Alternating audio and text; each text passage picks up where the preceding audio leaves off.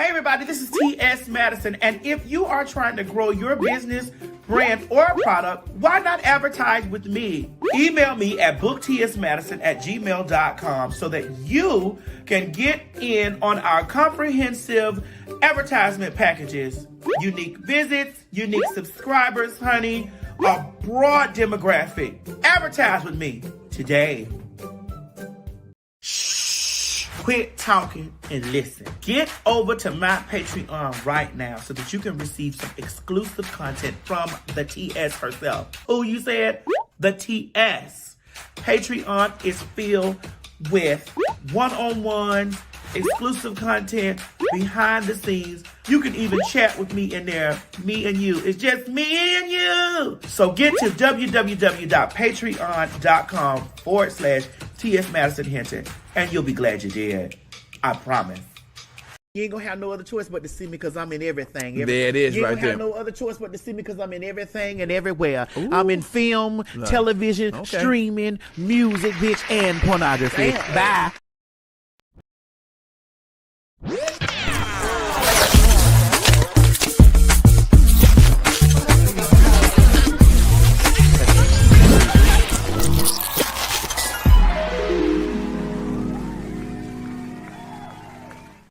The views and opinions expressed on this program is just that, views and opinions. Don't take any of it serious. But I will warn you, viewer discretion is advised. Ladies and gentlemen, get ready for some fact talk. You met me as me. Yes. Yes. Bro, this hair looks delicious on you. Yes. This 99J. This 99J. This 99J. This 99J. This 99J. Yes. Do you have what it takes to be a fag? Oh, honey, you know you do. We all do. I'm most definitely a popular, hot-ass gossiper. Oh, honey, I was born a fag. And so are you. I'm rich. I'm sorry. I'm rich. And so I beg your I'm rich. I'm sorry. I'm rich. And so I beg your I'm rich. I'm sorry. I'm rich. And so I beg your pardon. I'm rich. Say it again. I am rich. You're what? That's right, girl. PhagTawlk. Popular, hot ass, gossiper. Ain't that's right? Yes. I mean, sister. Yeah, yeah. Yeah. And that's spelled PhagTawlk. Not the other one. But that counts. Girl, what is this, plum burgundy or what? This is 99J. 99J. Yes. Thank you. You met me as me. Yes. Yes. Bro, this hair looks delicious on you. Yes. This 99J. This 99J. This 99J. This 99J. This 99J. Yes. Girl, what is this, plum burgundy or what? This is 99J. 99J. Yes. Thank you. I'm rich. I'm sorry. I'm rich. And so I beg your I'm rich. I'm sorry. I'm rich. And so I beg your I'm rich. I'm sorry. I'm rich. And so I beg your pardon. I'm rich. Say it again. I am rich. You're what? I'm rich.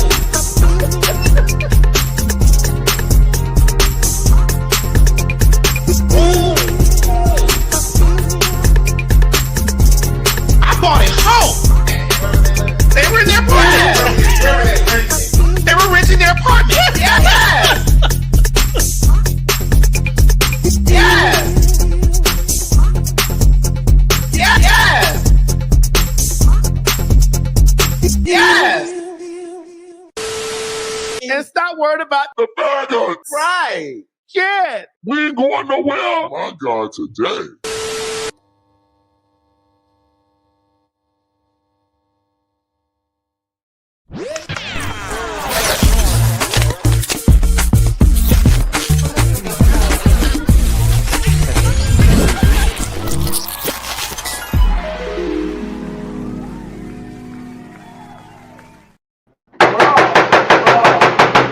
Too many of your friends have been in the news this week. Don't start this. Don't start this. Too many of your girlfriends. Craig, please don't start this. I'm not going to start. I'm just going to wrap it up. It's hurting me. I'm with child. I know.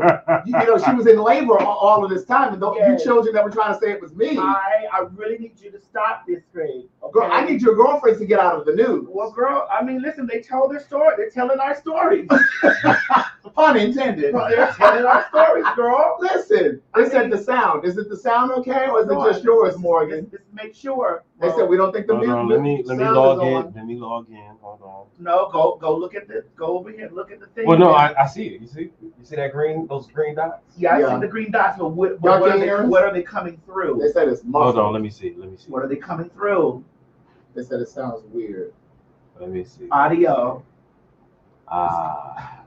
Yeah. Oh crap. Oh wait, hold on. Hello. Hello. Hello. Hello. Hello. Can you hear us now? Hello. Hi. Hello. Hi, guys. Hey, hi. Better? Hello. Is it just better, or is this it? They said we good. Hi. Mo, I told you to check it. I told you to check it, Mo. We're docking his pay. No, Mo was really concerned about my pregnancy. But wait, we got to go back because I got to start over because they didn't hear me. Well, take us out. Oh, take us out. Take us out. Just give us the bumper. Just the bumper. Just the bumpers. Just the bumpers and the bumpers in.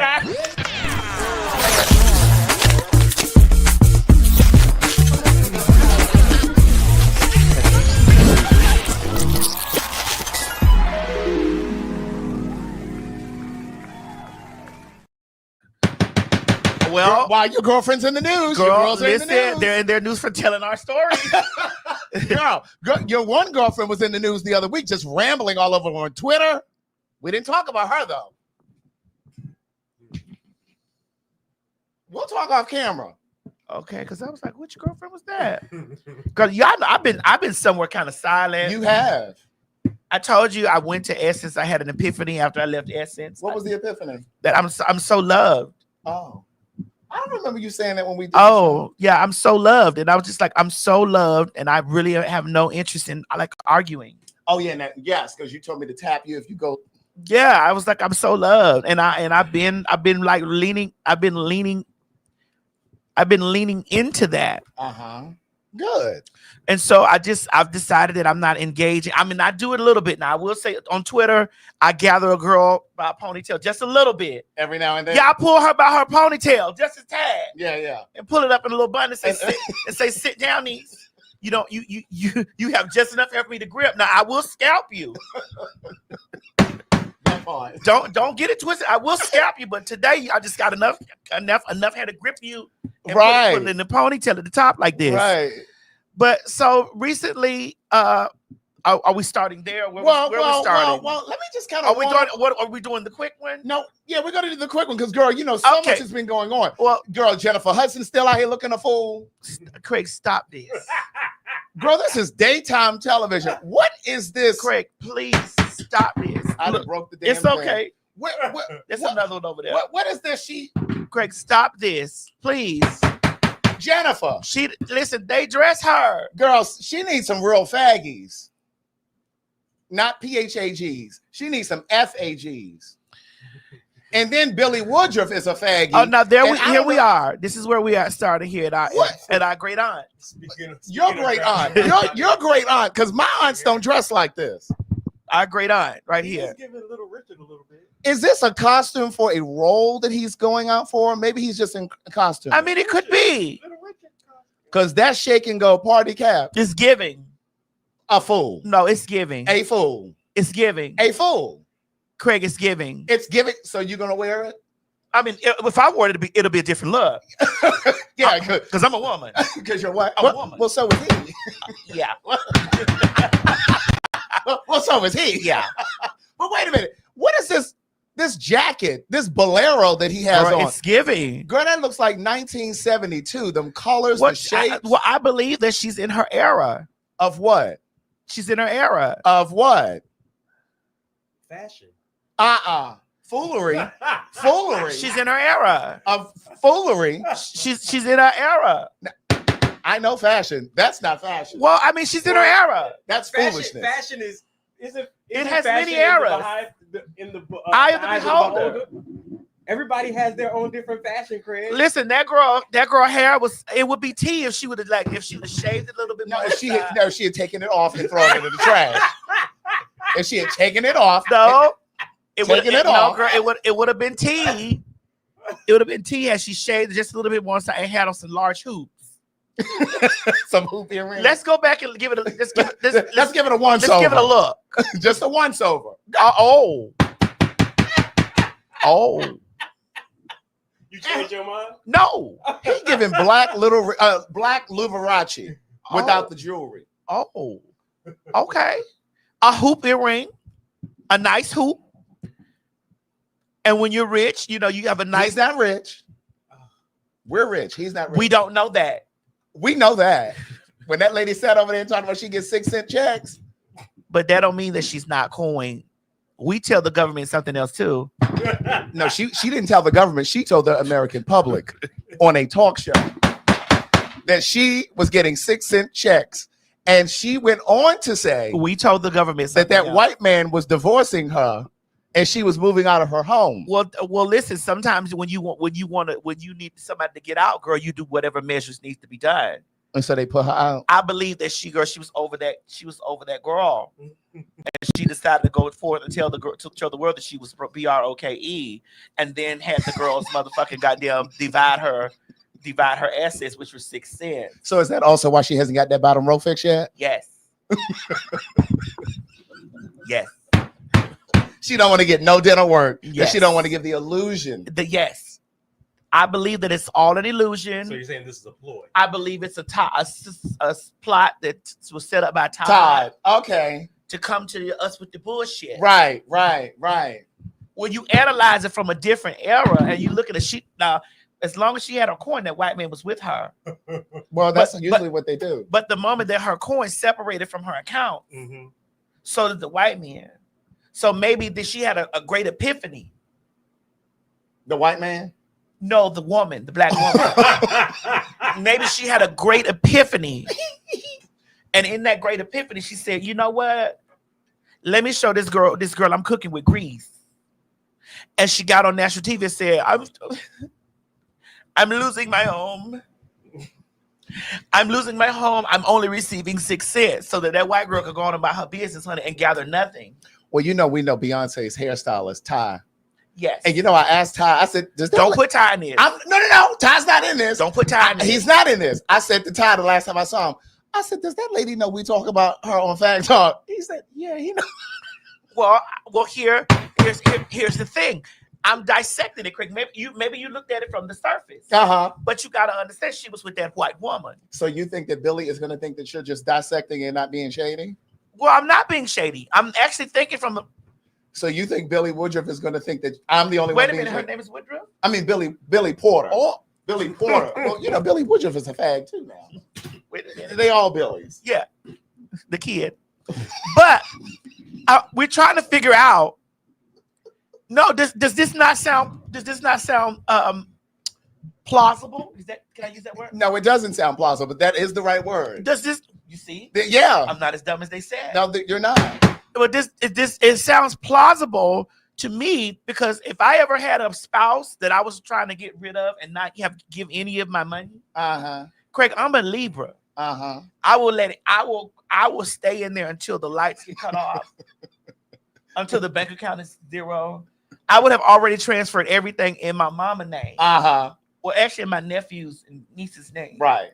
To make sure that everything is getting over there into the things, and I have nothing. Well, wait a minute now. You don't know. I don't know if you want to transfer it to your nieces and nephew's name because they're Cuban. They might get deported. Could be. And if I find out that they mama, and they can be over in Cuba somewhere with your money. If I find out that they mama play the game, that's right, and went in that voting booth and press red. We got so much to talk about today. I'm definitely going to hit them with a thank you for calling Bridget BD&D. What you going to say? Thank you for calling Bridget BD&D. One more time. Thank you for calling Bridget BD&D.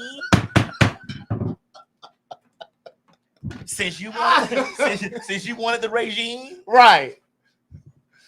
oh God, affected my mama. That's right. Me as a trainee. That's And right. you thought that you and your kids weren't going to be a part of the situation. Let's let the great gathering begin. Well, girl, it sounds like we're going over to the Laverne Cox neighborhood. We are. Okay, we can delete the things from so that okay. so that Awesome. so that you can add the things. All right, so Laverne. Craig, there were better pictures. No, that's the no. Because I'm gonna no. Hold on. I'm not Craig, being shady. No, stop. Hold on. Can we take this down? No. Hold on. This is a screenshot from her live, and I'm gonna play the live. Okay. Well, what about from the original story? That was her responding to the original story. Okay. Well, don't try to act like I was being shady. I don't know. That's how that lady came on the camera. Did. Okay. But the original story she had on that. Right, but I only pulled that one because that's the audio. The audio that I'm gonna play is from that live. The original story she had on that chop. She had on that chop, that blonde chop. Yes. She had on that blonde chop. And with her wearing that blonde chop, you know, why didn't we use the one with the blonde chop? What's a chop? The chop. A shortcut, kind of like what Billy Corn. Yeah. You mean a low cut? It's a shortcut. No, girl, stop this. It's kind of what Billy. It's kind of what. It's kind of what Billy thought that she was giving. Billy thought that she was giving that chop that Laverne was giving. No, Billy thought she was giving that. No. Well. No, Billy was not giving that. So I do believe. Please find that video. Please find that. Find the original. Laverne, we love you. We know that. Find that original. I know you're probably watching and this. put that blonde chop. Well, she has that blonde right chop here. on. Yeah, that. Bitch, that David Bowie cut. Send that David Bowie cut over there. That's that David Bowie cut. That's that retro David Bowie cut. Are you saying David Bowie or Bowie? Whatever David, he's in glory. Because communication is our partner. Well, they know who he is. And if you look up David Bowie, you'll see that exact chop right there. That's the David Bowie's chop. All right, I just sent it to you, Mom. Now put that up there. And then we got to play the audio from that. Yes. Let me hold that phone. Bowie, Bowie, David Bowie. Right. Oh, God. But as we're getting this together, go ahead and say what you wanted to say. I wanted to say that here's what is wrong with the situation. What's wrong with the situation is she had every right to come forward and tell her story about what happened in her life. That's right. Now, in that, the people have pedestaled Laverne so high that they have removed her from humanity. And that's what she was talking about in the story. Like, you know, she doesn't remove humanity from things or whatever. You know what I'm saying? Like she still looks at people, whether they're this, that, the third, and extra. Kind of like what Mo said when we were talking about Trump that time. He said, well, I don't look at nobody as a bad person, and we were tearing him up. We tore him up. We were tearing him up. And I'm going to tear up Laverne. I know that. Go ahead. But I'm also sitting here explaining to you that she had every right to tell her story. That was her experience. Now, what I think that the people felt the type of way about her was it seemed as if she was romanticizing that situation, like because she was very much so. He was no girl. This is what my sister gave. He was. You need to do your bottom lip like hers. He was the blonde hair and blue eyes. Drop the bottom lip a little bit more. And was a cop, a mega cop.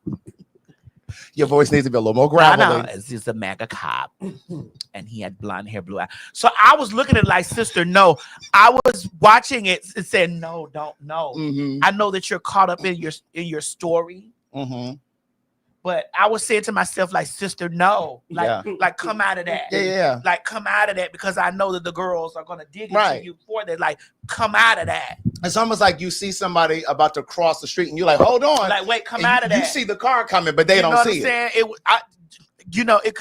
saying? It gave very much so that it gave very much so what she stated. She stated that she loves him. He loved her.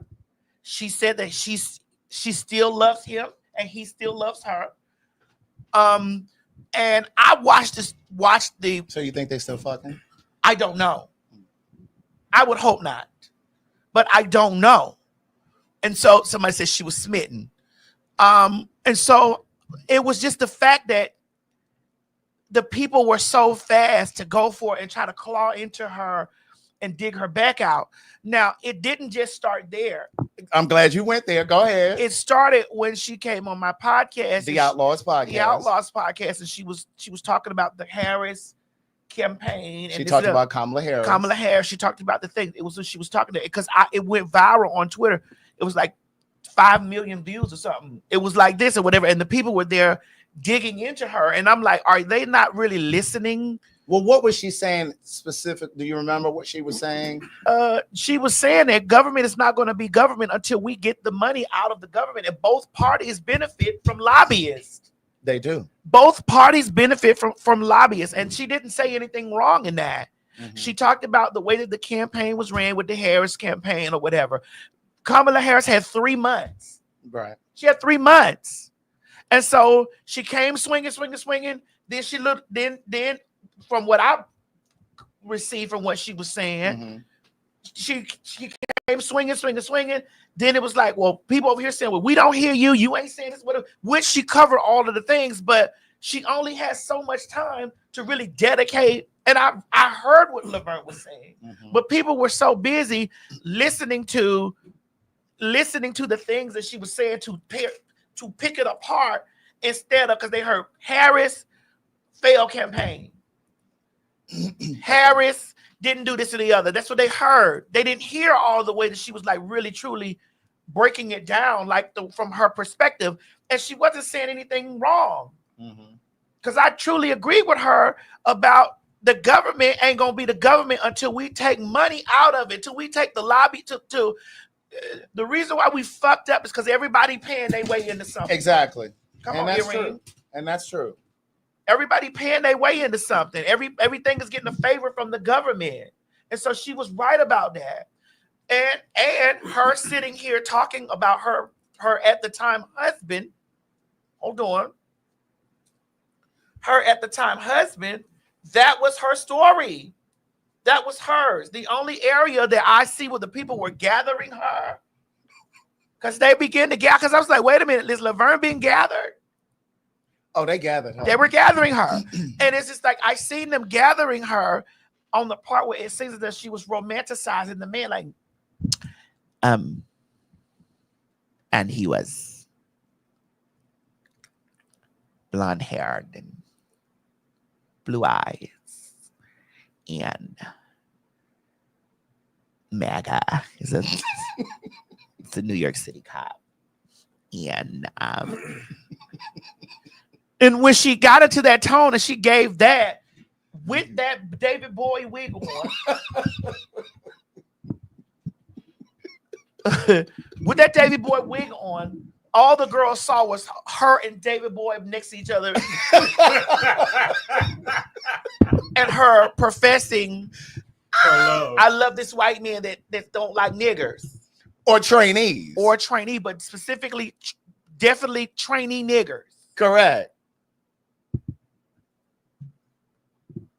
Is it my turn? Go ahead, because sure? I'll interject here and there. Okay. Here's the thing. I'm gonna go back before this. And I know Laverne is a friend to the show, and this is just my purest observation. I'm not even gonna be shady with this. This is just my purest observation. So Laverne is from Alabama. Yes. Laverne has a twin brother. Yes. I don't know if he's queer or not. Do you know? I'm not sure. Yeah, I'm not sure if he is. But Laverne didn't come from money. And when I think of Alabama, I think of the Deep South. Just like I think of Georgia as the Deep South. Don't get it fucked up because Atlanta is black. Georgia is white. That said, my impression of Laverne, I would venture to say before I even knew you, because my first experience with Laverne was I want to work for Diddy. Okay. So that was before I even met you. My impression of her was always, and I'm not saying that I'm right, my impression of her was always of a black person who was more comfortable around white people and in white spaces, similar to that of Todrick Hall. Okay. I'm not saying that this is an exact carbon copy, but similar to that of what did I say? What's his name? Todrick Todrick Hall. Okay. So I've always kind of felt like she wasn't really for the people. Then I meet you, you and I start working together. I know that you two have a rapport, and I got to experience her more. You know, I know she watches the show. We did the live before and all of those things. And I'm like, okay, you know. When it comes to this particular situation, it kind of reinforces what I thought to be true about her before. Again, I'm still not saying that I'm accurate. Okay. But it reinforced my first impressions of her. That said, when Trump was put into office, because he didn't win, when Trump was put into office, I distinctly remember, because she started following me on Instagram and I followed her back, Laverne, and I remember her doing a lot of videos and she was very unnerved. She was very seemingly afraid of what was going to happen, what was coming down the pipeline. Oh, put the comments on the screen. Sorry. That kind of thing. Beta. Click beta. Click. Yeah. And she was talking in a lot of her videos about her concern for trans people, how to be protected, how to move through the world now with this new administration, this, that, and the third.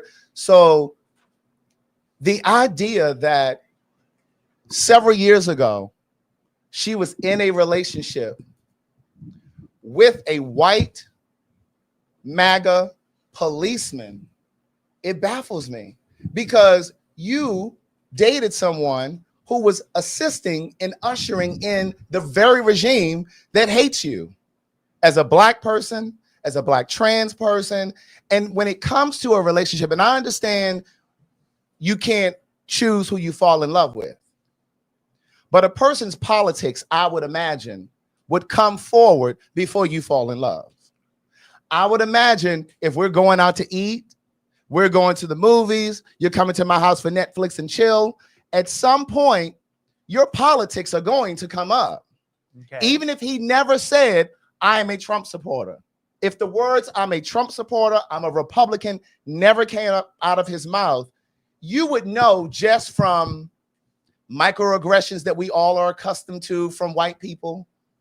Just a little, oh, your hair is so, you know, you would understand, you would know just through body language if we're paying attention. Go ahead. Go ahead. Craig, Laverne has occupied white spaces. Yes. Corporate spaces. Yes. White. Yes. White. Yeah. For some time. And sometimes when that's what you are correct accepted by, and that's what polishes you and pedestals you, you know, I'm not saying that she leaned over into that. Yeah. She was in that, and it's just like, hey, sometimes you don't see it. It's kind of like, hold on. Go ahead. I'm gonna hold your hand when I say Go ahead. Y'all know, y'all see how I'm holding Craig's hand when I say this. It's kind of like us sitting next to homophobic, transphobic women. We feel safe because they're not talking about us. We feel safe. Hey, they're not talking about me. You understand what I'm saying? Like I sat next to a person who I have to apologize for 1,000 times every time I even get into a conversation about her, or my community says, "Oh, Madison, you sat there and you were complacent with it." But it wasn't the fact that I was complacent. It was the fact that it was a reassurance that it's not you. And I see the parallel there. However, This is a bit nuanced, and I'm gonna tell you why. Okay, help me understand. Because with you and Kaya, because that's what we're talking about. Yeah, that was a business relationship. We're talking about an intimate relationship, so it's slightly nuanced. well, they both were intimate. They were because we were friends. Yes. Well, I thought that we were friends. We shared a lot of intimate space. We were intimate spaces when the camera wasn't even on. We were out to dinner. We were around family. Absolutely. It was a lot of things. We were sisters. Absolutely. But again, I think it's slightly nuanced because when you're talking about a romantic relationship, you're opening the most intimate parts of yourself up to a partner, your vulnerabilities, your fears, that pillow talk, all of those things. And the thing is, again, I just can't believe that his politics didn't come up. Even if he never said, I'm a Republican, I'm a Trump supporter. I just believe that you would have had some sort of an inkling, some sort of an inclination where his politics were. Because here's the thing, when we get into relationships, and I know we sometimes do it wrong. I know we sometimes get into relationships for the wrong reasons. We sometimes get into relationships because the sex was good, because a person looks good, we got things in common, we like going to the same, we like traveling. Those are the surface things. But what we're talking about here with Laverne and this guy, okay, they are fundamentally disjointed. Okay. Their politics are completely different. The very being of who I am. Hold on, we have a question from a straight person. From a straight person who we also jumped on because we felt like that they didn't want women to lead. Remember, Remember, we had these pressures with in our own camp about the questions that they had for Kamala. He and G. Yes. And we were tearing into their backs every chance, every opportunity that we had, because there were so many questions that they had for Kamala. And had none for Trump, because I guess he tells it how it is. That was everybody saying he tells it. Well, if he's telling it like it is, and you're hearing him saying what he's saying, how you don't hear him saying something totally different from this woman here? Yeah. Okay. So question. I'm sorry. No, I was just gonna. We just had to point that out. No, that's fine. I was just gonna say, how about if you? I mean, why did they break up? Was it just because of the politics? She didn't mention that. I was going to say, I don't know. How about if he was actually treating her well? Maybe. And that's very possible. But here's what I'm saying is Black power, as I am sitting here, and as often as I'm talking about supporting Black people, supporting Black business, and how we need to love on each other a lot better. And then if you found out in my personal life, bitch, I was dating a KKK member, bitch, that would make me a fraud. Now, what happened was when she went to do damage control on her live, she went left again, because it was almost as if she thought that the public was criticizing her for dating a white man. It wasn't that she was dating a white man. It was that the type of white man you were dating. And again, even with me, as Black power as I am, if the day comes Craig, that I ended up dating, excuse me, Craig, excuse me. Yes. There's nuances to that. I'm listening. They were criticizing her for dating a white man. But when the type of white man, and also they were criticizing. I'm sure some of that was in there too. For dating a white man, because because even we on this show, it would be disingenuous for us to sit here and have this conversation and say that we have not talked about our leaders, our Black leaders, dating white people. Yes, we've had these conversations on numerous occasions. Yes, on this show. Our Black leaders, dating white people, and how we feel about it. And I think part of the reason we feel like that, not just me and you, when I say we, I'm talking about we as a community, we sometimes feel like that. Hold on. Let's go there. It said, Maddie, what? Hold on. Hold on. You just had her on your podcast. We're not dragging her. We're just having a conversation about it. Dante, if you didn't come from the top, sit down. Right, you may have just got here. You may have just gotten here, and I haven't drugged Laverne once. Right, because again, if you read the comments, you'll hear the people telling me to stop defending her. But I'm just looking at it from the glass. You looking at it from the glass half empty. I'm looking at it from the glass half full. And so my situation with the whole thing is, it's just like I'm looking at it, and I'm like, we're transsexuals, Craig. The dating pool for us is already trash. Oh, I'm so glad you said that, because I wanted to go there too. Go ahead. It's already trash. It is already. Because here's the thing. And again, I'm trying to be on both sides of this. I'm trying to look at it from both sides.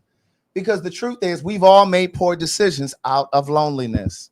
So to your point, and I'm not at all saying that she was lonely when she met him, but what I'm saying is we've all made poor decisions. And we are all one decision away from making the same bad decision that someone else made. So my question then was, because like you said, the trans community is smaller in the sense that the options may be smaller when it comes to dating a man or finding a man who's going to be okay with you in the public, not dating you just for the sake of fetishizing or all of those things. So then I was just thinking, well, maybe she dated him because it was just like, well, the pool is already shallow. Let me just go ahead and take him, and I'm gonna just go ahead and try to overlook these politics. Or maybe she really fell in love with him. I believe she did fall in love with him. But what I'm saying she is, fell in love with him, and maybe he kept that from her because you don't know you don't know.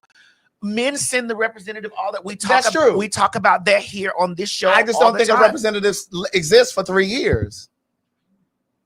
And what I'm saying is, he could have sent the representative. She could have been in love with him. I believe she was in love with him. But what I'm saying is, I believe his politics would have come before the love. And maybe she just got blinded and just kept on going. But again, it just feels very, it's hard to understand. I think it hurt a lot of people, especially trans people, who feel like, girl, you see what this regime is doing to us, and you dated someone who was in support of this shit that's going on right now. And to be fair, there were some trans women like Monroe and Dominique who defended her, and rightfully so, because I mean, everybody has an opinion. They defended her, and they were saying that, listen, we're not counseling her. No, I'm not calling look, for her to be canceled, because she's a black person. She's a black person, and for I don't number believe one. in that. And for number two, Laverne has dedicated her entire life to our community. That's right. And she's dedicated her that's life right. to our community. So, And- so right. of course not. That's right. You know, but we're talking about the situation. Exactly. That's it. And so in talking about the situation, we're analyzing it from all sides. All I'm sides not over of there it. like, fuck her. Right, no. That bitch, da, Right. da, da. Right. You know what I'm saying? Especially with me being on the inside, knowing Mhm. how this shit works. You see, first of all, Right. I'm not gonna say I don't really date white men, but I don't really be on. I don't think we would call that dating. I amassed my fortune off of black men. You know how all the girls was out there saying they had white dates and stuff like Right, that, and I was like, girl, that wasn't my story. Right. Because I'm too fat, you know, according to white men, even when I was smaller, I was a BBW. I was already too fat. Mm-hmm. You get what I'm saying? What drew them is that I was a well-endowed girl. Mm-hmm. You know what I'm saying? But then other than that, like they want some skinny. That's why those girls be trying to be skinny, slim, bald, clean shape. Them niggas was over there, bitch. It was Keisha. Damn, that bitch look like Keisha. Right. She got a day. Golly. That's Keisha. Yeah. So my whole situation has been. No, Craig is going to speak on trans women and dating, because that's what we're talking about here. Maddie, I don't know if you want to talk to this person Who? about this. Maddie, can you also talk about all TS girls saying the dating pool is bad, but don't want to date gay, bi, or pan men? Well, that's the. It's not that we don't want to date them. If you find a gay man, usually a gay man is either one that's our cis, or he's tearing us up. It ain't nowhere in between, or he's somewhere reading us for being trans. Those men that identify as gay are usually not dating the girls. They're not. Men who are also they're usually identify as bi. They either fuck women, they either fuck cis women, bi women, whatever, and men. Right. There are content creators out there who I enjoy watching their content, that I've seen them fuck women and men only, and have said incessantly, I don't like trans. Mm-hmm. And I believe it is because that is inherently passed down to people who often identify as gay men, because in the house you're saying you can be gay, but just don't be that. Yeah. So it's already demonized for when you start becoming femme. Bitch, you see the gays say no fat, no femme. Already, that's the gay. That's the top of the. I need to see the comment. That's the top of the thing. No fats, no femmes, because they're looking for masculinity. Yeah. And if it's either they're going to be all the way left with the cut, or they're going to be all the way right with the man. That in the middle shit, that's too femme. So so I think it's not that we won't date, it's just they don't date us. And when it comes down to people who identify as pansexual, usually a lot of times they be all over the place moving. And so it's just like, I might love a trans, or they might be poly. I don't know. They busy. Dude, they busy.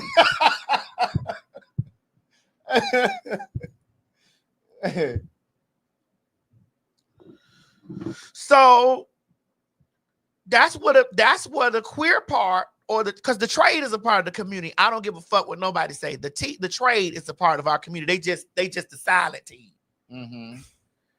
That T silent, which Craig has put some stuff on the docket today that I'm gonna be like, oh God, I'm gonna really turn my back on that just a little bit, because I don't want the claws in me.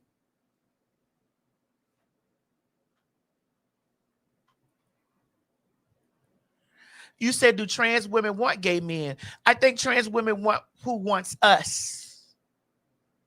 And usually men who identify as homosexual do not want us. I've met men who, help me. I'm listening. Because I don't want to be shady to nobody. I've met men who I thought was gay, but they identified as bi. A lot of times they are gay. They're bi, Craig. A lot of times they are gay. Don't do this. I'm just saying. They're identified as bi. They'll think that they're bi just because at some point in their lifetime they dated a woman. They have had they're like, girl, I don't want no trainee. Now that doesn't mean that bisexuality doesn't exist, because I believe it does exist. I'm just simply saying there are a lot of gay men who claim to be bisexual. And I'm like, sir, I've known you 10 years. You've never dated a woman since I've known you. But Craig, that doesn't mean that they're no less bi though. Okay, well, what is it? Dormant? Yes. Oh. Because it wouldn't, if you're a person and you're bi, can't you date a man and be in a monogamous relationship with a man and then turn around, whether it's 5 to 10 to 15 to 25 years later, and date a woman and be in a relationship with that woman? Absolutely. But what I'm talking about is gay men who have not even dated a woman since they came into the community, ever. They're not attracted to women. They haven't tried to have sex with a woman. They out fucking men all the time, exclusively. Bisexuality is you're going back and forth between the two. I believe that exists. I believe that there are men. When you say going back and forth, I might date a woman here for a couple years and then we break up. I may date a man the next time. We may break up. Or while I'm single, I might be dating men and women simultaneously because I'm dating multiple people at a time. But what I'm saying is but whose rules is that by? It's nobody's rules. But what I'm saying is it's like I've experienced. Just like you've experienced a lot of stuff over in the trainee community, I've experienced a lot over here with the faggies. Okay. And a lot of times the gay men will act like, because I think from a societal perspective, it sounds better, it's more in vogue to be bisexual than it is to be gay. Yes. Now that's so I think a lot of gay men will cling to this idea of being bisexual because it's less offensive to be bisexual than it is to be gay. Yes, because I'm confused a little bit. Okay, go ahead. So if somebody's bisexual, yes, they're attracted to men and women. Yeah. Right. But are they attracted to them because they're a man or a woman, or is it more they're attracted to them as a person? Because that would be pain. That's what we lean into pansexualism. Right. So that's what I'm trying to figure out. Like, because pan could also date trans. Yes. But bi can also, usually those people that identify as bi, usually them bis be like, nah. Usually them bis be like, nah. A large percentage of the buys that I've met, they don't do trans. nah. But And that doesn't mean that okay. there aren't exceptions, but generally speaking, no. Okay, because I wasn't sure, because I would think somebody that's bi they don't really, I wouldn't think that they really like consider like genitalia or sex or anything. They just That's pan. That's pan. right Because it's hearts, not parts. So then what? That's so then, it. That's it. It's hearts, not parts. So then my question. So then my question is what's the difference between then pan and bi? Because for me, I would think that a bisexual person isn't really looking, oh, just because you're a man or just because you're a woman, I'll date you. I would think it's more deeper than that, I would say. You want to take this because you're the expert. I'm not the expert. I'm still trying to learn the non-binary thing. I've learned the non-binary. I've learned it. Right. Go ahead. I'm just asking. So Well, from my understanding, bisexual is you're attracted to the same sex and the opposite sex. right. Pansexual is you can be attracted to the same sex, the opposite sex, trans, The intersex. right. The- You're just attracted to the spirit of a person. Yes. When It's you're pansexual. hearts, not parts. Okay. With them buys, it's parts. Yeah, right. Like Wayne Brady. Okay. We want the So parts. it's about the parts. Give me the for parts. bi. Okay. Because a couple of the bi men that I know, Mhm. It's about the parts. they want to suck pussy. Okay. And that's what I'm then- saying. And then they want to suck dick. And see, that's what I'm saying. The faggots They that I know, They're gonna either suck pussy on a woman, on a female, or they're gonna suck dick on a man. and see the faggots that I know, they Those only things doing that are one. in between, and they will fuck a trans man because of the masculinity, because it leans more in the man, but the trans woman, no, But doesn't trans women lean more into not Yeah. for them.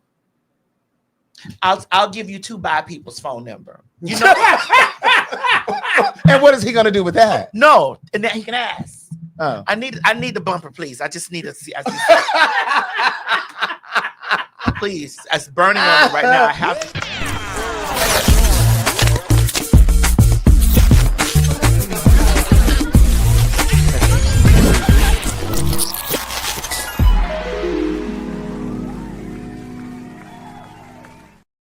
Yeah, we need the commercial. 1 second, 1 we second. weren't done. Yeah, get commercial mode.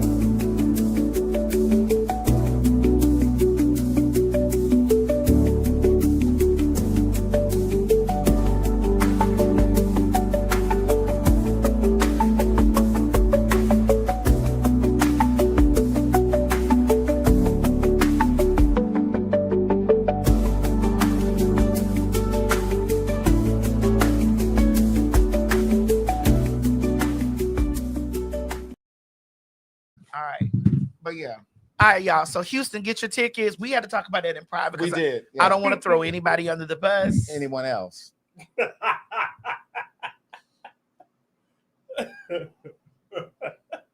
For their identity. I'm tired of doing that. You know, again, you see, I've told you I'm in a different space. That's right. And I'm proud of you, but I won't really celebrate it until you're there in this space for 6 months. I didn't say I was going to be there all the day. I said I'm working. That's why I need 6 months.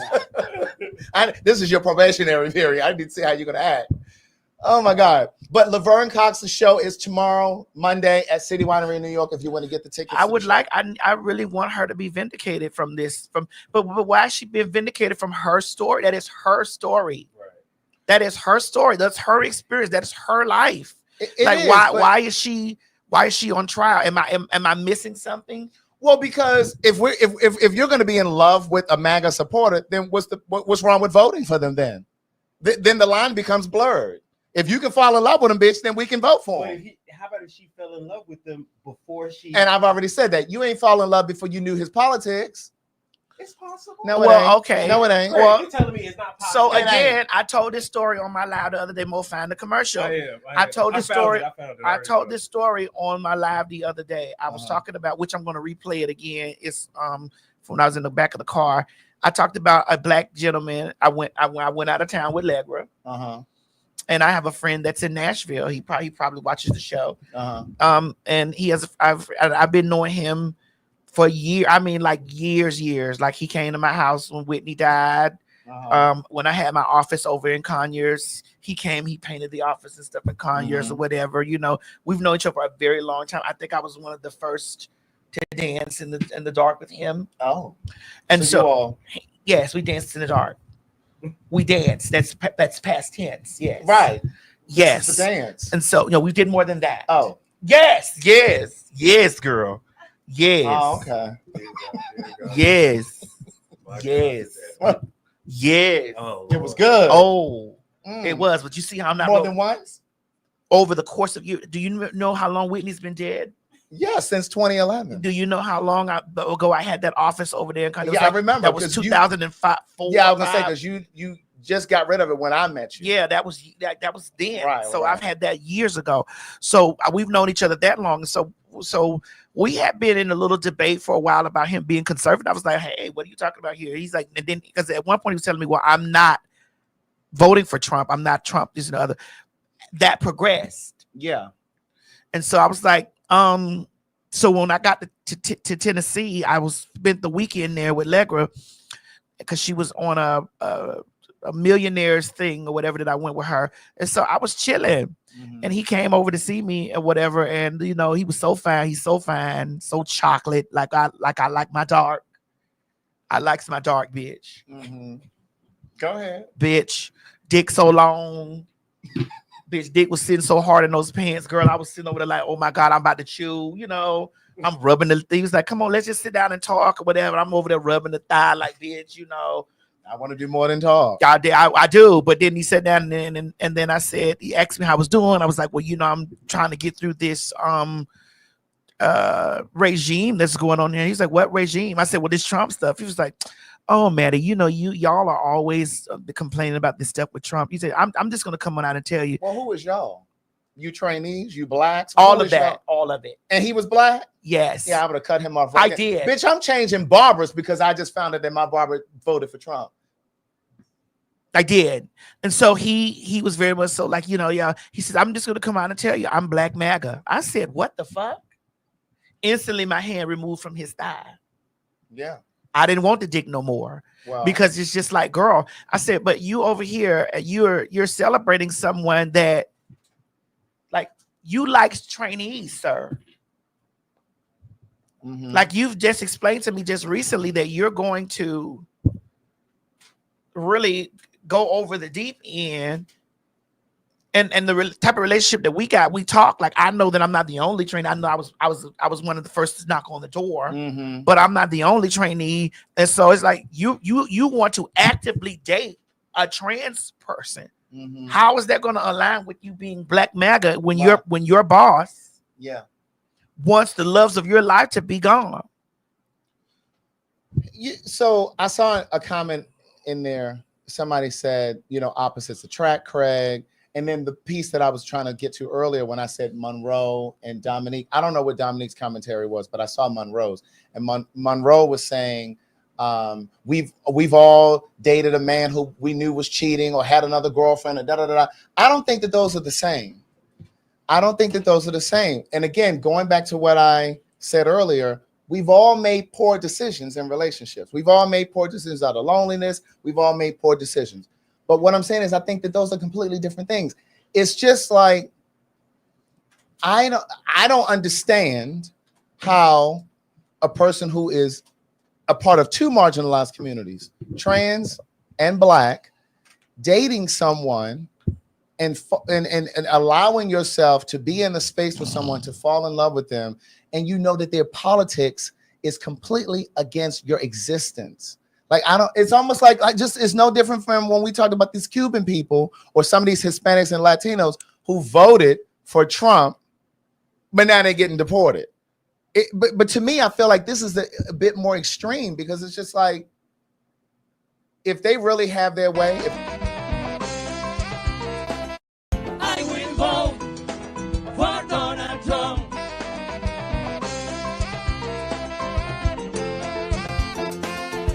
I will vote. Raise your hands, come on. For Donald Trump.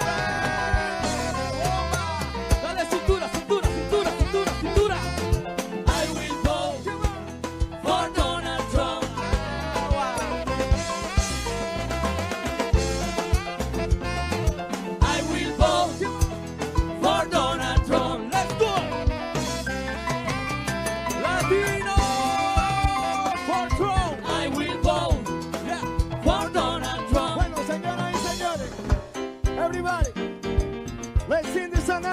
together, okay? I need you loud, because I want to hear that song, okay? Again. Yo quiero que todo el mundo lo cante fuerte. Para que nuestro presidente la escuche. ¿Ok? En español viene ahorita. Viene ahora. So, tranquilito. Come on. 1, 2, 3, go. Oh my God, I will vote. Everybody, I will vote. Come on. Repeat. Oh. Trump roll. I will vote. So yeah, like that. I will vote. You know, I mean, it's just like That's a bop, bitch. it really is, It's no shade. and it aged well. That shit need to be on streaming services. They need to go ahead and put that on Spotify. If Trump did anything right, That helped shit him with right that there. song. He helped him with that song. He need to upload that to his tune core. You better know it. I ain't even gonna lie. That is a bop. I ain't gonna front with you. But that's all I got on Laverne. Yeah, I don't like. That's all that I'm giving on her. Yeah. Because it's just like I mean, I see it from that space. Now we were talking about dating, and also we might as well just go on into the area what you sent me, Craig. We might as well just go into it. About the where is the You're talking about the woman that You're gonna play for them. no, I think it's this one from TikTok. Is this the one you're talking about? yeah, because it was one you sent. I was like, girl, and you asked if I want That to touch one? it. Yeah, Okay. go ahead. Okay, I'm gonna say this. Please take me seriously. A lot of men are DO. A lot more than you think are DO. A lot of men want marry women, get with women, marry women, have babies with women, stay with women their entire lives to prove to other men that they're a man.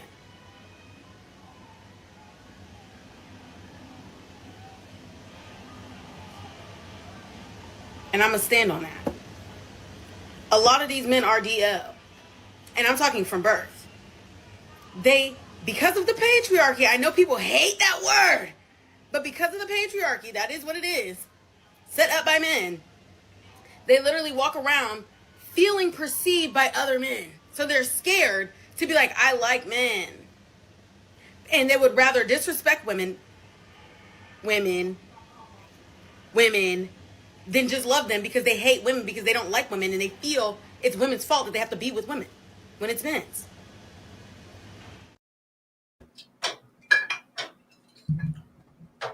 Madison, what you over there doing? I'm just getting bottles. What are you doing with those bottles? Huh? What were you doing with those bottles? I was just fixing it over here. Go ahead, Craig. You know, I removed myself from these types of conversations because I had this conversation over there on the Leak Show, Oh, I know. and they clawed and dug me. Well, that's why I thought it was great for today, because I just happened to come across that video yesterday or either today on TikTok. And I was like, this girl is on point. Well, I don't believe that all men are gay. I don't believe that either. I don't believe that. I don't believe that all men are DL. I don't believe that. Say more. I do believe that dicks get hard, and I don't want to. I know that you're with it, so girl, stop fronting. I don't want to be your man. I want to move something. Is that the prophet Luke Campbell? That is from the 2 Live Crew. Yeah. I know that you're with it, so girl, stop fronting. I don't want to be your man. I just want to move something. What's the hotel part? Let's play a game. Let's play a game. Let's go get a room at the hotel and play a game called Ring the Sleigh Bells. That's all I'm saying. That's from the prophet Luke Campbell. Once women, females understand, I don't want to be your man. Someone said St. Luke. So girls, stop fronting. That's it. Drop them drawers and let's move some. Yeah. Yeah. But that video supports, because we talk about this a lot offline. I think a lot of times they don't want to hear the message from you. No, they don't. But from a natural born woman, I was about to say cisgender. I know some of y'all don't like that. Yeah. But from a woman, maybe they'll receive it a little better. Well, it's the same way that Tamar has the deal over there with PrEP. And I was talking about PrEP over there and stuff like that. And, the PrEP, people say, hey, Tamar. But I understand that they need a black woman to, You know, because coming from me, it's just like, oh, it's another man. It's just a fag. Another fag telling about PrEP, you know, and then the backlash I got with that. T.S. Madison is a sociopath trying to get women to take a medication that's going to harm their bodies. Didn't pay no attention to me saying, hey, ladies, these niggas outside, protect yourself. That's right. Instead of telling women that they should be absent, I'm not telling nobody what to do with they bitches be fucking. Y'all sit over here and let these women fool. These girls be out here fucking. They be out here fucking. And so because they be out here fucking, I'm telling you, girl, you can be abstinent you can be abstinent all you choose. Yeah. But bitch, y'all that's out here fucking, talk to your PCP. Primary care physician. Because these niggas is on the move. These niggas is on the move. They been on the move. It ain't just not starting. I can guarantee you, if you really dig into your grandpappy's history, you got some cousins around the corner that look just like your mama. You got some people around the corner that look like your mama, your uncle. They look like y'all. Yeah.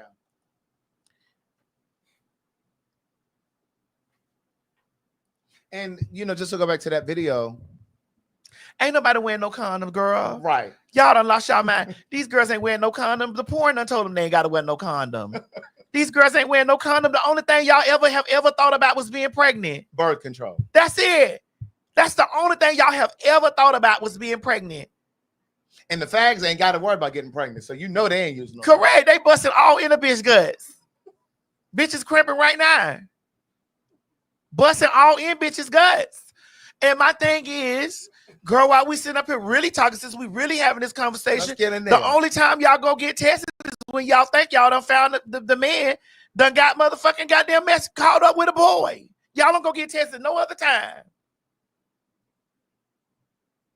You catch that nigga with goddamn Sheila across the street, you ain't going to get tested for sure nothing. Ain't.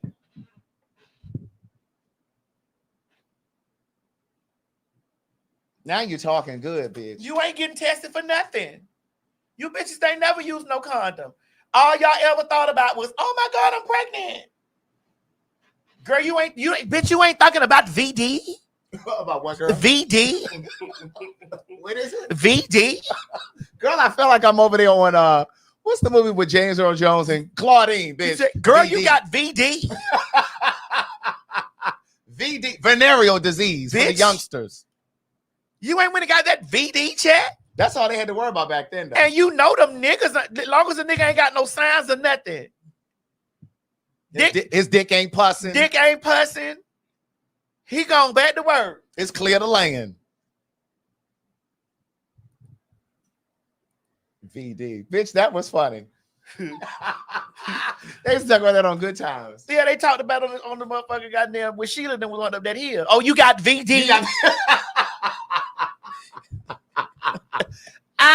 That's all.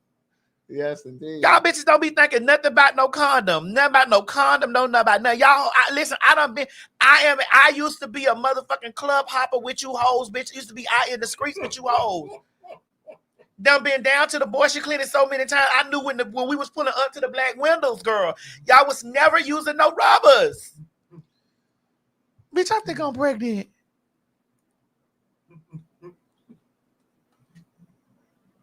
Uterus just about to fall out. Bitch. From disease. You got VD? she ain't checked her uterus. You got VD. Ovaries hanging out. And that nigga's gonna blame you. He gonna blame you. Fallopian tubes. Pieces of it down on her panties. And the nigga over there blaming you. Blaming you. Cervix down. He ain't got no signs of nothing. You done broke all out in between your thighs. He got one bump under the motherfucking tip of his dick. Done broke you all out of your thighs. Pussy lips all stretched out and bumpy and red. He got one bump under the tip of his dick. And you broke all out of between your motherfucking thighs, bitch. And now you got VD. Oh God. Oh goodness. Okay, That's the shit that we be talking about as fags and trainees and punks, which we're gonna talk about that word punk. And punks would be like, girl, y'all don't really jump up and be worried about none of this stuff. You don't be worried about any of the things until you think, oh my God, I gotta go get tested. Like when my trade got called. Really? Yes, I told him, I said, well, honey, has she went down there and tested you yet? Oh. Because I know y'all wasn't getting tested before. Absolutely. So do you got VT? Right. I know you don't. Did he say they had to go get tested? Yes, he told me. I told him, I said, I can tell you exactly what's going to happen in this situation verbatim. She's not going to leave you immediately because, bitch, she knows she done been through your phone and you're talking to me. And so, bitch, in her mind, it's just like, bitch, that's a man. I'm not gonna to no man. I got a real pussy. But also in the back of her mind, you're a faggot. I told him I could tell you how verbatim how this shit is gonna happen for you. I said, either you're gonna leave that girl alone, leave her alone completely, and do what you and dabble in whatever business that you like to dabble in, because you're not gonna stop whether you deal with me or not. You're gonna once you got the taste. That's it. That's it. Once you've got the taste. Yeah. And I used to say shit long time ago that I didn't get in trouble, but the girls were trying to wear me out when I said, honey, you better not let your man get a taste of no dick, because once, bitch, you know what dick tastes like. Right. You know what dick tastes like. Once he get a hold of that dick, baby, bitch, it's up. It's over for y'all. It's over. I'm with you when you're right. Once he get a take, once he licked the tip of that, and the girl would tear me up, bitch. I'm like, girl, you hoes just don't like nothing I say, and it's okay. It's okay. That dick have y'all bitches busting out windows, knocking the motherfucker. You don't think that dick don't have them doing the same thing? That dick be having them over there having us in the chokehold. Bitch, I've had stalkers. I've had to move.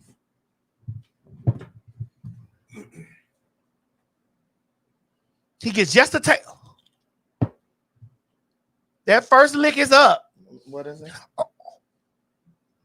You like, oh Lord. Oh God. I lick it.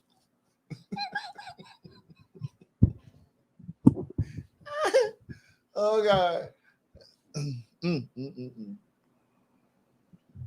Same way y'all girls start eating, munching on boxes. And y'all usually start in college, undergrad. Y'all get that little tuna fish, motherfucker, goddamn bite. That spicy tuna. And don't let them try to get into a sorority. Oh. And that's one of the things that you have to do as an initiation. Y'all get that little spicy tuna? Or somebody get the gnawing on you? They doing what? Get the gnawing on you? What they doing? Get the gnawing down on that clitoris? Just because you want to get those 3 Greek letters. And it ain't just the women, because we know it happens over there at the fraternities too.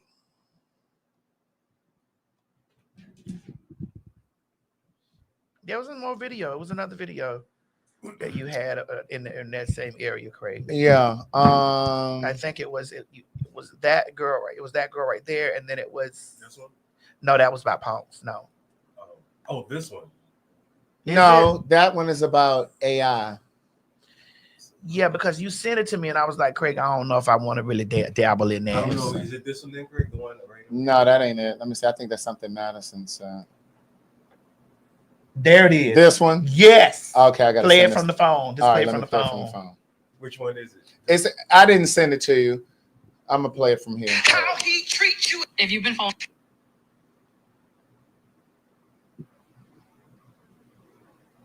My father was a DL man, and I think it's so crazy that women are just now realizing that majority of men are DL and that men like men. I mean, I knew my father was gay as a child. Like, I knew my father was a horrible monster, okay? He was an extreme narcissist. He was abusive to all of us. My mother, he was verbally abusive, mentally abusive, emotionally abusive, sexually abusive. He was a big pedo. He molested his own kids. And the one thing I can say about narcissist men is that their whole point of living is to destroy everyone around them. Narcissist men do not care about anyone. They don't even care about themselves. So they're able to go out into the world and prey on people. Narcissist men, DL men, okay, because they literally are the same. But what's crazy about this is that they don't think they're gay.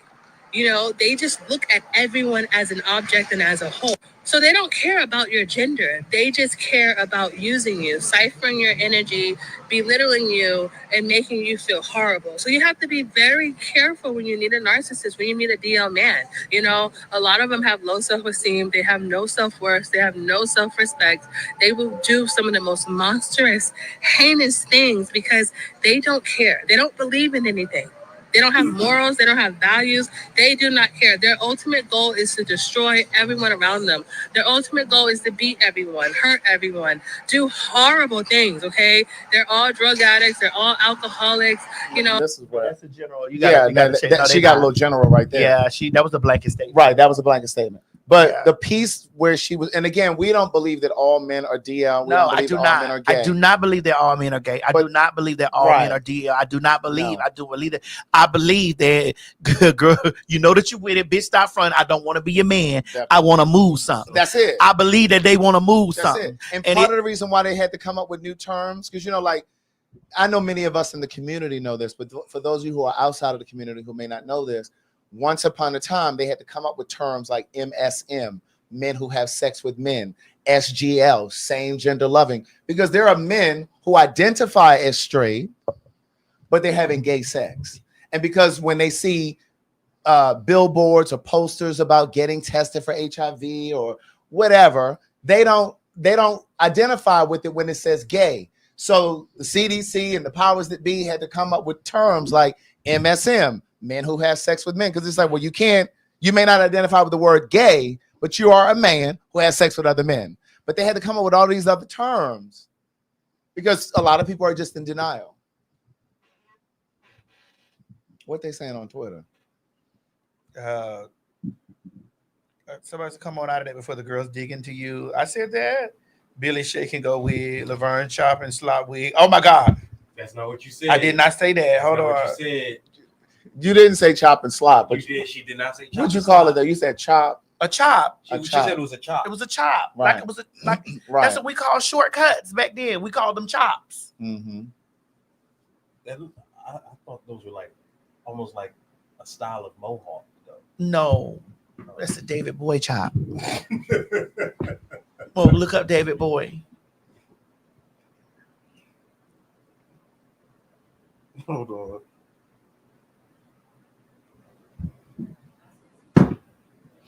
We do need to revisit a conversation, two different conversations that we had here the last time we were here in our cubicle. Yes. The You last wanna time start with the Whitney? last time we were here in our cubicle, we said this. Where you got the Whitney one up here? Yeah. You didn't get I just saw it. Is that not it right there? No, that's the Jasmine and Monica. That's Jasmine and Monica. Okay, the last It time was we the were in one our that got cubicle, we hold had on. we stated that well Wait. let's start with that. Let's Okay. start with the Jasmine and then get the Whitney. Well, wait, before you play it. Because listen, a lot of you were trying to let me have it all over social media last week when I said that that Jasmine has a better catalog. I never said that Jasmine had more #1 hits. Those words never came out of my mouth. And then some of you, I never said those words. And we're going to play the audio. Because I went home and I was like, I don't remember saying that she had more #1 hits. But see, y'all love to contort and switch up things that we both say. But somebody even went as far as sending the Billboard thing. Y'all so shady, and showed that it showed that Jasmine didn't have any #1 hits.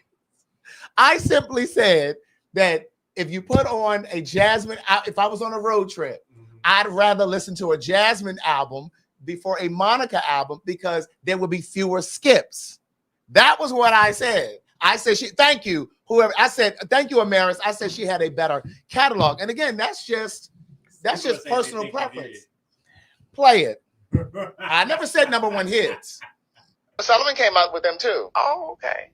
Yeah, the people were really upset because they felt like Jasmine's set wasn't really a set. A lot of people bought tickets thinking that Jasmine was doing a whole show. She did 2 songs. Well, how many does she have? Because it was.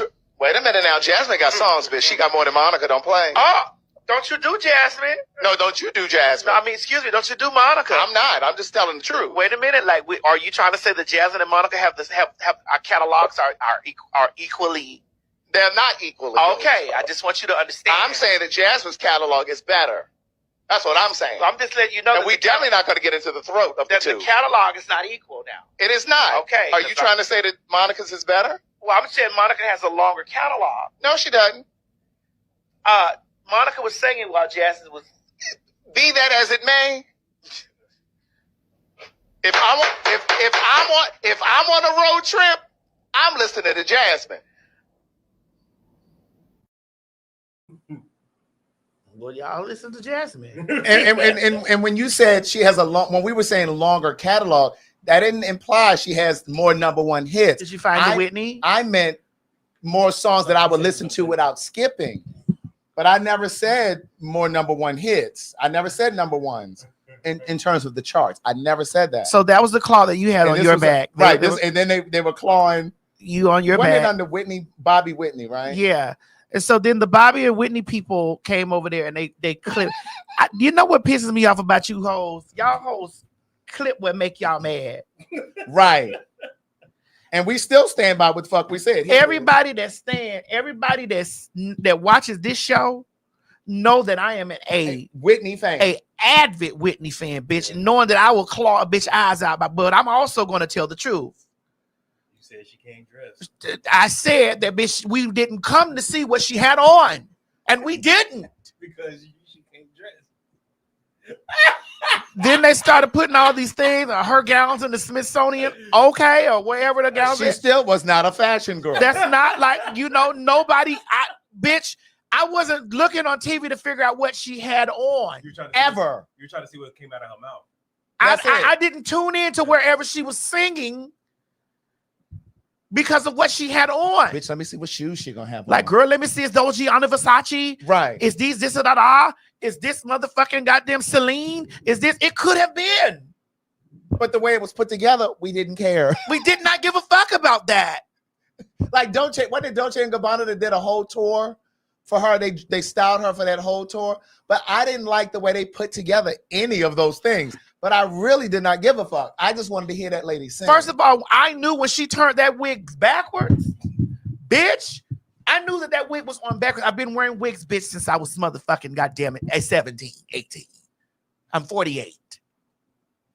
Bitch, when that wig was turned backwards, I knew that she was finna sing the house down boots. That's it. I have said that there's nobody's throat that can come close to that woman. I also talked about how, bitch, I was so disappointed at Essence because I was like, this woman is dead. They could have done a better job. And it's just like, girl, y'all got these people up here trying. Deborah Cox, sit down. I love you, but girl, no. Right. You are not her. Mm-hmm. So from that same episode, this is what we said. Whitney never dressed well. She didn't. I'm glad you're honest about that. Whitney never dressed well, but we didn't show up to see Whitney. We knew what Whitney was getting ready to do in that t-shirt and those jeans. That's right. That's all we needed. We knew that dress was going to be Gianni Versace, but we didn't know it was going to fit her anywhere because she was straight up and down. Straight up and down. She was going to have that wig turned around to backwards. That's what we got. We knew that she was coming to that. Why y'all doing We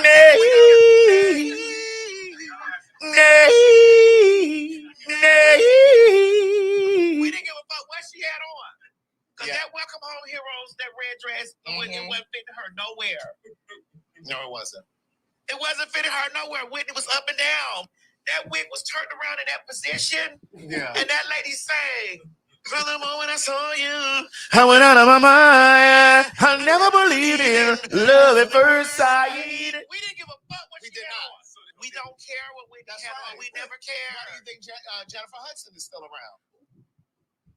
Because she sings well. That was also a truth. No, you put. Hold on, pause this. See, I wanted to clobber you then for you putting Jennifer Hudson and that woman in the same sentence. No. I wasn't putting. No, because you was in the same sentence, but I wasn't putting them in the same category. Her and that woman in the same sentence, Craig, and bitch, I want to banish you. They were in the same sentence, but not the same category. I was just giving it. That was a perfect example of someone who sings well, but dresses horribly. I didn't even think you thought she sang well. I mean, I'd rather her act. She does sing well. She just sometimes oversings, like Angela Bassett sometimes overacts. Hell! What's the line? Hell, I ain't worried. On the other hand.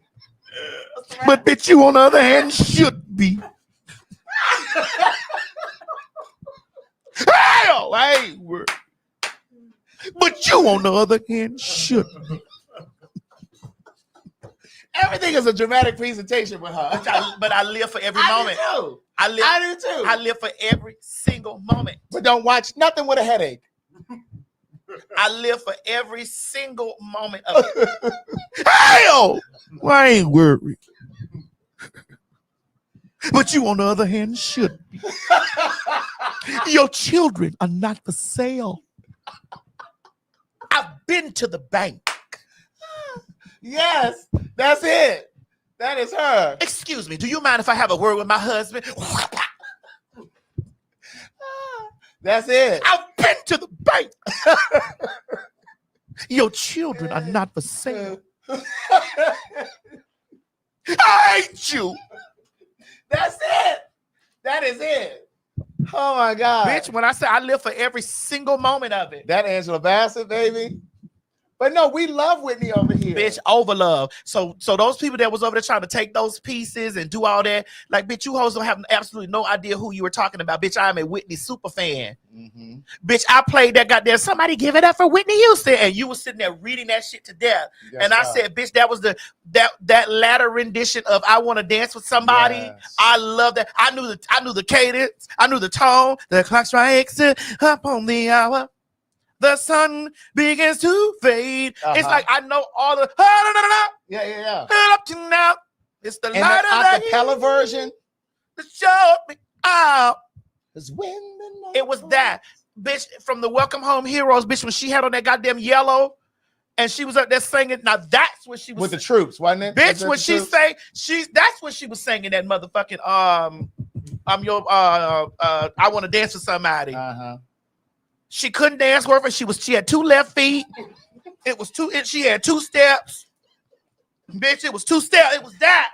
But again, we weren't checking for her for choreography. I didn't give a fuck about what choreography. We weren't looking for that. I don't give a fuck.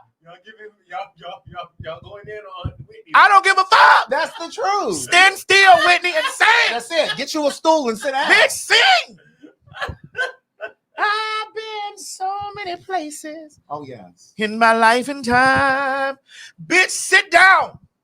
I don't give a fuck if you got on a scarf wrapped around a turban wrapped onto your toenails. Speaking of turban, when she performed in South Africa, remember she had that turban and that gown on? That was one of my favorite performances by her. You didn't like that one? Yeah. Oh. Why you look at me like that? Because when you usually do that, that means no. There's other performances that I loved. I loved her in South Africa. I loved her. I loved her in Japan. What did she have on in Japan? Oh my God, she had on this shit. Let me look. Which time she was it black? It was like this sparkly thing, and she sang. Girl, y'all not gonna live for me, but bitch, I live for her, motherfucking, even in her last moments. Now that was a fool. It was. Them people were asking for their money back. Was it that blue dress? Let me see. This? Oh shit. Hold on. Dang it. Hold on. This is a commercial. That? No, it was like a sparkly. This is Japan. Is it this? Maddie, is it? I think it's that's black. Is it this? No, that's what she's saying. This the battle hymn. She on this yellow. Bitch, this when she tore up I wanna dance with somebody. Oh, okay. Bitch with that yellow pantsuit. Bitch. And she was moving to the side like that, kicking those little feet out like that. Bitch. Now her feet weren't little. I don't know that. I didn't see that, Craig. I just said tear it down. Oh, but the thing about the Monica Jasmine Sullivan thing, Monica did respond, and I feel like she took it like a great sport. She didn't get bent out of shape, you know, like some people do when we talk about them on the show.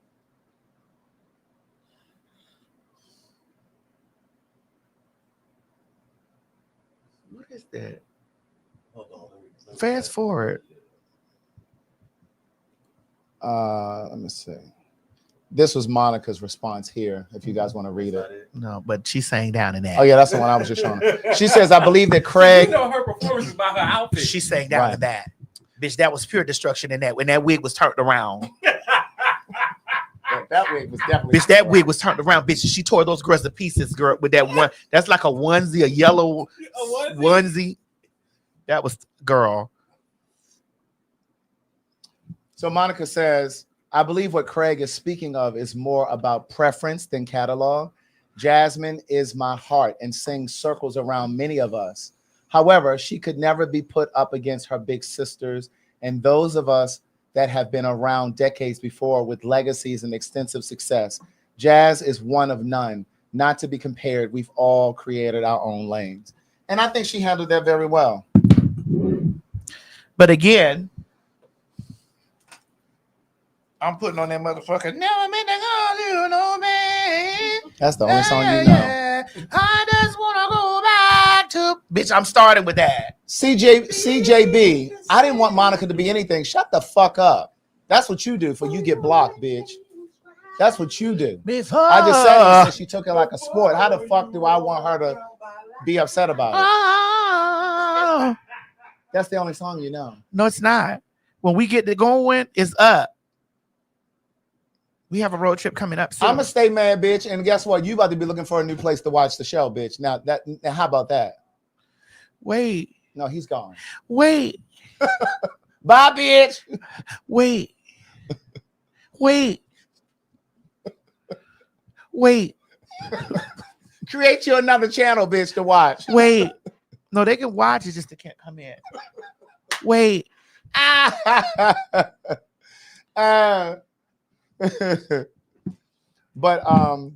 yeah. What else we got to talk about over here?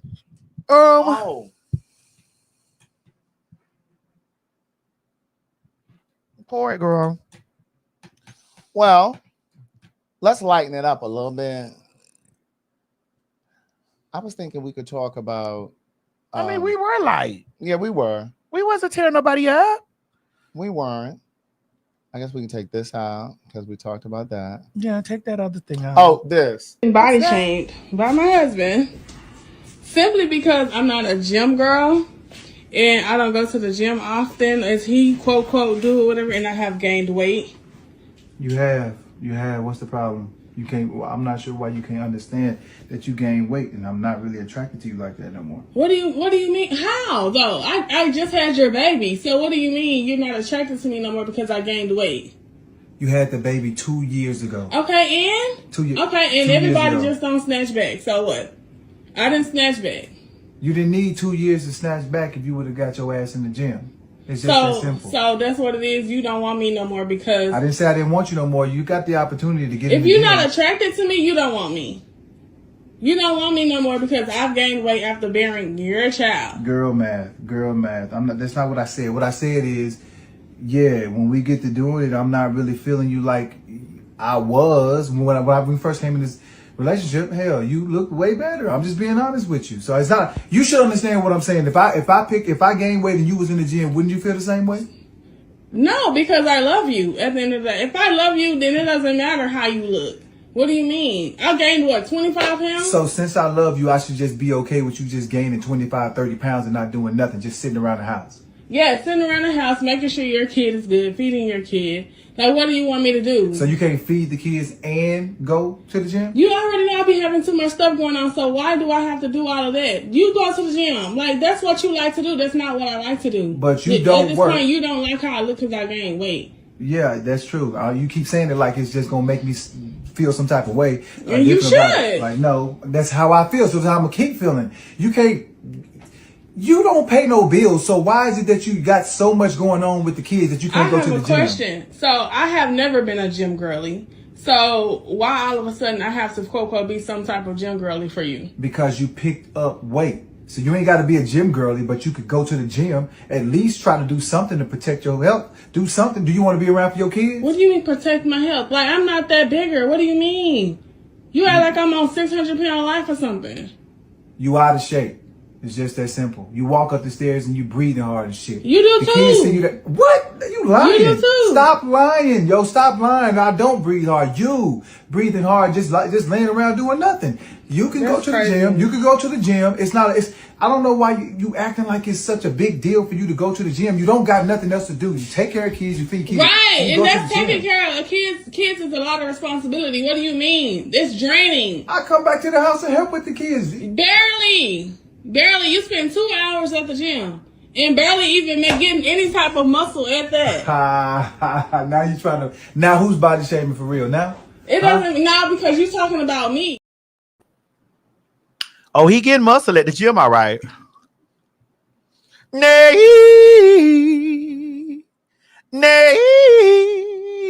He getting muscle at the gym. Really? What do you think? Well, I wish Mo had heard this video. He heard it. I heard some of it. I think that men have requirements, have certain stipulations for women that could be, especially. I can't speak from a place of having children and the body changes because I don't, I know body changes with hormonal stuff like that, but like not, having kids and the body changes around, and a woman is trying to take care of the house or whatever, So I just think that men gonna always try to find some excuse to go add something to the plate. My thing is, even if she was in the gym and she was fit, that's never stopped a man from cheating. Like when women sometimes go and augment their butt or breast, none of that stuff is going to prevent a person from cheating.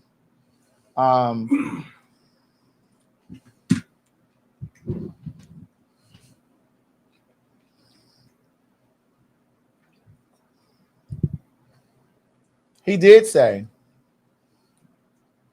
she doesn't pay any bills. He pays all of the bills. Now, I don't even know if this is a skit or not.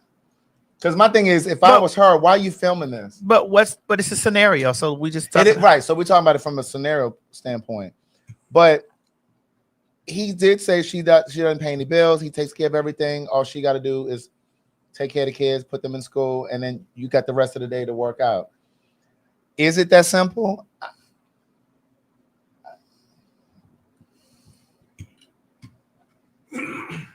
That's A. And then B, if you were in a relationship with somebody and their body changed, not because of a kid, take the kid out. Let's say you're in a relationship with someone, male or female, and they gain 100 pounds and you're no longer attracted. Then what? You talk to him. I think it was his delivery for one. You said what, Mo? You're a man. Let's do it. Bitch, I'm a man too. Yeah, but you're othering Craig. Yeah, I am. Right. I am. You see what this trainee just did? I did. I did other you for a moment. Because you told him you wanted him to listen to the video. I know what you meant. I know. Yeah. No, I mean, like, if I was dating somebody and the person I date says, "Hey Mo, what attracted me to you when we first started dating, you losing it. You might need to do something." I'll be like, okay, most likely. So your feelings wouldn't be hurt. I mean, yeah, your feelings. Even if the delivery is nice, I don't mean like that. I mean, to be honest, when you're getting some sort of critique, I don't think it matters how they deliver it. You're going to feel some sort of way about it. Mm-hmm. I think it just depends on how you receive it and how you take it in. Yeah. But yeah, I would be like, damn, okay, that's how you feel. Like, I'll be like, damn, that's how you feel. But if somebody's telling me that, this is just me, I would think that, okay, they're looking out for me because, they see that, okay, maybe I'm not in shape like I used to be. Maybe it can cause health issues or whatever. What's going on with the childbearing part? I'm not even going to put myself into that Right. because that's I can't speak comment for that. on that. Right. Yeah, I can't comment on that. But even aside from the whole childbearing thing, because again, let's take that out for a moment. Let's just say you're in a relationship with someone and they gain weight. I just believe that relationships really are about you mirroring to them who they are and them mirroring to you who you are. But more importantly, and this kind of ties into what I was saying earlier about Laverne when we were talking about relationships. I think sometimes we get into relationships for the wrong reasons. We get into it because I'm attracted to this person. He makes great money. She makes great money. All those superficial things, those surface things. And we don't really get to the heart of the person. In my opinion, and I had to grow to this. I haven't always been like this. I had to grow to the understanding that when you choose a partner, you're choosing a partner. For me, I've learned to choose partners whose decisions I trust. Because if I can trust the decisions that you make in your life, then I can probably trust that you're going to make good choices for us when we're together. But the other part of it is when you choose a partner, you should be choosing a person who you respect enough, loved enough, trust enough to hold that mirror up to you to say, babe, this is what you're looking like. You're getting a little weighty. And we're not even going to just limit it to weight. It could be, babe, you could have handled that a little better the other day. You know, your attitude was a little rough, like whatever it is. But he could have presented that. Oh yeah, he definitely could have presented it differently. But I'm just saying, like sometimes even in relationships, when you're gentle with it, sometimes the other person still gets offended and takes it personally. And what I'm saying is we got to remember why we're choosing people to be in relationships with anyway. Right. If you know that I'm a good person, I have a good heart, and I have your best interest at heart, you shouldn't bite my head off just because I'm saying, babe, you could have handled that differently. I totally agree. You know what I'm saying? Yeah, but sometimes we're so sensitive and we think that because we're in a relationship with this person and because they love us and we love them, then they're not supposed to say anything corrective. Right. And that's what relationships are, what they're about, I think. Correcting, being the best version of yourself. Because a lot of people believe that, especially when it comes to relationship, you're supposed to find somebody that you find things in common with and stuff like that. Right. I necessarily don't believe that. I think, to be honest, a lot of times I think the best people are your opposites. Because let's just say you're an extrovert. I think it's good for an extrovert to be with somebody that's most likely an introvert. Because I think you'll be able to balance each other out. Nah. What I've learned is integrity is important. Because you're not forcing me outside, bitch, if I don't want to go out the door.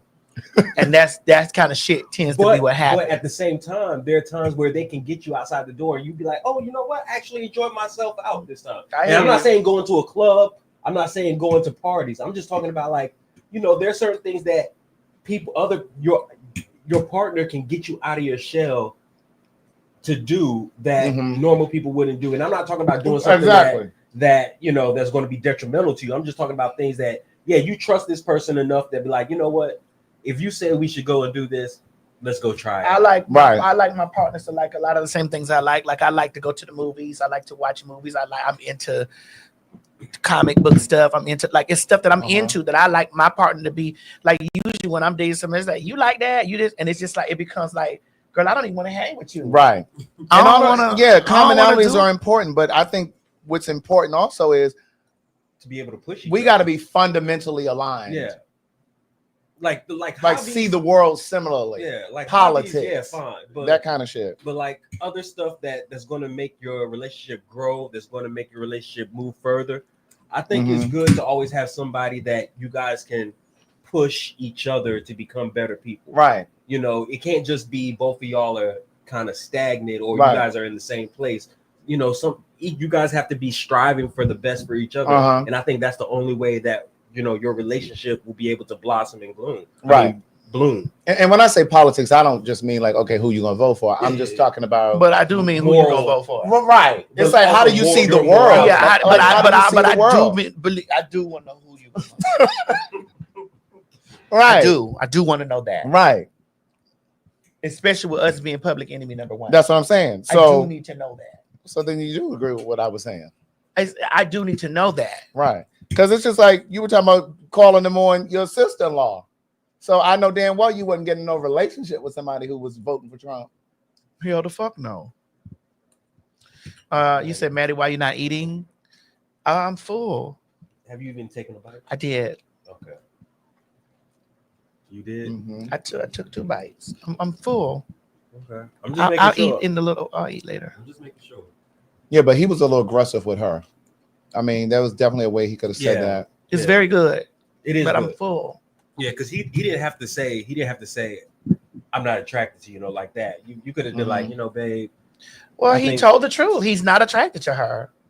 Yeah, but it was just. But it's the way he said it. Was just his tone. Yeah, it was more. It didn't come off like he cared about her, like he liked her as a person. I wouldn't even say like. I would say he said it like he was annoyed. But it almost sounded annoyed. He did definitely sounded annoyed, but it almost sounded like he lost. So he did say "girl, bye." Yeah, he did say "girl, bye." He said "girl, bye." Yeah, he definitely said that. Yeah, it was very dismissive. Yeah, girl. Yeah, girl. Yeah, girl. Yeah, girl, bye. Yeah, girl. He's definitely lifting weights at the gym. Really mad. And he ain't coming home with no muscle. Yeah, take it up there and tell my mama to wrap it up for me, please. And he ain't coming home with no muscle. What he coming home with for the gym? But that body ain't. I mean, I don't have the best body in the world, but bitch, that ain't either. I hear you. What he leaving the gym with? Besides stepping in all that cum down there on the floor. They're saying he said girl math. No, he said girl bye. Oh, he said girl math. That's what they're saying. Girl math? Yeah, that's what they're saying in the comments. They're saying he said girl math. You see? What does that mean? Like it's not adding up. Really? Oh. I thought I heard him say girl bye. That's what I thought I heard. It was somewhere in that sassy area. That's what y'all saying? It was somewhere in that sassy, zesty area. Is that what y'all men saying? Almost said punks, but whatever. Is that what y'all men saying? That's what we need to talk about. Actually, you know what? I can actually go there for y'all. Go right, take it there. Okay, here we go. Wait, hold on. I need me a punk.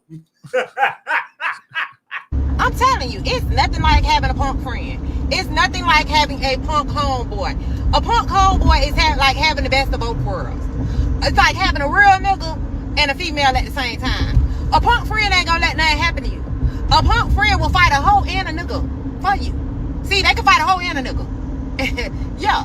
A punk friend ain't gonna let you come outside half-stepping. You can send your homegirl a picture and she'll be like, oh, that ain't cute, that ain't all that. You know what I'm saying? Be hating, low-key hating. You send that shit to your punk homeboy, he gonna say, yeah, bitch, you gonna eat down. He gonna let you know. If you don't like it, he gonna say, nah, friend, let's try again. Let's go back to the drawing board. Like, a punk friend is like the realest friend you can have. I love my punk friends down. You hear me? Ain't nothing like a conversation with a punk friend. You having relationship problems, they gonna give you the best of both worlds. They gonna give you the nigga advice and the hoe advice. Best of both worlds. Ain't nothing like having a punk friend. It's all good till you think that punk talking to that man. You like, it's all good until you don't like the word fish. And even though that's not even a that's a compliment, and it's not even directed to you. See how I didn't do that? You see how I didn't do that? You see how I didn't even do that? Look, it's all good until you don't want to be called cisgender, and that's not even a word that we came out with.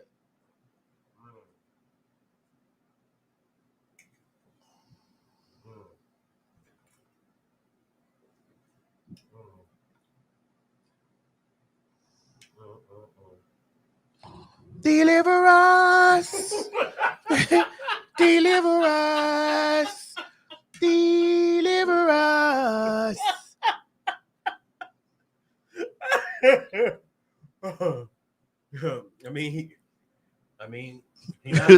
Somebody come and say Yahtzee. Right. And again, the word fish is a word that we've used within the community. It's not even a slur. But punk is absolutely a slur. From outside of the community. Yeah, from outside. From outside of the community. Because I think I saw one of the slides, because there were plenty shit, of nigga is a slur outside of the community. And that's what I was going to say. They compared it to a white person saying going around calling black people. That's right. A nigga. Well, that's the lesson that I tried to deliver in New York that time, but we're not gonna go there. I don't have the energy. So anyway, fish is not a slur, sister. Whoever that is that said that, girl, that's not y'all's word. Right. I don't even use the word fish, and she don't say it no more. I really was never saying it. Right. But with that time that me and Chi was sitting up there talking. Right. And she's like, yeah, the fish that did this. And I was like, oh, girl. And of course, because I'm one of the girls. Right. I'm engaging with one of my girls. Like, yes, right. I wasn't saying. And it's like, oh, you. And it was because of the heinous act that happened against her. Right. She walked in on two men fucking, and then they set her up and killed her. Oh, yeah. But she was also being messy, too. Yeah. Not to say that she deserved to be murdered. Correct. Right. But fish is not a slur. And when you take offense to that word, what's happening is you've reached down into the gay community, into the queer community, and you're pulling out things that have nothing to do with you. It's no different than white folks reaching into the black community and borrowing without our permission. That had nothing to do with you. And so I know that I understand why some women think that it's a slur. Some women think that it means, oh, she smells like fish, and it has something to do with your menstrual cycle. But that's not it. Madison has explained that many times before. It is a compliment. And again, that's a word that's been used. That's what we call ourselves. I told him, my gay mama said, bitch, fish starts in the face. That's right. That means woman. That's right. That means the pussy, bitch. That's right. Bitch, you serving up fish. Right. Michael Jackson said it. There was a thing. Oh, really? Yes. He was like, look at them fish out there. I was like, oh. Look it up. It's on you. Find it on YouTube. Michael Jackson was talking about women out there. He was like, look at those fish out there. Oh no, I gotta find it. I gotta hear that. Michael Jackson said fish, bitch. Really? Yes, I was like, oh, somebody done told him about one of the girls. Someone told him? He was in a limo. Someone had to tell him? I'm asking. You know that was a Jehovah's Witness household. I know some faggy Jehovah's Witnesses. I'm just asking, did someone have to tell Michael, or did he know firsthand? I'm just asking. Or was he asexual? Because he definitely didn't have those children. Deliver us. Deliver us. Deliver us.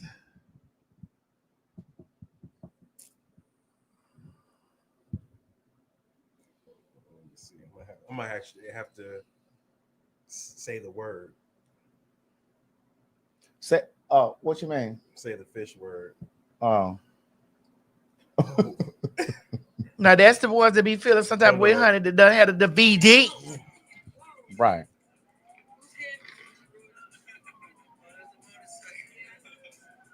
That's it, Madison. Is this it? What did he say? He said that's some good fish right there. Let me see. I'm so serious. Let me see.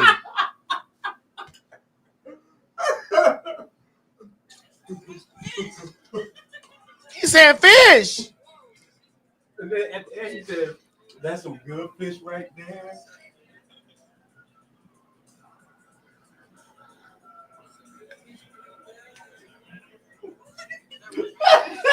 He said that one right there.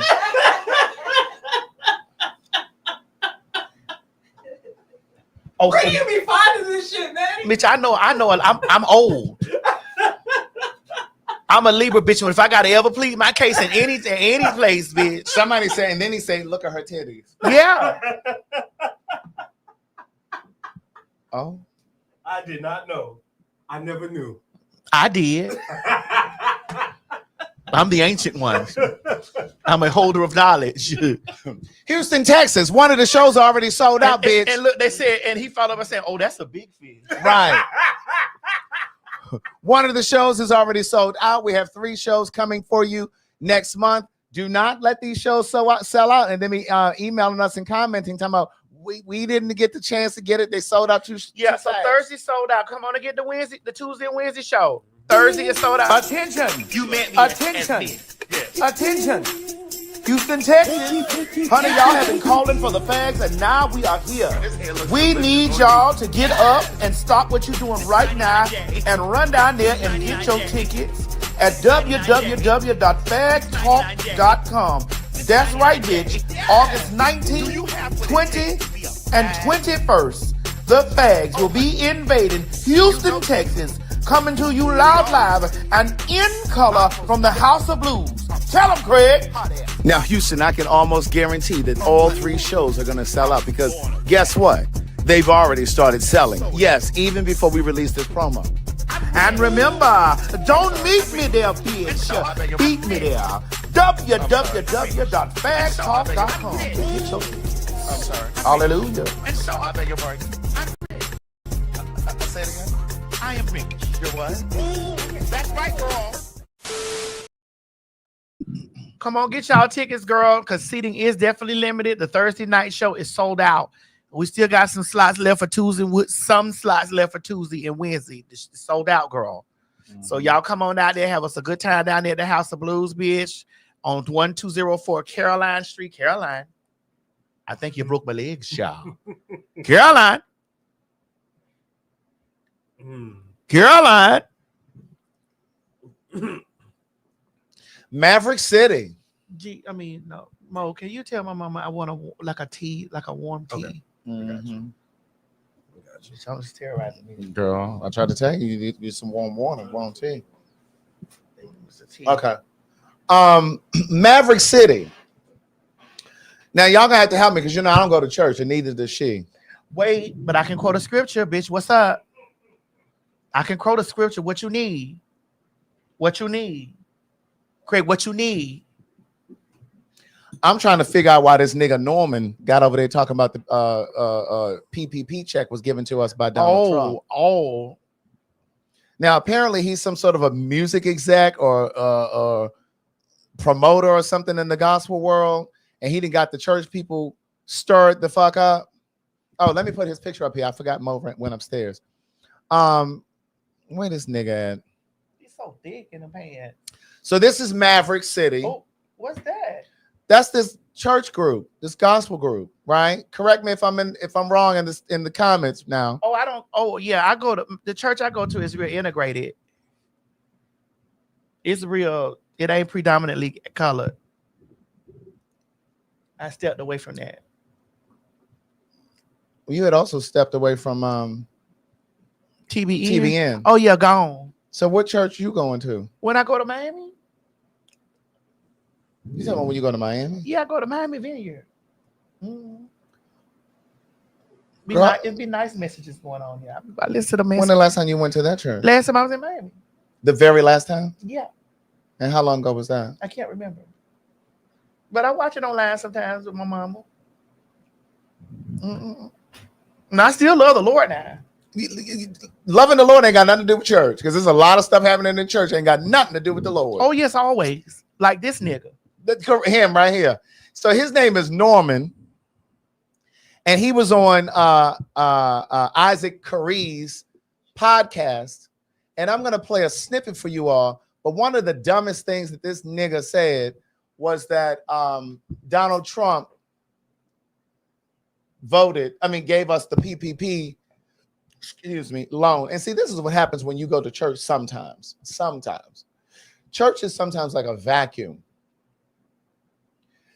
And I've said this before sitting here. It's almost like some of these church folk, they can't think for themselves. It's like they're all sharing a brain, especially these people at these mega churches. Oh. It's like you got 3,000 people in this church and you all sharing one brain. No one questions anything. No one asks, well, where's the money going for this? What's happening with this? Long story short, so many times it was debunked that Donald Trump did not give the PPP check to anyone. In fact, he did not want people to have it. He delayed it because he wanted his signature to be on it.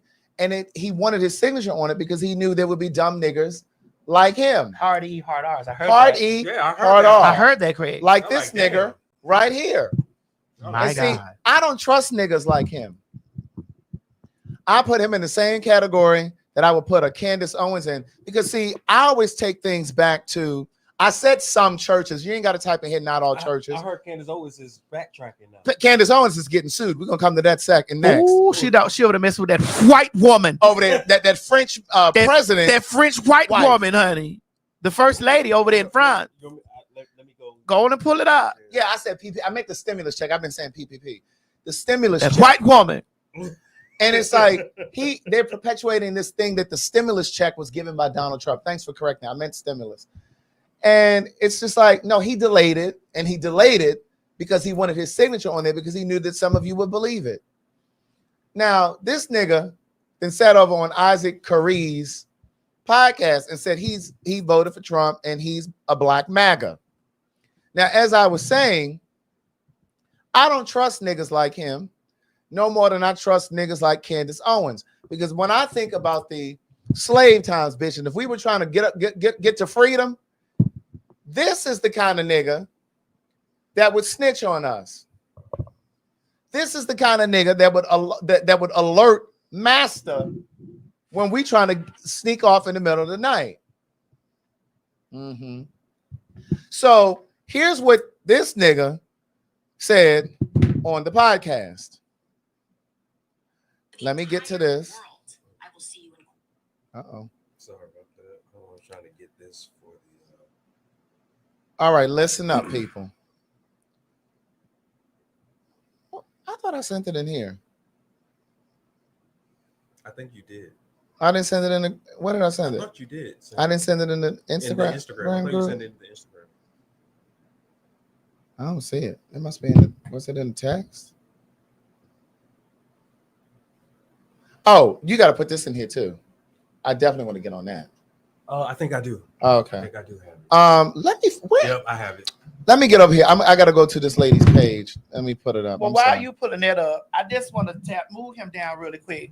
And let's talk about the Candace Owens and Candace Owens is about to realize that those games that the world lets you play with Michelle Obama and Serena Williams, black trans women in general, they're not going to let you do that with a white woman.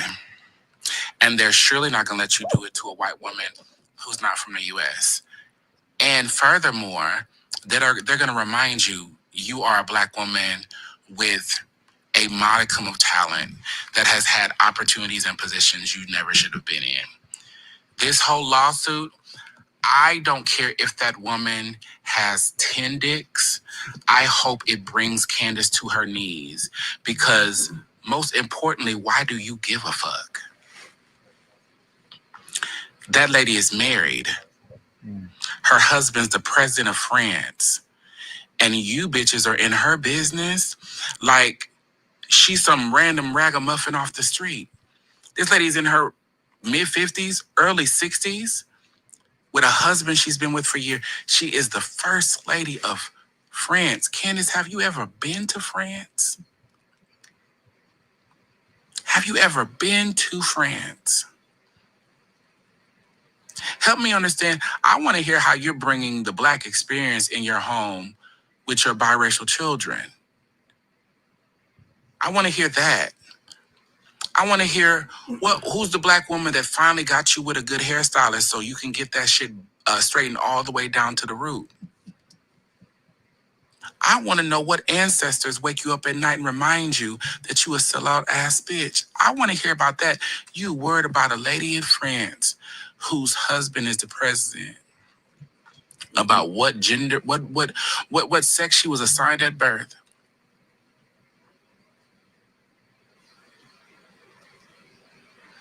And they suing your ass. White people don't play about white people. That's what the girls need to understand. White people don't play about white people. And these other countries, when it comes to protecting theirs against the U.S., they'll roll out. So I'm interested in seeing this, and Candace keeps doubling down because now Candace has no team and she has nobody there that can really pull her to the side. If you thought Ben and them sat you down on that damn platform after you pushed back a few times, what you think these white folks about to do? And they've got the money of the entire country behind them to sue you. It's gonna be interesting to watch. Now, girl, don't sweat out your edges, bitch. Bitch, when I tell you that took me away, I got to see when she has to answer. I sent you the video to your inboxes. Okay. Which one is the one that? They're both saying they're both of her talking. The second one doesn't have the music on it. The second one doesn't have music on it. This is Candace Owens responding. Fire everybody around you, and I mean literally everyone around you who told you that this was a good idea, that this was a very good idea for you to be the first sitting first lady of a country to file a lawsuit against a journalist of another country. You are literally making history in all. Wait a minute. This bitch calling herself a journalist now? Yeah. History in all the wrong ways. It is an obvious and desperate public relations strategy. Brigitte and Emmanuel Macron has been in communication with us for months, and yet they did not send us a copy of the lawsuit. They did not give my lawyer a heads up that they were filing a lawsuit, but they did instead opt to give this lawsuit ahead of time to the Financial Times, the New York Times, CBS News. What does that tell you? It's a PR strategy. The president was a 15-year-old student at a Jesuit high school in Amiens when he first encountered Brigitte, then a 39-year-old married teacher with 3 children. And they're trying to say he's 15, he was 14.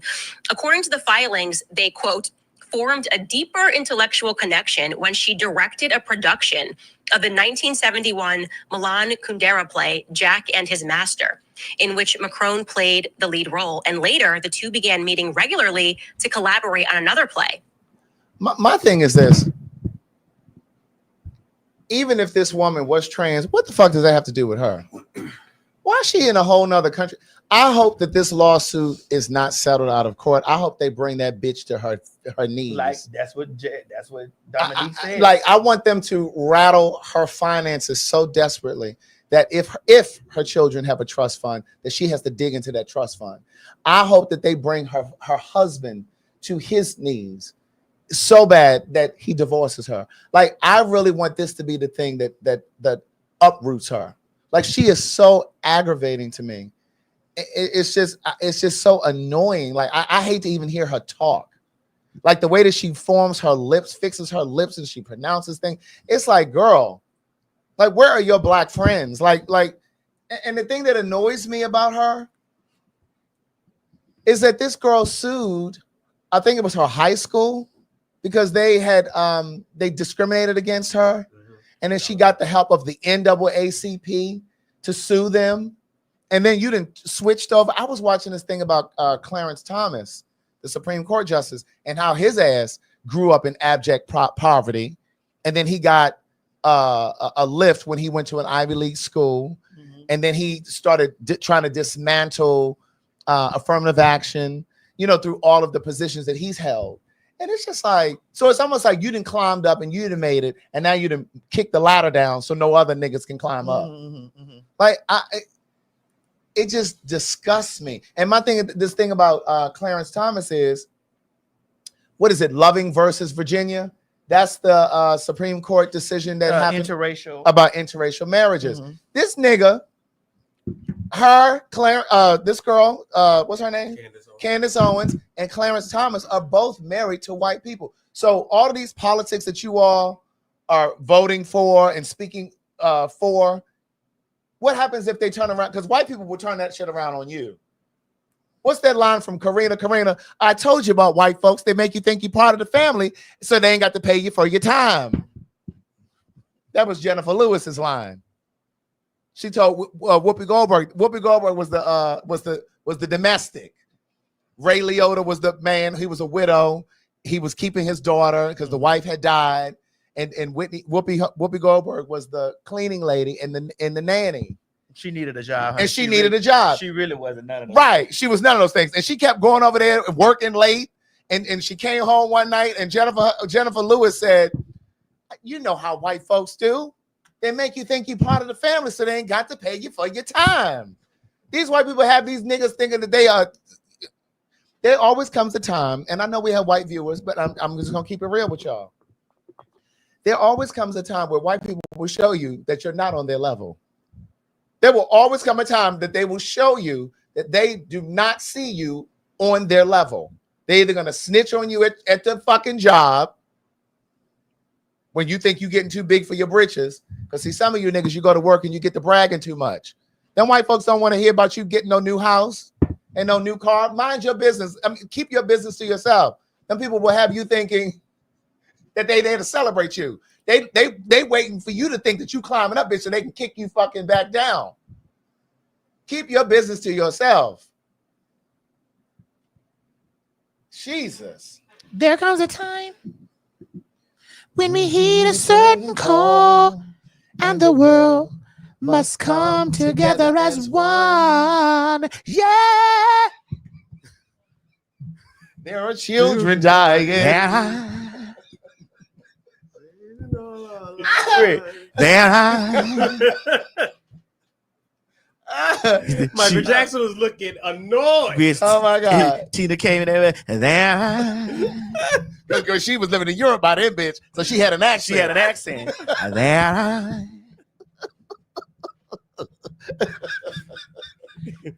Michael's like, fuck these people. Yes. Fuck these people. Okay. There. And I ain't heard of no more on this song. That's it. He turned that one was Mike down.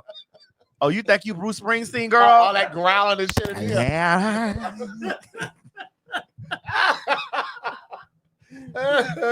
So let's talk about this church nigga real quick. Oh yeah, so this church nigga Hold on, let me go back to him. then got over there talking about he voted for Trump. But I'm gonna let him tell you. You ain't gotta hear from me. Let him tell you. There Ready? people dying. Are people dying.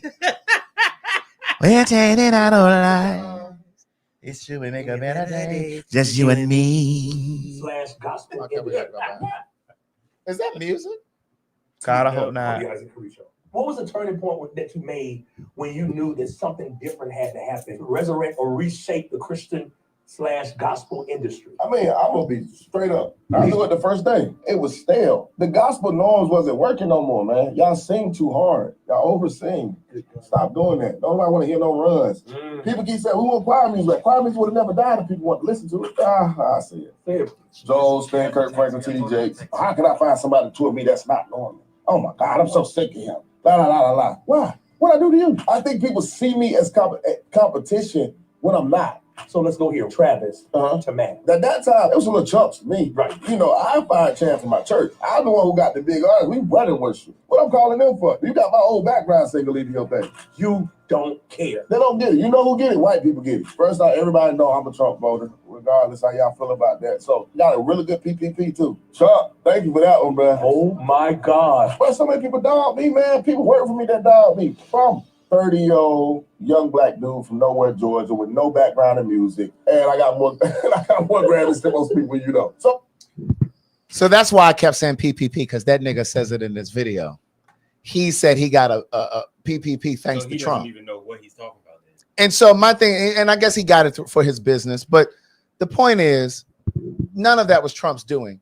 And then he said, I don't know if you guys heard it, but he said people who work for me were upset with me and dogging me out because I voted for Trump. I just told y'all an hour ago, I'm changing barbers because I found out that nigga voted for Trump.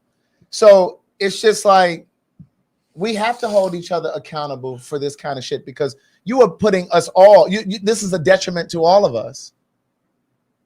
And I don't know, but the church community is in an uproar. Yeah. About this.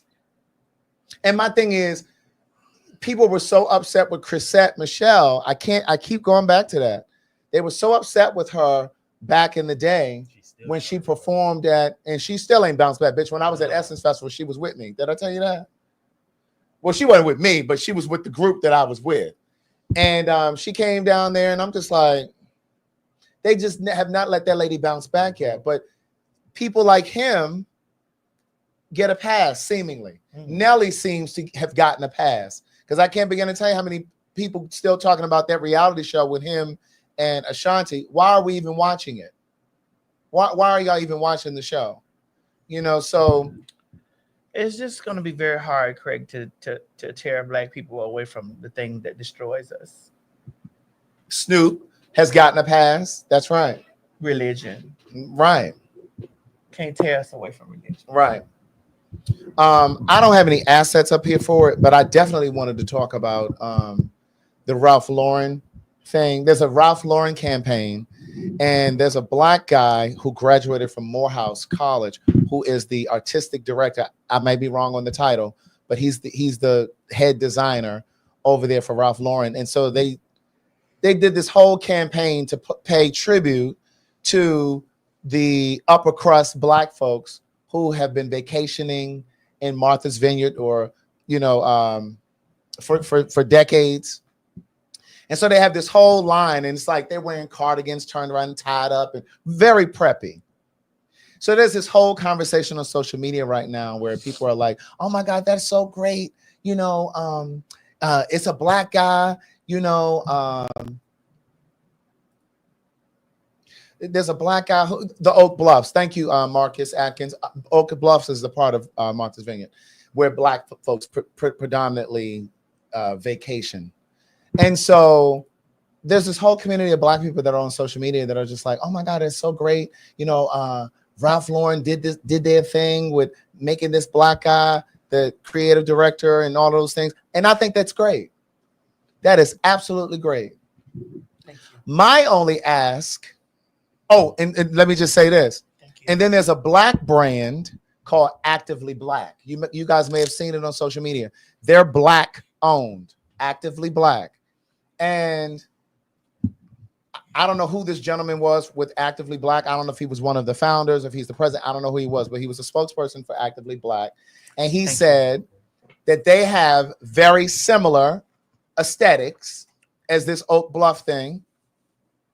And he was saying that they have a t-shirt that's $68, where the Ralph Lauren t-shirt is $128. T-shirt, bitch. And I got a couple dollars, and I'm not spending $128 on no t-shirt. Listen, I've stepped it up, Craig. I'm at $50 now. I used to be $5 stretch fees. Then I went to 15. Then I started getting 20. Right. So now you're at 50. 50. Right. Okay. I'm at $50 now, bitch. So the gentleman from Actively Black was just saying, so many black people were in their comments saying, why is this t-shirt $68? It's so expensive. But he said he scoured through the comments over there on the Ralph Lauren thing.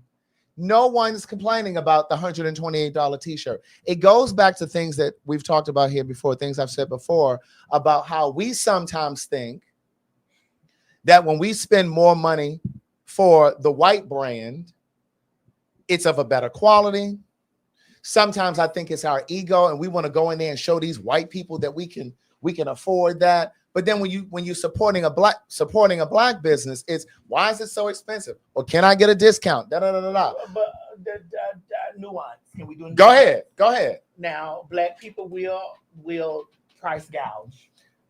Absolutely. Sometimes that happens. I'm not gonna. Girl, why is you over here doing that? And sometimes that absolutely happens. But I'm definitely not going to be over here. No, I don't feel the best tonight, y'all. I know y'all been writing it in the comments, and somebody messaged me in the Instagram.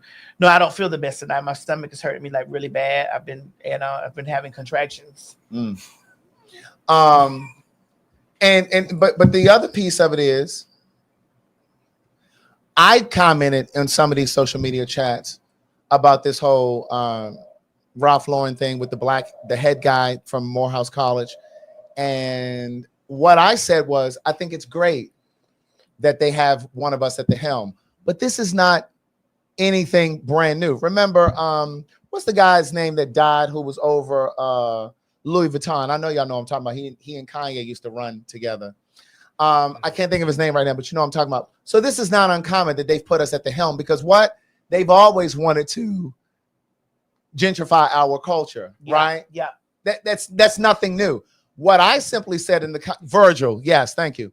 What I simply said in the comments was, I think it's great that there's a black man over this, over the design, but how much of that profit is Ralph Lauren himself going to give back to Morehouse College? Since you're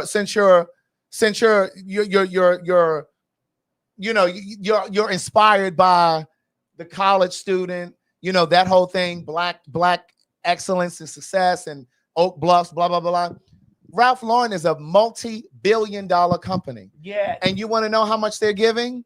Tell me, Craig. Tell me. $30,000 to 12 different colleges over 5 years.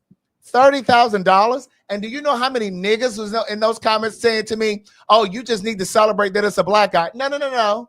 I am celebrating that, but I'm also challenging Ralph Lauren to give more, because you know what the guy at Actively Black said? Tell me. With the $68 t-shirt? Tell me, Craig. Tell me. He said they've given $500,000. And they're a smaller brand with less money. So my thing is, yes, it's great that they have this gentleman over 5 years to 12 different colleges. It's $30,000 over 5 years to 12 different colleges. And so my thing is, you're a multi-billion-dollar company. And so we as Black people have to stop. We have to stop being so willing to accept the low-hanging fruit. Yeah, it's great that the gentleman is over there, but Ralph Lauren, you need to also give a kickback. You need to acquiesce. Yes, you see what the fuck's happening with this Trump administration. They taking was acquiesce, right? No, it wasn't. That means you need to move over, right? And give. No, it means to kind of submit or surrender to something. Acquiesce. Yeah. Well, then you should surrender and surrender the money, surrender the funds. Acquiesce. But at any rate, my thing is, you see all of these colleges, these Black colleges that are losing funding. This is the time that we need to press up against Ralph Lauren and be like, bitch, Morris Brown over here is losing money. This college over here, I'm sure FAMU could use some money. You know what I'm saying? Like, that's when we have to do that. It's like we sometimes are so grateful for the little bit, for the little shit. And I'm just like, are y'all serious right now? This is why we were in slavery as long as we were, because some of y'all just didn't want to. Y'all didn't want to press up against the people. What you looking at? He had blue eyes. Oh my God. I'm sorry. He had blonde hair, blue eyes.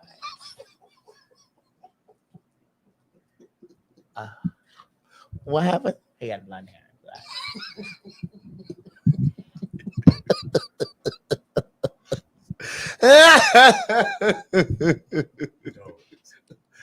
What you say?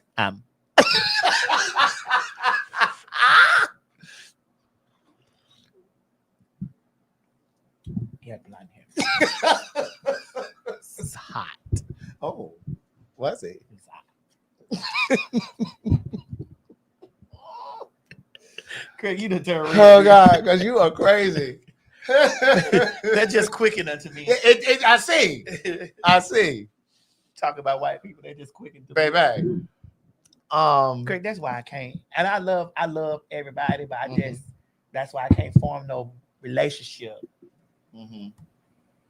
And I don't have no problem with nobody that can do that. Mm-hmm. I think about nah. Mm-hmm. What be going through their head if I'm on my knees sucking dick? Or they behind me, long dicking me from the back, and I'm like, nah.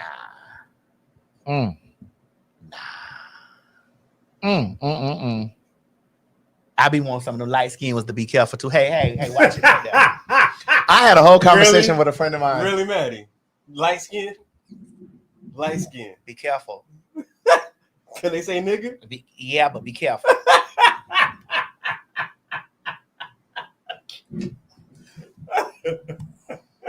Really, Maddie? Light skins. Be careful. So the only ones you don't have problem with is the dark ones. I don't got no problem with this now. Bitch, I love me some dog meat. Bitch. Girl, when I used to eat meat, baby, only thing I wanted white was my meat, but my men were dark. Bitch, I likes my meat dog. Bitch, you dog skin, you in the dough. You dog, bitch, you in the dough, bitch. I'm like, oh, my God. Oh my goodness. Not to say I don't like light skinned men. That's like just because the girl's gonna say you colorist. I don't give a fuck what they say. That just ain't that ain't what I'm walking in the door seeing. Right. Whatever. You dated light skin. I have. So I have. Yeah. So, But You sure have. I have, but yes, I have. But what your was preference? but what you're drawn to? What was my nigga was they don't know that I was with dark men. Really, Maddie? I dated them, but I was fucking those dark men.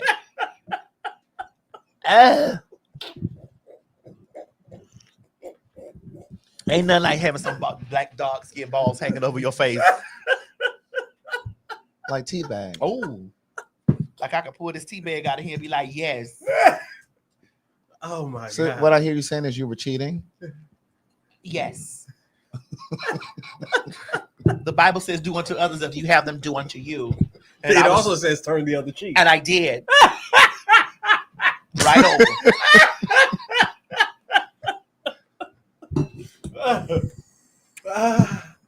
So would you say that you're a cheater? No, I'm an energy matcher. Okay. You got to make me stay inside. Because contrary to popular belief, I'm pretty. And not only that, bitch, I like men that like greasy pork chops. If you like you some pork chops. Are you saying you're a greasy pork chop? Very greasy pork chop. Very greasy. Where's this analogy going? I like when I pull my clothes off of the muff and that shit fall down and them titties fall down. They be like, man, damn, this real. It's real. There's even dimples in that. There's even dimples in it. Golly. Bitch, you real. Oh, God. Surprise, surprise. Ever since I seen my mama's ass got dimples all in it. Dear God. My mama get out of the shower, I look at the moon in there. Dimples. She could be calling down here in a moment. Most women I know got dimples and shit in their ass of a certain age. Bitch. Mo, you know. Oh, I know. You know about those dimples in those ass. Mo, you like a little dimple in the ass? Yeah, I don't mind. I really don't. You got a little scratch mark on it. Yeah. You know that pussy good. It's a scratch mark on that motherfucker. I mean, that ass but gonna get bigger too. Bitch. Them stretch marks are making room for more space. That's right. Bitch. You catch some scratch marks on them thighs. See, I like men that like real. Like the realness. Because I got all that on me. I get naked, it's toe up under here. What is it up under there? Up under here.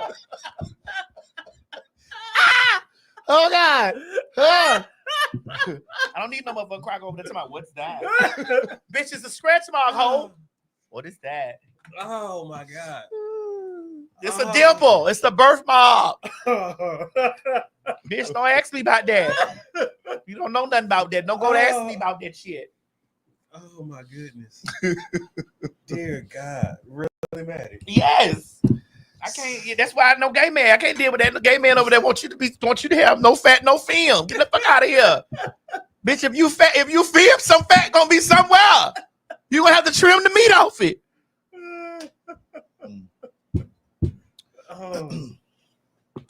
Speaking of reaching into the community, though, into the queer community, we mentioned that earlier.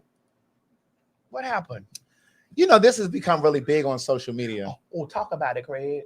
And I'm not a bald kid. It's helping my stomach. I told you. That's why I thought you should have got it earlier. Yeah. Peppermint tea. Yeah. It's helping? Yeah, but it's still, my stomach's still hurting. I can feel the baby. But that warmth is gonna. You can feel the what? The baby. Girl, what trimester are you in? Girl, call me Sue Richard.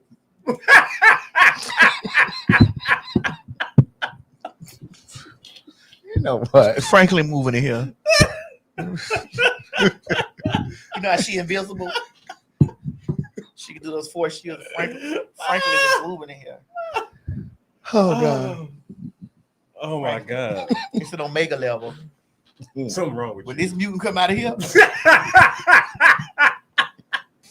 It's a mutant. Mm-hmm. See what you think, Karen? The mutant. Oh, God. This has become really, really popular in Clock it. Clock that T. That's what that means. Clock it. But that originated in the ball community. Okay. And this is a perfect example, kind of similar to the whole fish thing. What happens when you reach into the community, you know, they don't know the history of a thing. Yes. A lot of you who are not a part of the community are doing this with these fingers, your index finger and your thumb. It's actually the middle finger and the thumb. So if you're gonna do it, you need to do it the correct way. Because the bald children are upset with y'all. They're like, stop reaching over here doing shit. You ain't even doing it right. It's this. Thank you, Roy. Not this. Thank you, my baby Roy. Thank you. That's your PSA. Yeah. I didn't know what that meant. I thought it was I'd be scared, motherfucker. Get your black ass down here and suck my cock. Oh, white guy? What did you say to me, nigga? Cracker. What? What did you say to me? Cracker. Well, if he called you a nigga, you can. I think it's warranted. I said, he said, get your black ass down here and suck my cock. Oh, I don't know why I heard nigga. Yeah, because you know you gonna hear nigga. you gonna hear nigga. Those words are interchangeable. You gonna hear that in the undertones. You gonna hear it. You're gonna hear it, even though it ain't said. It's just Right. like, It's implied. Listen, It's implied. listen. You motherfucker be able to give kick with you. You like, I don't know whether to What knock you mean you. by that? Correct. Because what you mean by that? What you trying to say? Well, Repeat yourself, please. oh no. Because I need to make sure. No, don't repeat that because I may hit you. So don't repeat that. I love water. I don't understand how people say that they don't drink water. Well, that's that expensive water that you got on my refrigerator. Correct. Girl. But I still don't understand how people say they don't drink water. Like they don't, bitch, that's all I drink is water. What are you looking at up there? You about to go back into that voice? Yes. It's blue eyes. I'm sorry. Oh my God. The most beautiful blue eyes. I didn't hear you. They're the most beautiful blue eyes.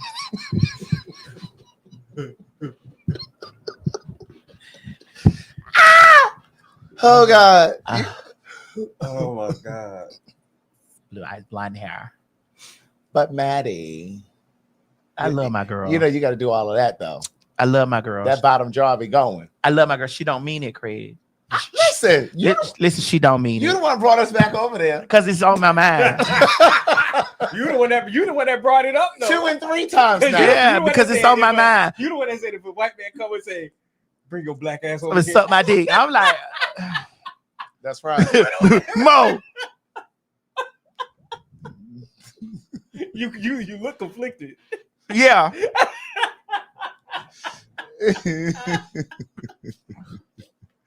Because I don't know whether to take this bottle with me when I bring that big dick over there. I don't know whether to bring this with me. I don't know if I heard the undertone of Nick, you nigger. Oh God. My dick. Yeah. Like, You nigger. Wait a minute. I don't know if I heard that. It was. Did I felt it. Yeah. I felt it. I felt telling what you. were trying to But say. see, Mo, you hush because see y'all fuck white women. You said And what? y'all fuck white women, and because y'all don't hear that in y'all mind, but I hear it all the time when I see black men and white women I haven't together. had sex with a white woman in God knows. Oh, how okay. Oh, long. you've been with a white woman before? When I was You know that's a When I black was man's young. kryptonite. Was this in Nigeria? No, I was Because that nigga that we were just talking about on Maverick City is African as well. No, I was here. I was in, but I was young though.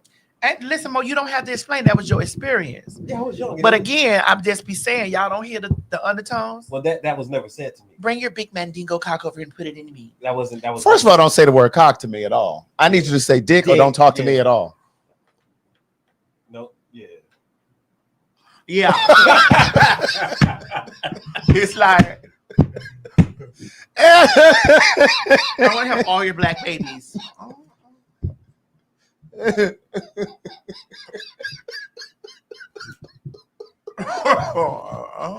Girl, is that Bell's palsy? What is Yeah, that? it's that. I'm stuck.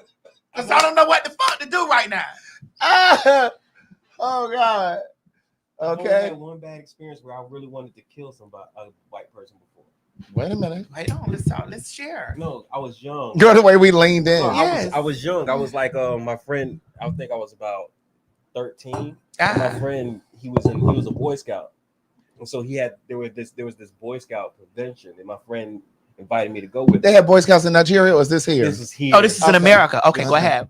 No, we just wanted to know because we're not. Communication is our partner. Clarity is our friend. We're from here. We're Black Americans.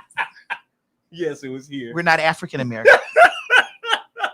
It was here. Okay. And so I can't remember what happened, but all I heard was this white kid say, "You see, that's why y'all should still be slaves. Y'all shouldn't be free." I told you they're gonna always show you why you're not equal in their eyes. I completely blacked out. Because you was like, first of all, bitch, I own slaves. That's what you said. That's not what I said. That's what you said. That is not what I said.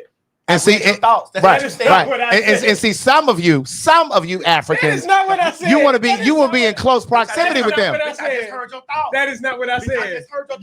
I heard them. Why y'all lying?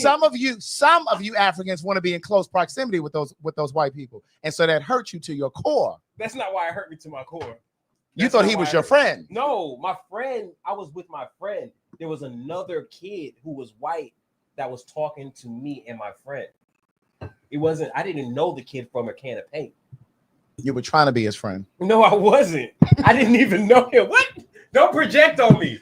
You were trying to be that white boy's friend. There and you said, bitch, don't you ever put me with those niggers. I own slaves. I'm true Nigerian, right. bitch. First of all, check my last name. Can y'all That's how some of the Dominicans speak. Oh. Craig, no, I wasn't a Boy Scout. Craig, my you friend live for was. me to be over there. You want me to have that is how some of the Dominicans speak. You want those Latin girls to really pull they switchblades out on me.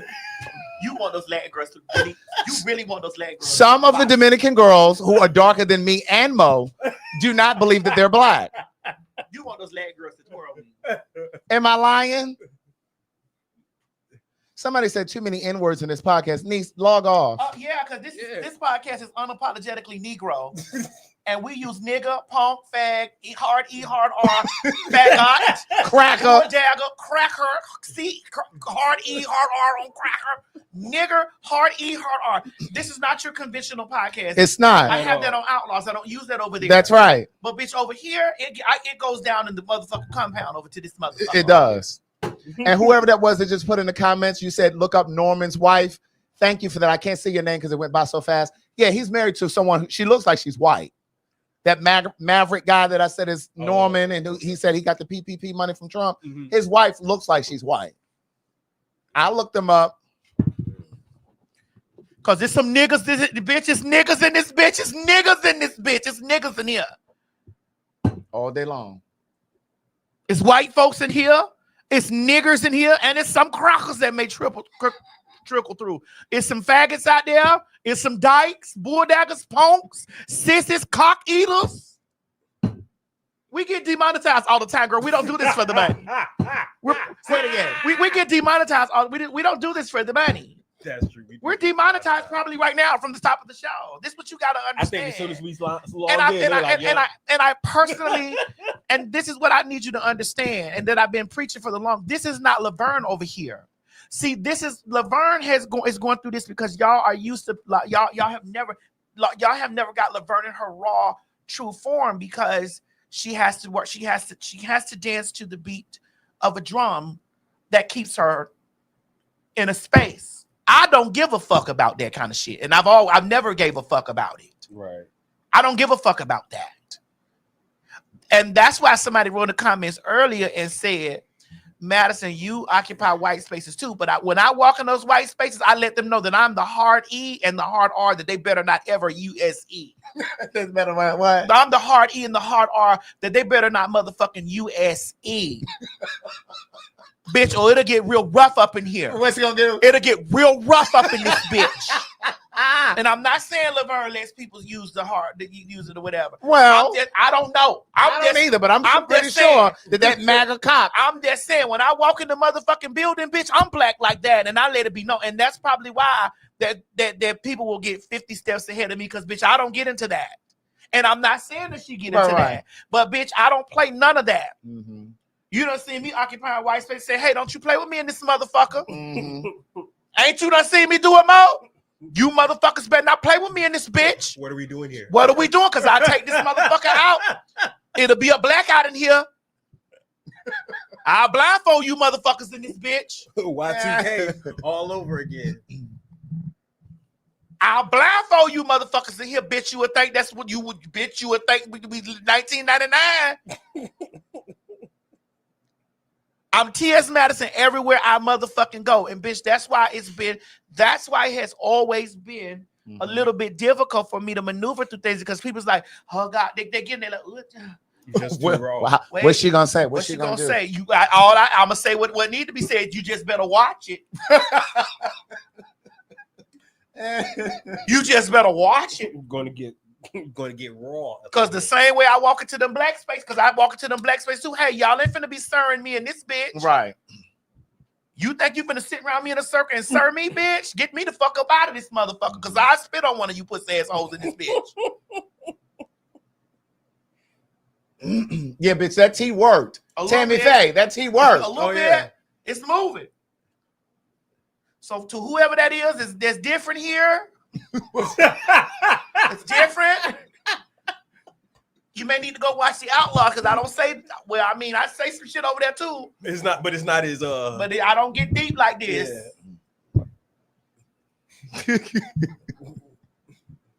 If you different. So one of the other things that I noticed is happening on social media too. A lot of black women have decided to boycott these African braiding shops. Ooh. Have you been seeing that? I've seen some stuff, but I didn't know it was that big. That's that deep. Yeah, they're going in over there on TikTok. Girl, what done happened? Well, they're just saying that the level of service that they've been getting, the lack of customer service that they've been receiving, all of those things, right? And I'm not here to say whether or not. Let me go back. So remember earlier when we were talking about Laverne, I said I am not calling for her to be canceled At all. because I don't believe. I don't. And she's one of our leaders, right? But it's not the biggest leader, Craig. Go ahead. She is. Go ahead.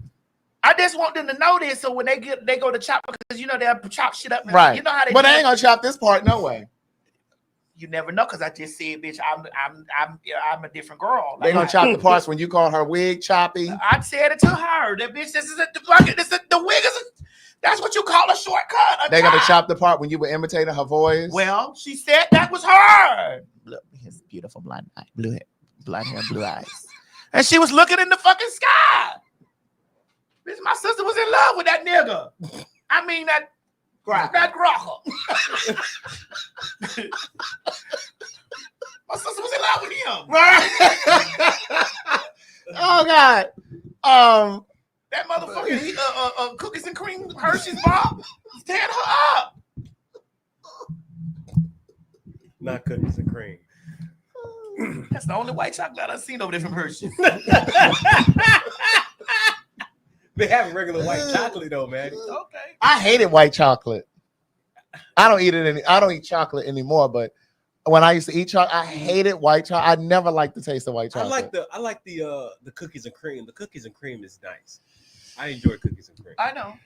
Mm-hmm. I wasn't gonna do that, but don't do that. Why y'all gotta always do that? Hey, we is what we is. We niggers over here. You're part-time black. Right. No, I'm not. Look, my favorite, I like my women like I like my chicken. White? Dark. Oh, okay. Oh, that's what that's the I was gonna say, okay, Laverne. You like dark meat chicken? Yeah, I love dark meat. Craig, it's okay if this woman tastes like yes, it is. I need you to stop doing this. You need to stop this, bro. Oh, now I gotta stop. But you can talk. Girl, it was the way she was in love with those. Girl.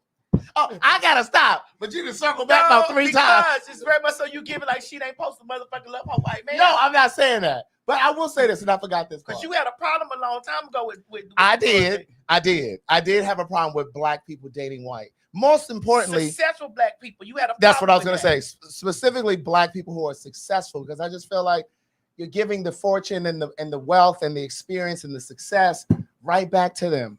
But what I was gonna say was about that too. Considering that he was also a cop, I couldn't help but think if he was one of them dirty ass cops that was riding around New York City giving a hard time to black and brown people, stopping and frisking, bitch, racially profiling, I couldn't stop but think about all of that. That was going through your mind? Yes, God, you couldn't be up in my goddamn bed. Really, Maddie? It was hot. Really, Maddie? It was hot, bitch. Craig, also you have to realize that Laverne is from Alabama. Well, then she should know that No, there's a but line then you because watch- Alabama's where them white people got their ass whipped. You got it. Over there on But then Juneteenth that you gotta time, realize or that August. watching television, because she left Alabama, went straight to New York, and became super successful. Watching television, you're conditioned to like white men because that's all you really see on TV is like all them fine ass white men. Like, oh God, Tom Cruise. So her TV didn't have no fine black people? Probably not. Well, what channel was they watching in Alabama? Fox. Really? Laverne, we love you, girl. Girl, that's why she ain't called this phone yet. Girl, it's very much so, girl. Tom Cruise and Christian Slater and girl, all the girls. Got them thin lip motherfuckers. But we didn't know what they was, Craig. They were flash in front of us and like, this is hot. Oh God, it's so blonde hair, blue eyes. Blonde hair and blue eyes. It's hot. Anyway, the black women on social media are saying that they're going to boycott the African braiders because of a lack of customer service and treatment and da-da-da-da. Again, I'm not here to say whether or not that should happen or not. I would just say, while y'all boycott them Asian salons that ain't giving that's nasty towards y'all. Bitch, did you see that Asian lady in there? She said, your mama, bitch. And, and that black lady got up. Right. Don't stop at the African braiding shop. Keep on over there to the Asian salons too. And them beauty supply stores that they own. And they not nasty and they not good to you. You ain't got it got deleted. Yeah, hold on. I can put it back. Yeah, put it back in, Mo. They fell out, put it back in. What's wrong with you? Nothing. This baby is doing something to me. Oh, You got The your baby hormones kicking all over- again?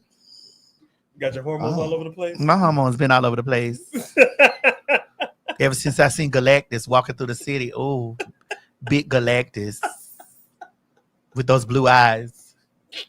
It's hot.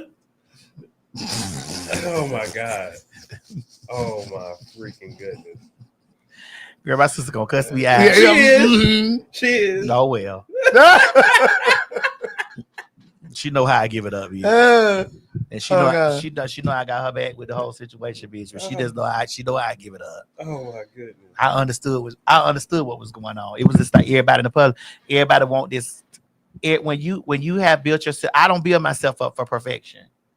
I let you bitches know I'm flawed, I'm fucked up. I'm gonna say some shit that may be wrong. You girls gonna get out there and march in the street. You ain't gonna whoop me. You ain't gonna beat me. You're not gonna pop me. I may say some fucked up shit. You know what I'm saying? I don't really mean it, bitch. I'm talking and having a true conversation, but that's just what it is, you know. So Stephen Colbert's show got canceled. Yes, bitch, I was gagging.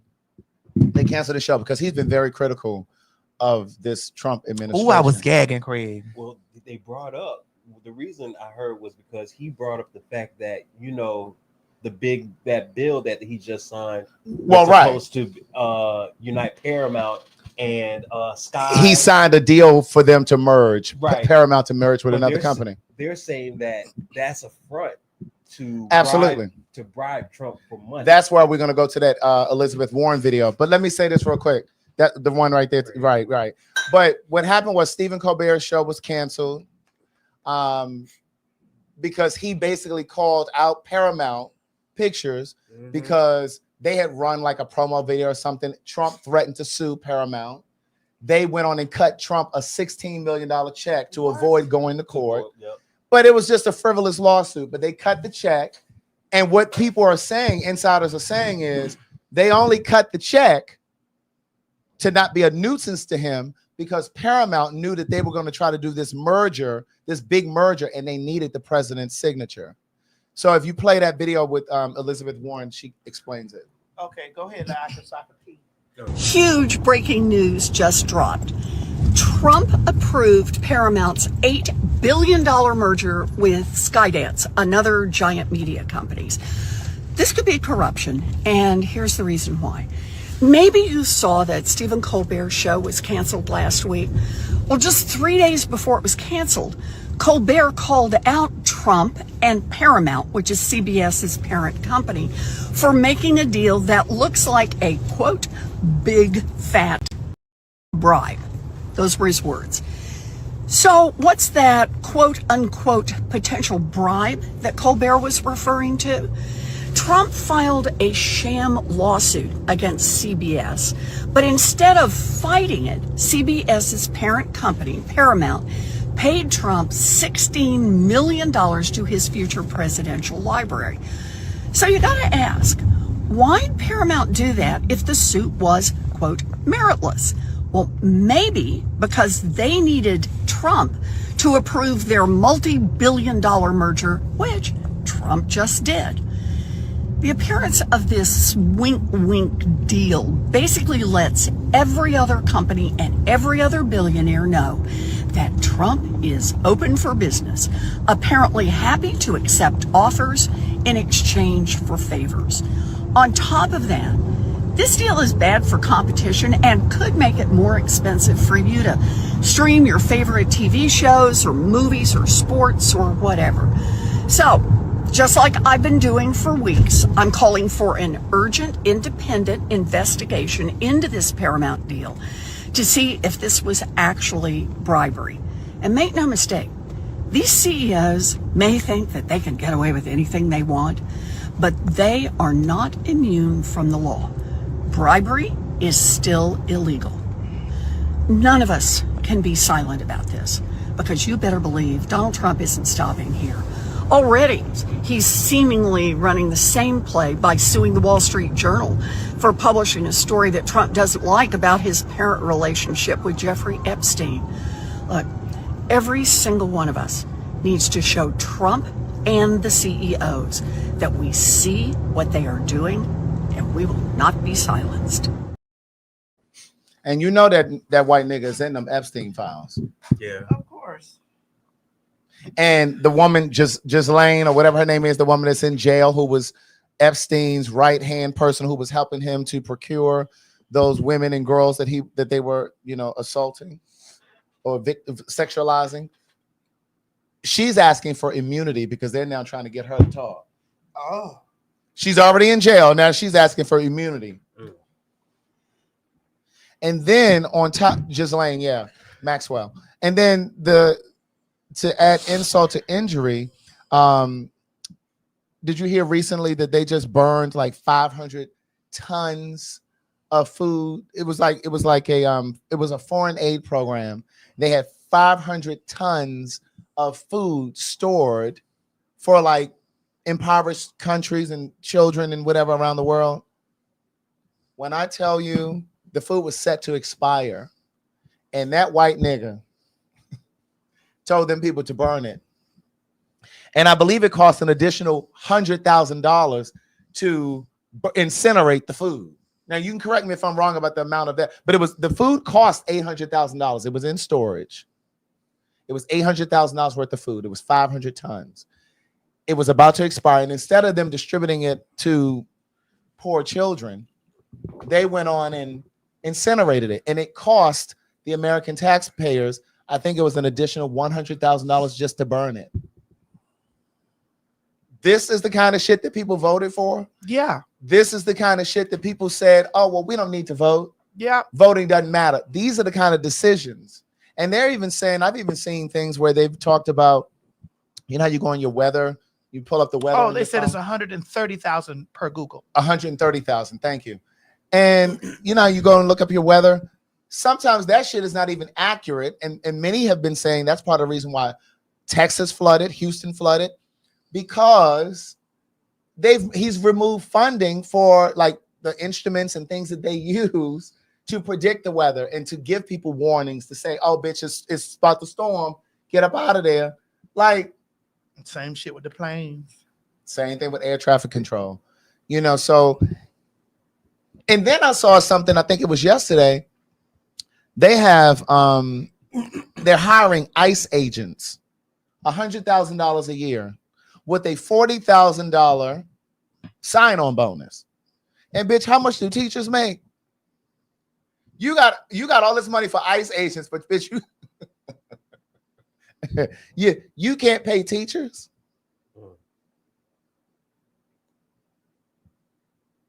You can't pay teachers, but you are hiring bounty hunters. Yes. Basically. Mr. Peach, bounty hunters. You're hiring bounty hunters for $100,000 a year and a $40,000 sign-on bonus. It's like, this is insane. Yeah. Like, it is absolutely insane. And I'm like, I believe that whatever's going on with him, this cardiovascular shit that they're trying to downplay, is obviously probably a lot. I believe it's a lot more serious than they're actually reporting, because they always try to minimize shit. But Craig, this is what people thinking, like when he goes, all the problems are going to go away. He's already put this stuff in place to uphold everything. It's kind of like he's gone, but he's not. Right, because things have already been put into motion. I mean, they've been predicting that even if things gets turned around in terms of in the way that we vote in the upcoming elections, it still could take years, maybe a decade or so before all of this is to implemented. To overturn things that he's undone. And now Arkansas got some whites only town. Have you seen that? I did. Sir, ma'am, we're not interested in being part of your town. You all need us. You all need us. In fact, I came across this video. I think I posted it on my Instagram. Let me look real quick. And it was a gentleman who said, and he's a billionaire. It's a black guy. He's a billionaire. And he talked about how this country, this economy could not make it without us. I thought I had posted that. I think it's on my Facebook. Let me look real quick. Who is that at 127? Oh, this? Yeah. Oh, talking about. Okay, here it is. Y'all ready? Yeah. Okay. And hear me clearly. This country can't survive without you. It's never happened in the history of the world. In 1950, America was 90% white. It's not my opinion, it's a fact. I'm not making a racial comment. It's math. So that means with Dr. King, Andrew Young, other people, that was a miracle. It was moral. Today, America is 40% black and brown. Within 10 years, there'll be a majority of minorities. Baby boomers, all white, wealthy, and trying to go play golf at the same time. That's what's up right now. You got more people under age 18 and over 60. You got more people over 65 than under age 18. Those who are under 18 are black and brown. This economy is 70% consumer spending. 70. Not rich people. You. Car notes, rent, conference fees, small business, payroll, small things which you control. The largest economy on the planet, $30 trillion, and it can't survive without you. So here's what I said. I've been in Fortune, I've been in Time, I've been in conferences, very conservative people. Here's what I say. It always survives this test. They don't do this. I say, I think you know what I'm going to say. Here's what I have to say. Well, say it, girl. I cut it there, but he was speaking at Bishop Jake's church. And but what he said? Well, basically he was saying that this economy cannot survive without us because we are bigger consumers. We're bigger consumers. And the reason that I brought that up was because these white people were talking about they want an all-white town in Arkansas. Baby, you can't survive without us. Y'all can't. This country cannot survive without us. I think I shared here before, and this was many years ago when I was in college. At that time, I don't know what it is now, but at that time when I was in college, if you looked at all of the money that black people in this country spent in a single year on entertainment, on clothes, cars, going out to eat, all that kind of shit, electronics, we would have been at that time the 9th wealthiest country in the world, just on the money that we spend. But see, again, it's about aligning our vision and just figuring out how to come together. You know what I mean? But we're in the position, and I part of the reason why I think some of this happens, some of this stuff is happening, is really to kind of awaken Black people, because I am starting to see. It feels like anyway, like Black people are starting to wake up and really see this economy, this society for what it is. Because I think there's always been this aspirational part of us as a people where we've always been hopeful that white people would finally just kind of see us and accept us. But what's happened is, in my opinion, white people have looked to their left and looked to their right, bitch, and there's too many of us that seem like we're close to them financially. We're in their neighborhoods. We're in their conference rooms at work. We're in their gyms. And they got scared. And it's all, no, bitch, we need to vote and move our votes because these niggas getting too close to us. You know what I'm saying? So I think that there's a wave, and it might just be a slight ripple right now, but I think that we're finally starting to awaken and not be so anticipatory of white people finally accepting us. And that goes back to the thing that I was saying earlier about the Ralph Lauren thing. Yes, I'm great. I'm glad that the Black guy is at the head of that design team, but they've always, Andre Leon Talley was at the head of Vogue. They never credited him the way they should have.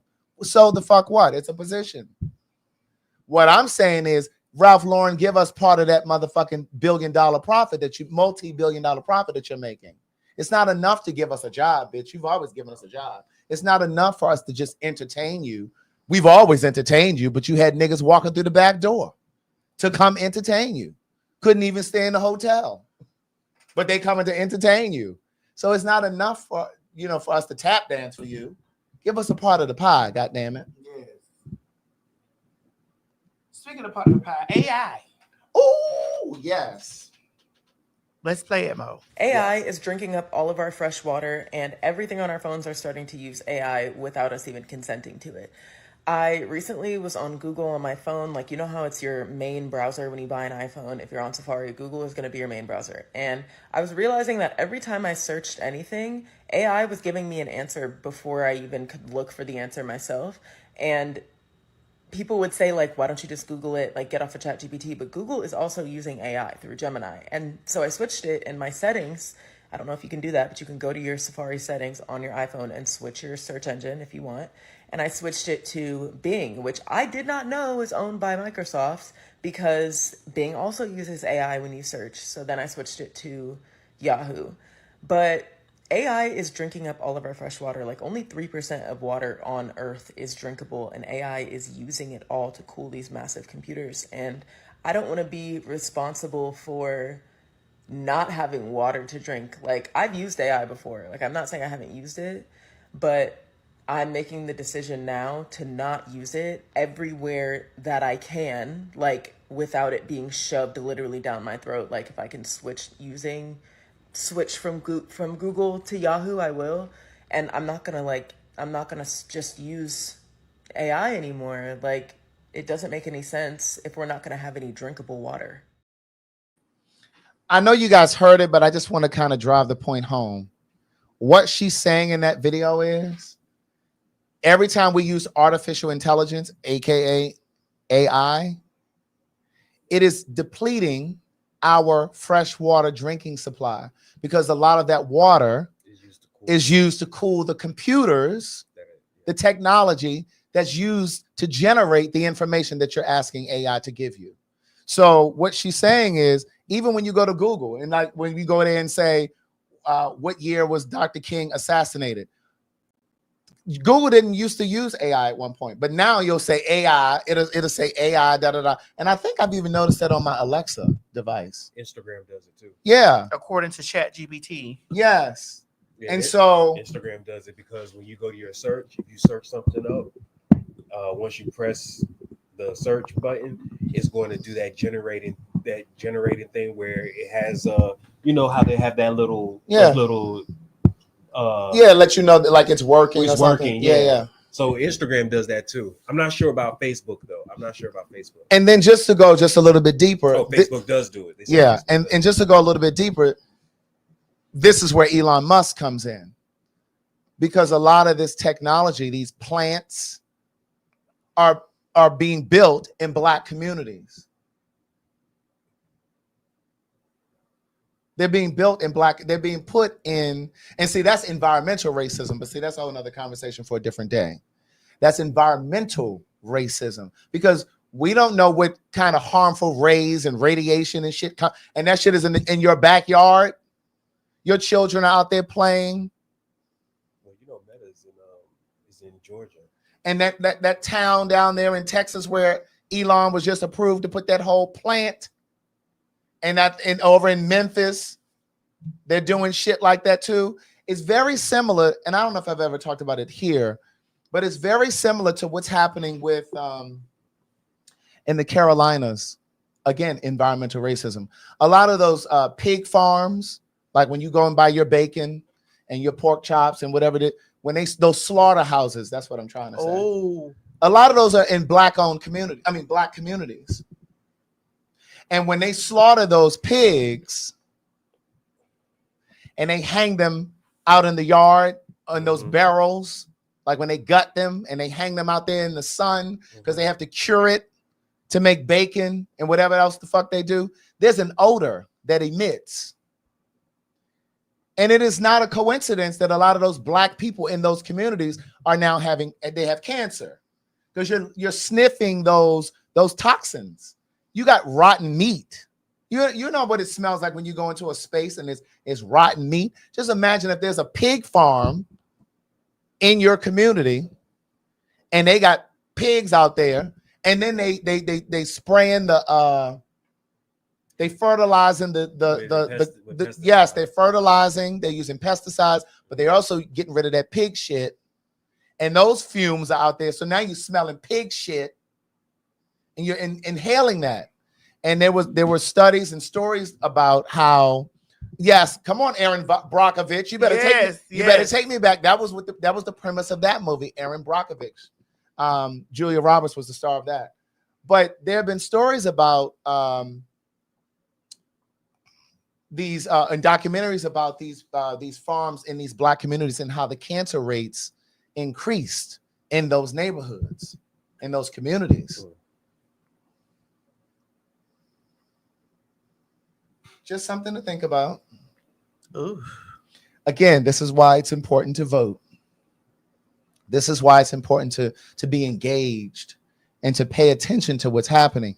We do a lot of laughing and cutting up over here, but we do our best to try to give you something to think about, something to really chew on. Right.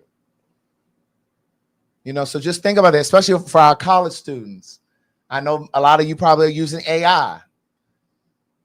You know what I mean? And you got to think about every time you use that AI, you're helping to deplete the fresh water supply, because they're using that water to cool the computer systems that they're using to generate the information. Well, why does it need fresh water? Go out there and get some of that seawater. Bitch. Because you can't put seawater inside inside machines, man. You can't let seawater run inside machines. All that goddamn salt. The machine's gonna be spitting out salt the whole time. That motherfucker get goddamn high blood pressure. Okay, somebody said Elon is building near Lemoyne Owen College in Memphis. He got something down in Texas too. I did mention Memphis. I thought I did when I was talking just now. I think you did. Okay, You did. but he's got something in Texas too. And I can't remember the area. So I know somebody in here knows what I'm talking about. But in Texas, he was approved to build down there, and it's like its own little city. It's in Austin, Texas. Thank you, Lulu. It's in Austin, Texas, but it's large enough where he has his own. It's like his own city or some shit. Oh, okay. Yes, Elon built. Yes, it passed today. See that? Where is that? Passed by it today. Here, right here. Elon built a huge plant outside of Austin, Texas. And so again, similar kind of shit. They said we fear mongering. We're not fear mongering. We're trying to educate. Trying to open your eyes. Well, since we opening people's eyes, there's some people that can't open their eyes. Who that? What? The Hogan family is asking people to stop saying Hulk Hogan is racist. So instead, we will say the deceased was racist. And now the weather. Fuck him. Malcolm Jamal Warner died this last week. That was so sad. We knew death was coming in threes. No, we're not gonna put Malcolm Jamal with them. Ozzy Osbourne, Hulk Hogan, and that motherfucker who co-authored the Project 2025. Them crackers died. Oh, three of them, they died. Them three. Oh, Malcolm wasn't with them. Oh, okay. So the Reaper's still out there for the color. Well, wow, y'all shut up. Yeah, you see, we didn't even put Hulk Hogan's picture. We just had No, we didn't give a fuck we about had that him. PSA. We didn't give a fuck about that. And I seen well, because going in, I know you're about to say it, Maddie. yeah, we seen him over there giving his. And so Marlon Wayans posted this on Threads, and he says the Hulkster, iconic, far from perfect, flawed as hell, but you and Macho Man were my favorite wrestlers. I hope y'all leg locking, or what does that say? Power driving each other in the afterlife. Glad you found Jesus before you passed. And I hope that you gave, and I hope that gave you peace. Rest well, brother. So then I was about to comment, but before I did, a black queen down there said, flawed? Motherfucker, why you always the damn one tap dancing and jigging and jigger damn booing? Damn. And it's like, I was so angry with him. This is like, check it down. Why you had to say anything at all? And see, that goes back to what I was saying before. It's like sometimes some of us are just so.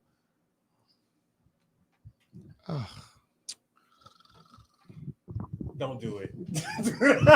don't do it. You think if Marlon Wayans died, that Hulk Hogan would have given a fuck or said anything nice about?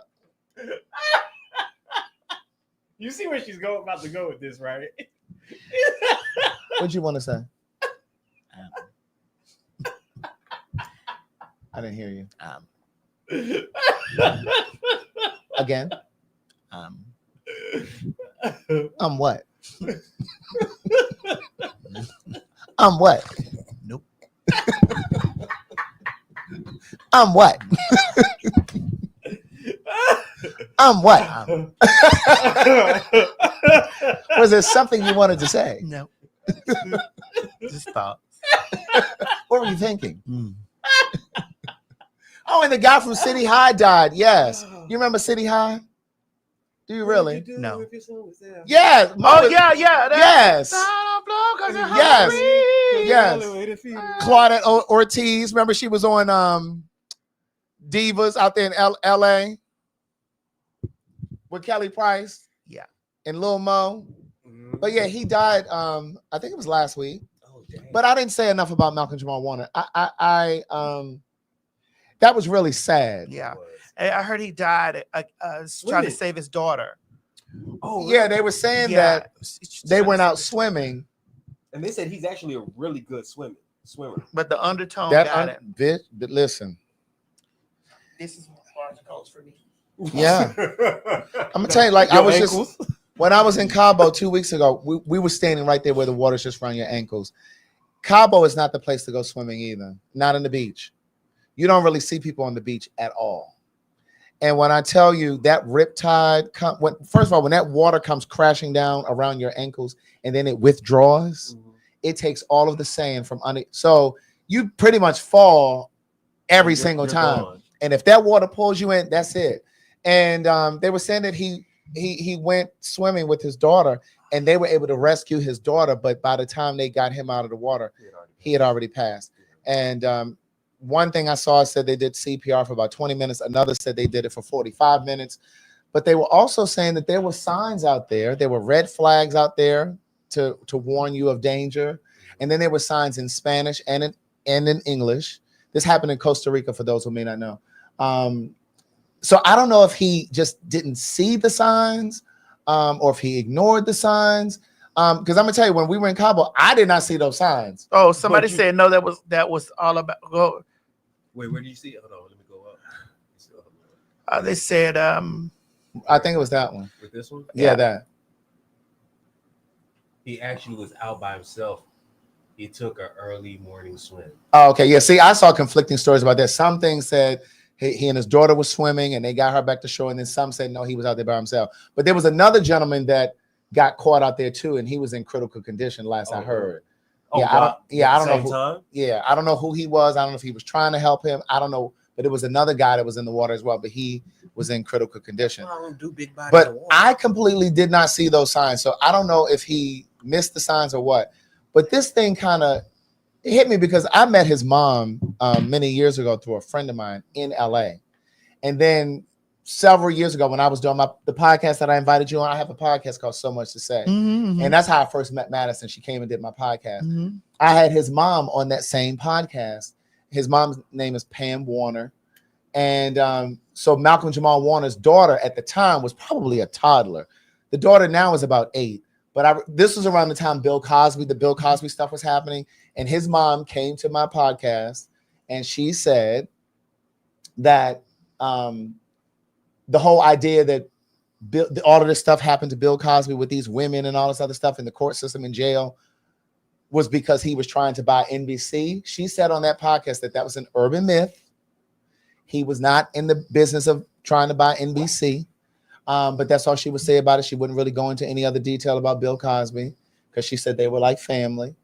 But she was here visiting in Atlanta, Malcolm Jamal, and the granddaughter, because she was very young at the time. Like I said, she's 8 now, but at the time, I think she was like 2 or 3. And so I met his mom, and I almost wanted to text her just to offer my condolences, but I didn't want to do that because I just felt like it probably would be too much. But I feel like in a month's time or two, I think I will reach out to her and just say, hey, I'm thinking about you. But what I will tell you is I have been praying for that woman ever since I got this news. And I did reach out to the friend that connected me to her. But I've been praying for her ever since because she's about 70 now. She's in good shape and all of that good stuff. But he was an only child. And I don't want to see this woman collapse under grief. Because that was an only child. That was her only child. And I was having a conversation with a friend of mine earlier today. And I was saying to her, like, sometimes when I see people on the street, whether they're out of their mind or whether they're homeless, I sometimes look at them and just wonder, like, how did you get here? Who were you before you became this person that I'm looking at today? Because I think sometimes we think that when we see a homeless person on the street or somebody who's maybe out of their mind, that's always been their story. But I thought about her, his mom, because what happens if she collapses under grief? What happens if she snaps? What happens if she loses her mind? This is why I said to you guys before, after I saw Beyonce in Houston, when I went to the Renaissance a few years ago, I started praying for Beyonce. Because it's like, when you think about the weight that woman carries, but back to Malcolm's mom, I just kept thinking, like, I hope she has a support system around her. And I know how it is sometimes after weeks or months, after people have called you and text you and said they're thinking about you, those calls end. Yeah. And that when you're in those quiet moments, that's when you lose it. You know, so I just started praying for her because I don't want her to become suicidal. I don't want her to have a nervous breakdown or whatever. And so, like I said, I'm going to wait until the dust, quote unquote, settles a little bit. And then I'm going to reach out and say, hey, I'm just thinking about you, you know, and that's it. But Regina King did post some things on her Insta story because they dated once upon a time. She just put, you got those in ammo? There was a picture of him on his motorcycle. Yeah, right here. So she posted that on her story and she put this caption at the bottom. And she said, some people leave a lasting imprint, not just for who they were, but for the energy they carried. I'm sending prayers filled with love and understanding to your family and loved ones. Rest easy, Malcolm Jamal Warner. And, you know, of course, she's experienced loss. Her son died by suicide several years ago, or however many, I don't know how many years ago, but it's been a couple of years. But yeah, so I just, I really have been thinking about his mom a lot. I really have. So yeah. Damn. I know. It's sad. And he was 54. He was only 54. Damn.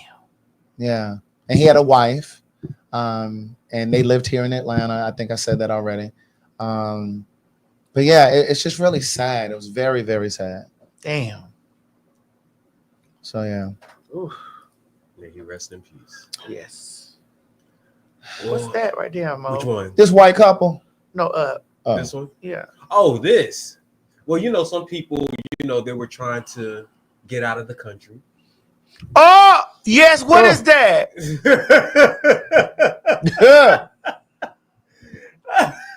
Texas dad who moved family to Russia to escape the ubiquitous propaganda reportedly sent to Ukrainian front line.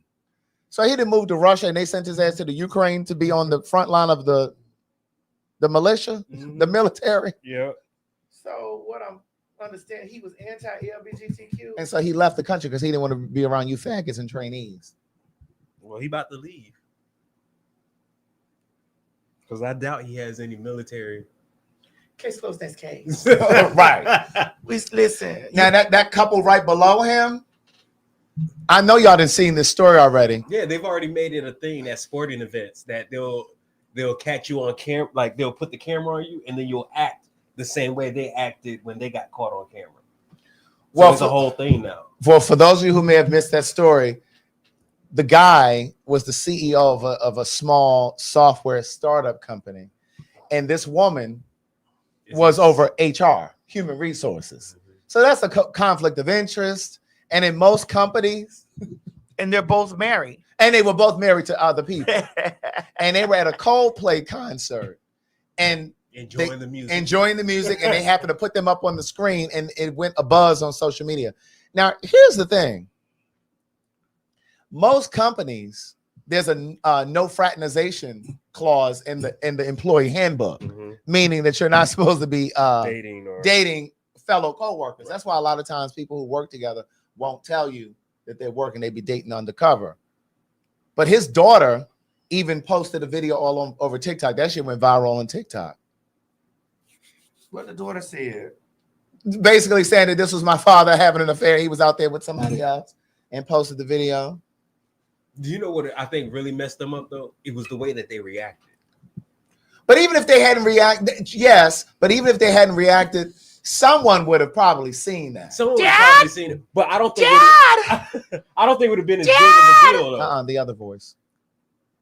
Say dad and the other voice. Dad. The other voice. I don't have one for that. I only have their voice. Dad. Mom.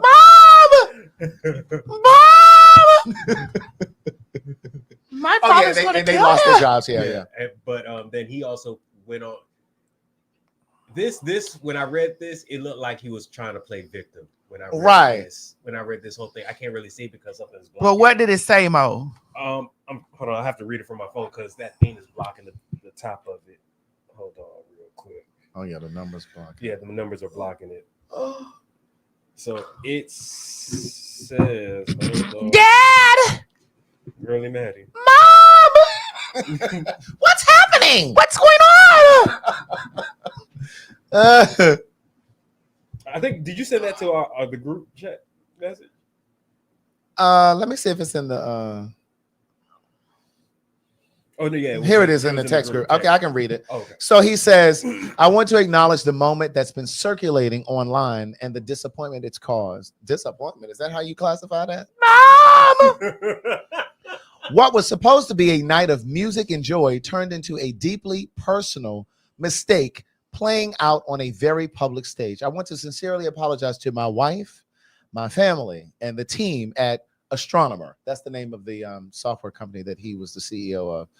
You deserve better from me as a partner, as a father, and as a leader. This is not who I want to be or how I want to represent the company I helped build. I'm taking time to reflect, to take accountability, and to figure out the next steps. Personally and professionally, I ask for privacy as I navigate that process. Mom! I also want to express how troubling it is that what should have been a private moment became public without my consent. I respect artists and entertainers, but I hope we can all think more deeply about the impact of turning someone else's life into a spectacle. First of all, bitch, nobody knew y'all was fucking. Exactly. They thought that y'all was You a cute turned your couple. own life into Y'all, a they spectacle. thought y'all was a cute couple, girl. If you didn't want nobody to see you, bitch, you should have took that bitch to a hotel. Listen, my gay mama told me this. My gay mama also said, bitch, I'm talking about Miss Eve. Miss Eve said to me, bitch, if you ashamed of doing it, don't do it. That's true. That's it. That's true. That is true. If you ashamed of doing it, don't do it, bitch. That's facts. And that goes for anything. Yep. And you know why she told me that? Why? Because that's when she built BigDickBitch.com. And I was like, girl. She said, before you do this, don't do it if you're ashamed. She said, bitch, if you shame of sucking dick and get money, don't do this. She said, what? If you shame of sucking dick and get money, don't do this. She said, what? If you shame of sucking dick and get money, don't do this. One more time. If you shame of sucking dick and get money, don't do this. The fact that you said it with the same cadence. Because that's what she said. What did she say? If you shame of sucking dick and getting money, then don't do this. I know that's right. And she meant that. She She said, bitch, before I press send, enter, and send and doing all this stuff and putting these codes together for you, bitch, you need to know this what you gonna do. Because your mom and them gonna see this. People gonna see this. Because your mom and them gonna see this. People gonna see this. Right. At least she was up front with you. That's right. She was up front with you. People gonna see this. That's foolish to think that nobody's gonna see it. You're at a concert, sir. And then With he your made girl. And he made it seem like it was the event's fault. Right. For you with the screen. Now you mad with Coldplay. All they looking at is two couples. Right. And your kids are home. They don't know you living in sin. Mom. Dad, no. They didn't know. They didn't know you straights were living in sin. Right. That is on Fornicating, fucking Right. on, fucking and loving one another. Adultering. Oh, they said the letter was written by AI. You fucking up our water system. Dad. Was that Caitlin? Dad. Mom. Mom.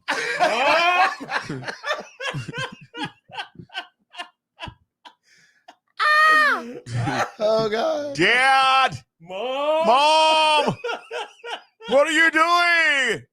You know those cadences are too different. Yes. Dad and mom are too different. Dad. Mom. Mom. It's true. Hi guys. Hi. What are you doing on TV? You didn't even say hi. So it said, Father. Father, please. Please, Father. Oh God. Oh, Father God. dear God. Yo, there's something I want to talk about in there, honey. It was not that yet. Okay. What's up? Go down. Was it this one? Go down. It was something. Go down. Go down. What, the Angela Yee thing? It was something. What they did. Go to the videos. No. I didn't put the video for that one in there. I want to go to that 101 right there. That one. Girl, yes. So you took the sound off this? Yeah, I did. Okay. So this girl, click the video. So this girl, I tell y'all hoes to go through these niggas' phone.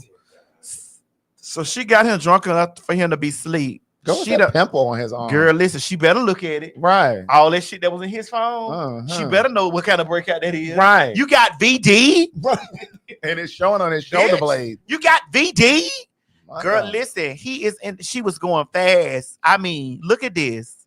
Sending messages, hearts, girls, Apple paying money to bitches, somebody pregnant. Oh, he was Apple paying? Yes, look at this. Look at this stuff. I mean, And some of them girls weren't even responding. Well, you said somebody pregnant. Look at this. Look. I needed her to slow the video down though, so we could read some. Look of at those this, sending messages. money. Girl.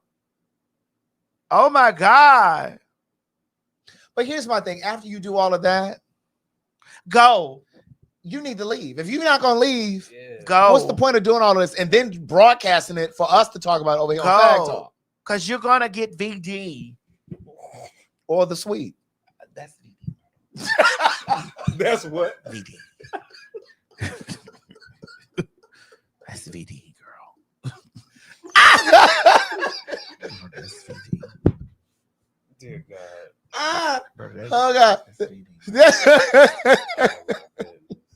That's what the VD is. Someone said a whole pot of grits. No. Just leave. Yeah, well, no, you grits and leave. No, you don't got to grits. Yeah, ain't you gotta- grits. No, you don't got to grits. Yeah, because that was my $25 you sent over there, bitch.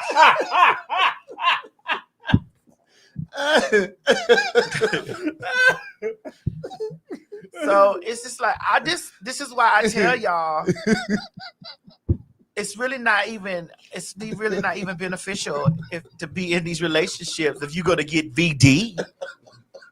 You got VD. That word is just so funny. VD. VD. Oh my God. Was it Keisha? They're right. Right. Was it Keisha? Right. No, bitch, it wasn't Keisha. It was Walter. Well, he said, Walter, I ain't gay. I got my shot. Boom. You got it from Walter. Right. VD. So this is what makes me very apprehensive about, being like, I just don't feel like being deeply committed. I feel like liking the things for what they are, which is the good times. That's all I want. The bad times start checking in. I start checking out. Yeah.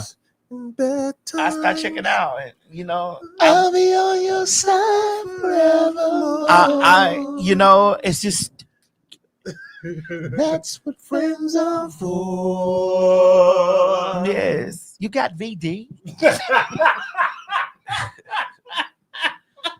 I don't know. It's too much of this stuff going on. Like everybody's okay with it. It's just like, I don't understand why men get over there because, again, I know, Mo, this is not going to resonate well with you. I knew you were going to say something because that's all you look at. I know it was not going to resonate well with you.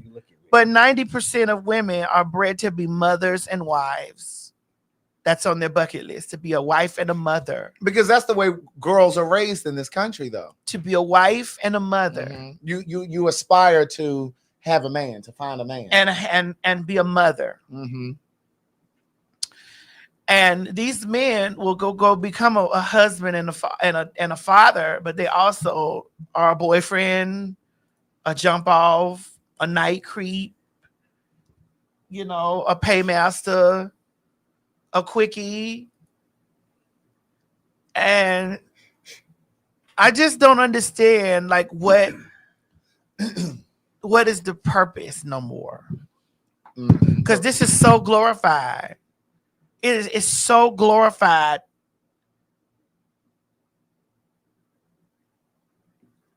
And this is the perfect segue for that conversation that Angela Yee had on her podcast. I'm gonna play it over here. Yeah, no, I have the screenshot. Oh, okay. Right there. You got it already? Yeah, it's up there. Where the damn podcast? It should be in the group chat. Oh, here it is. I got it. Tell me and I keep a secret, no judgment. I wanted to tell my wife 2 secret kids that she don't know about. You have 2 secret kids? Yeah. How old? One is 15, one is 18. Wait, 15 and 18? Was this before her or during her? This is during her. While I was with her, I had this relationship. So Wait. I'm still with the lady too. So I'm with both of them at the same time. Wow. And how long have you been with your wife that you got a 15-year-old and an 18-year-old? I've been with her over 20 years. Over 20 years. So the other woman that has the kids, she was okay with that situation. She don't know neither. Wait. How did you manage what to type do of 007 life are you living? How did you manage to do that? Well, the type of job I got, I'm always gone. So a truck driver? They don't know. Yeah, I'm like a truck driver. Like what he said, I'm not giving you too much information. So you're planning to tell both of the women or just your wife? I think I should tell both of them. I think it's time. One lives on the other side of town and one. It's bedtime. It's 18 years. So wait, hold on. You said one lives on the other side of town? Yeah, so one lives on the west side and the other girl lives on the east side. What is this, in Detroit? So I live upstate New York. Oh, upstate New York. Okay. Rochester, New York. Ooh, okay. Well, good luck with that one. That is a huge. 20. That's who did you spend holidays with? Yeah. Holidays, I'll be working. He said none of the kids get them. Are those the only 2 women that you were with during this period of time, or were there others? No, just them two. It's too much time. That's too much stress. A lot of work. And I did spend holidays, but I'll kind of like break it up. Are you with the kids? Like, are you like spending time with the kids? Know me, yeah. My kids know me, but I have 5 kids with my wife, and they don't know they brothers and sisters. So you have 5 kids with the wife, and then you got 2 kids with the other one. So why did you decide now is the time that you want to kind of put it all on the table? My kids are getting older and they might know each other, you know. So I think it's time. They probably do know each other. If you're in a small go town, to school together. Yeah, they probably go to. Yeah, you should definitely let them know because you don't want one them of to my daughters says she know one of my other daughters, but she don't know that they're sisters, right? Do they look alike? Right. Like, can you tell? All my kids look alike. Sheesh. Well, good luck. What do you think is going to happen if you had to predict knowing these women the way you do? It's going to be problems. Rightfully so. Rightfully, 18 years of cheating is crazy. But thank you guys. What you think I should do though? I mean, you got to. You're going to tell them. Yeah. I mean, I think it's important. Like you said, the kids are going to know each other. At some point, they do a DNA test. They're going to find out. Yeah, they're going to find out anyway. Yeah, so you're just going to have to tell them. All right. Well, good luck. You want to tell? You can take that down, Mom. Now, aside from the fact that he ain't shit He said, "What do you think?" for being with that woman for 20 years and having an affair for the better part of those 20 years, 2 separate families, it just gives credence to what I've said sitting here before about the whole slave mentality, vestiges of slavery that we still see today. And I remember sitting right here saying that you got niggas with kids in one part of town, another kid in the cross town. It's the same plantation mentality, right? Not only did you rob this woman of 20 years of her life, and I think, what did he say, 15 or 18 years of the other lady's My wife? God, yes. But what about those children? He said 2 of the little girls know each other, but they don't know that they're sisters. Do you think about the damage, the collateral damage that those kids will experience? That's no better than kids who grow up thinking that their father is one person, and then they find out at 30 that the father was actually somebody else. Like, I just think that, I don't think that people really think. And I've said this before, I don't know if the motherfucking pandemic has done something to people's minds, if it's a combination of the pandemic, technology, social media, just a lack of integrity.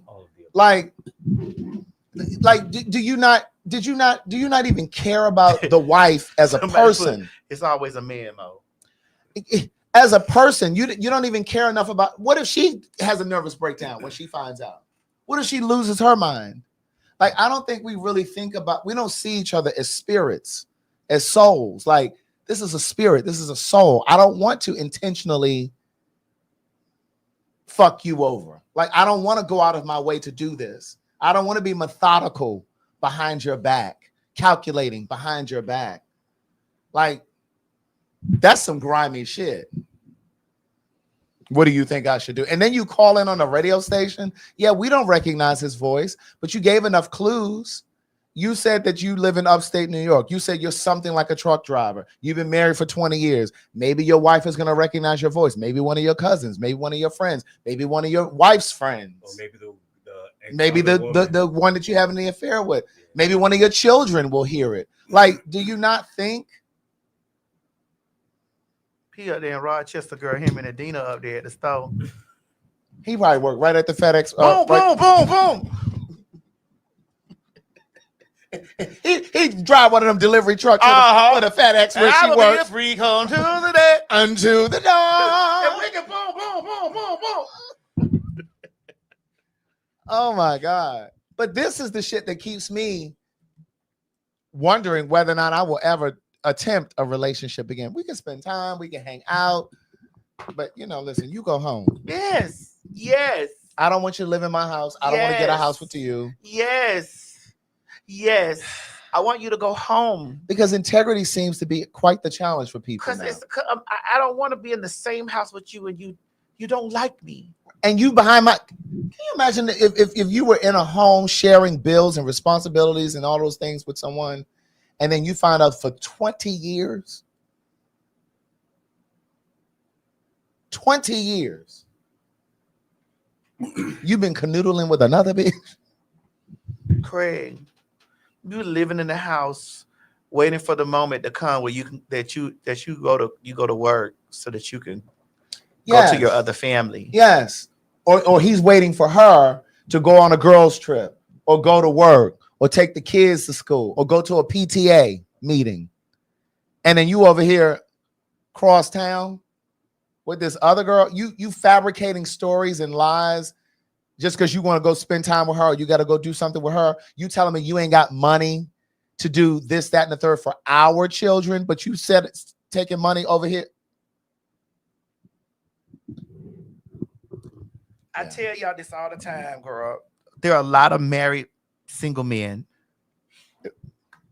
Say that again. There are lots of married single men. And that's why y'all bitches that felt some type of way about me telling y'all about prep, you should be ashamed of yourself to act like this is not rampant in our community. That this is not rampant. Like every other person, every other story, every other skit, every other day, I see something about it. Is there more in there, Mo? Didn't I give you something else? Every other day, every other skit, every other something, every other, I'll be like, oh my God, what the fuck?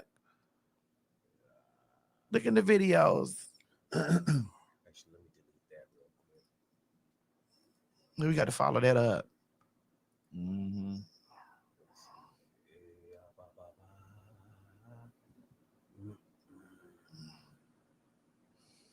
What's that? That we talked about this one. This one is something completely different. It's just like every other day, like every other video, every other something, every other. So, is it okay if I play something real quick and see what it is? What is it? Hey y'all, what's up? So a lot. Oh yeah, we gotta talk about it. Okay, I wasn't sure. Yeah, but it's like every other thing. It's just like every other all the time. I'm like, girl, and y'all still be over here, my man. I'll be like, girl, stop this. Stop this. I'm not telling you to, I'm just telling you to keep your head on a swivel. Embrace yourself. Always brace yourself for impact. Always. I don't give a fuck who you with. Always brace yourself for impact. Always. Keep your seatbelt on. Strap in.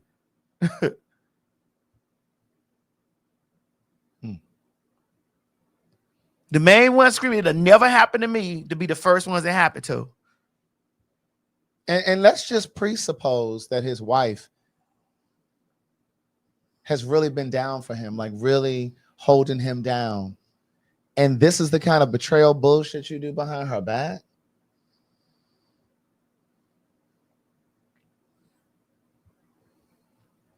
That's crazy. I weep for y'all. I weep for y'all that have put this. Let me see the comments, Craig. I weep for y'all that have this. That are. I'm hopeless. I'm a hopeless romantic. And I'm not saying. And I weep for y'all that give it all.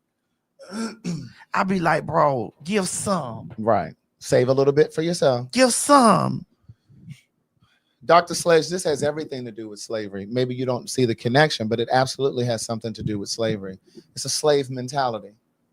I don't feel like going through the example again of how slaves were used and bred, but you see that same variations of that same behavior now. Men having children with multiple women in the same community, the same neighborhoods, the same cities, across the town. And then going back to this example of this gentleman who was just talking, two of those girls are around the same age, he said. What happens when they graduate high school or they got prom and they land on the same day? Whose graduation or prom you going to? You gonna wait till then you gonna tell them? Is that how they're gonna find out?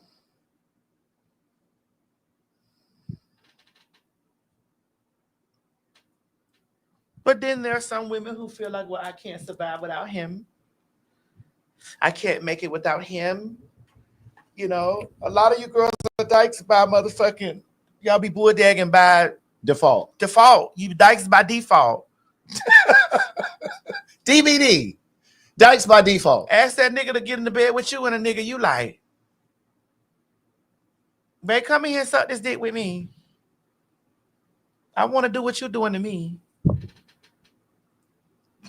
I want to have an equal relationship. I want to ride around with my nigga in the car on the other side of town going on dates and stuff. Laying up fucking me in the morning time. I want to do that. Why you get to be the only one do that? I want to be in the inbox talking to me, and they be talking to me, telling me I'm pretty. You told me I gained weight. 4 men told me I was pretty. They'll lift that. They'll bend my fat ass over. Well, but you want me in the gym. I'm gonna go to the gym, but it's 2 niggas want to meet me down there. Can I meet them? I don't want to never be so occupied or never be so, they be more occupied than me. Mm-hmm.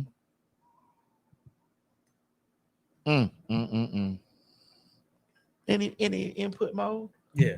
Okay. Oh, you talk any input in this? About that. I mean, it is what it is. People are going to do what they want to do. I mean, no matter how much. Why do niggas be with bitches and won't go? Just go. Cause you find you a simp that's gonna let you do what you need to do. Cause in her heart and her guts, cause her guts told her to go to that phone. Cause you been acting funny. Her guts told her the motherfucking instincts never lie. Her guts told her this. Instincts never lie. Why do men not just tell a bitch, I don't really fuck with you like that? Because she offered some level of security for him, some level of stability for him. I don't really fuck with you like that. Can we just live together and we go and come out the house together? You know what I'm saying? We ain't really got to tell nobody we don't really fuck with each other like that, but get you a little boo. Get you a little boo. Cause I got a few. Get you a little boo. I mean, people gonna do whatever they want to do, whatever makes them happy. I don't think people think about other people.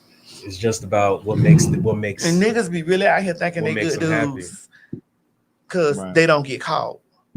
Or they don't bring no baby home. Guys get caught a lot. No, or they think that because they're paying the bills at the house that gives them license to do what they want out in the streets. Oh, I ain't bringing home no baby. Long as I don't bring home no baby. Yeah.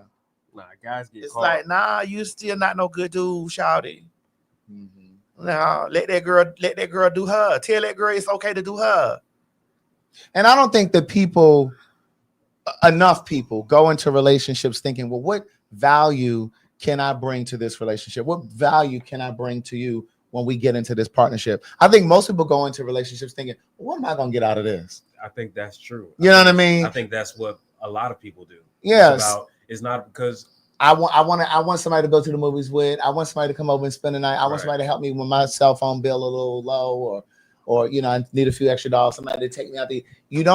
It's rare that I hear people talking about what value they can bring into a relationship. What they want to offer someone else. I think it's because people are worried about I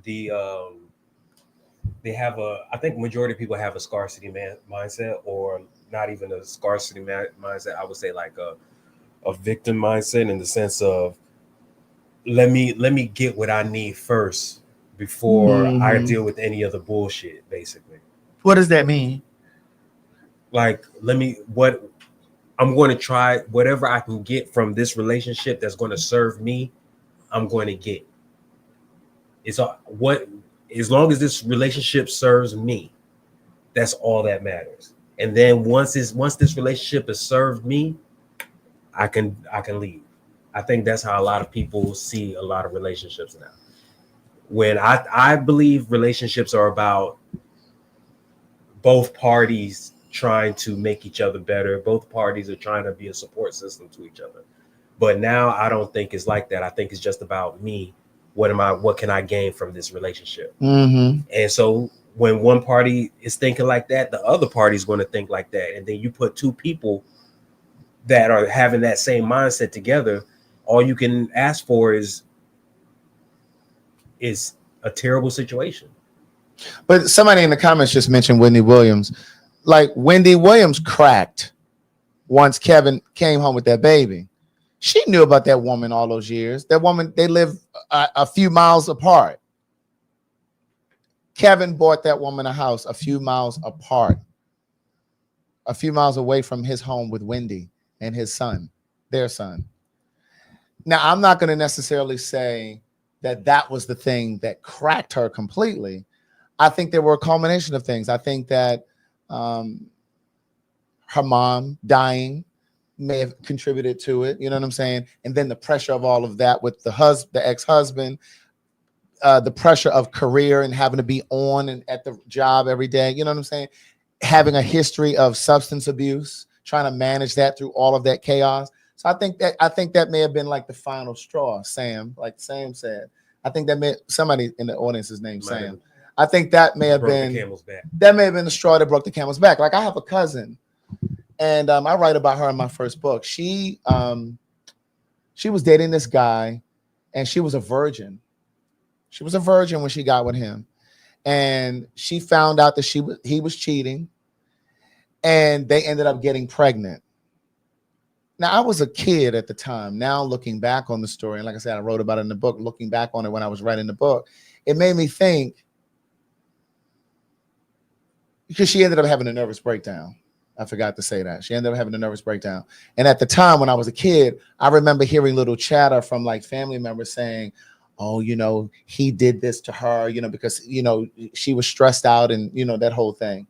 And that was the thing that made her crack. But looking back, she was putting herself through college. She was by herself. She was putting herself through college. She was working full time. And then she had gotten pregnant. They had gotten pregnant because in my mind, looking back, I think that she may have gotten pregnant with hopes of keeping him or getting him to act right. Because, a lot of women will do that. They think that that'll get a man to straighten up. And I think the pressure of being a college student, paying for herself, working full time, trying to manage and keep her head above water in this relationship, and then being a mom, I think all of those things combined caused her to have the nervous breakdown. I think sometimes the plate can just get too full.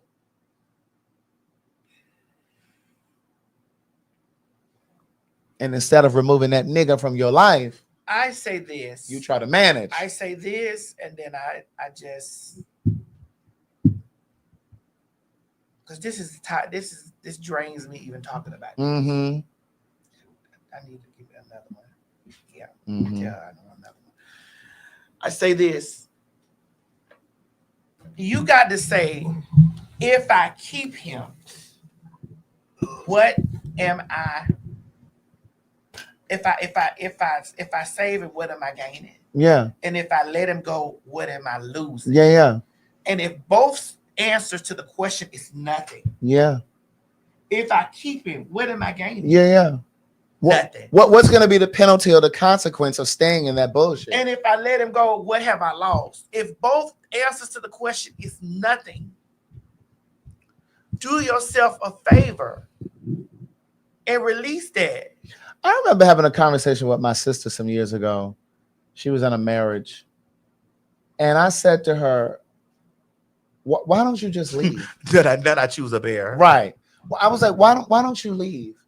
And she's like, well, because my vows and, God doesn't believe in divorce. I said, but he also don't believe in you sitting there being a fool while a motherfucker walk all over you. But I said, think about it from this perspective.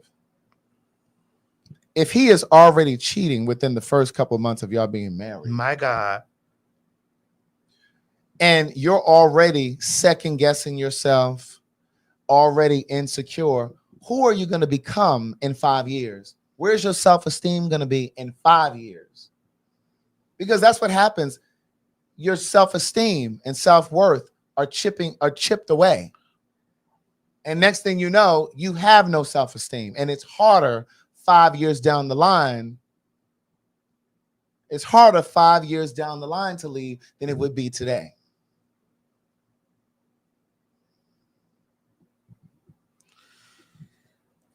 She said she gonna do it.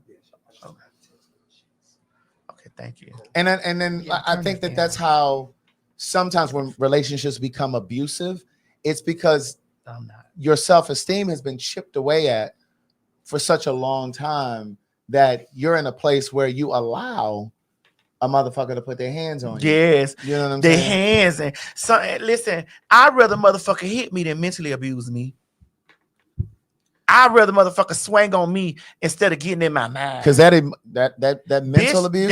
That I would rather you hit me, bitch, because I know I'm twirling with you, bitch. That's the hardest I thing. know me and you finna tear that motherfucker up. I know we finna physically abuse each other. But that mental, that doing stupid ass shit, like, so you out here doing all this shit and then you blaming fucking me? That's that mental shit.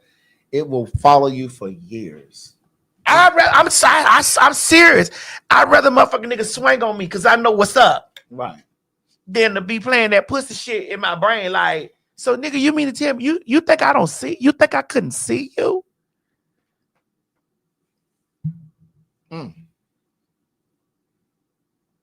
You think I can't see you? I told somebody the worst times of my life is when the worst periods of my life is when I was in a relationship. Really? It was the worst times of my life when I was in a relationship. In that aspect. Now my relationships are different. Yeah. Because, bitch, I'm to be worshipped and serviced. I'm to be serviced.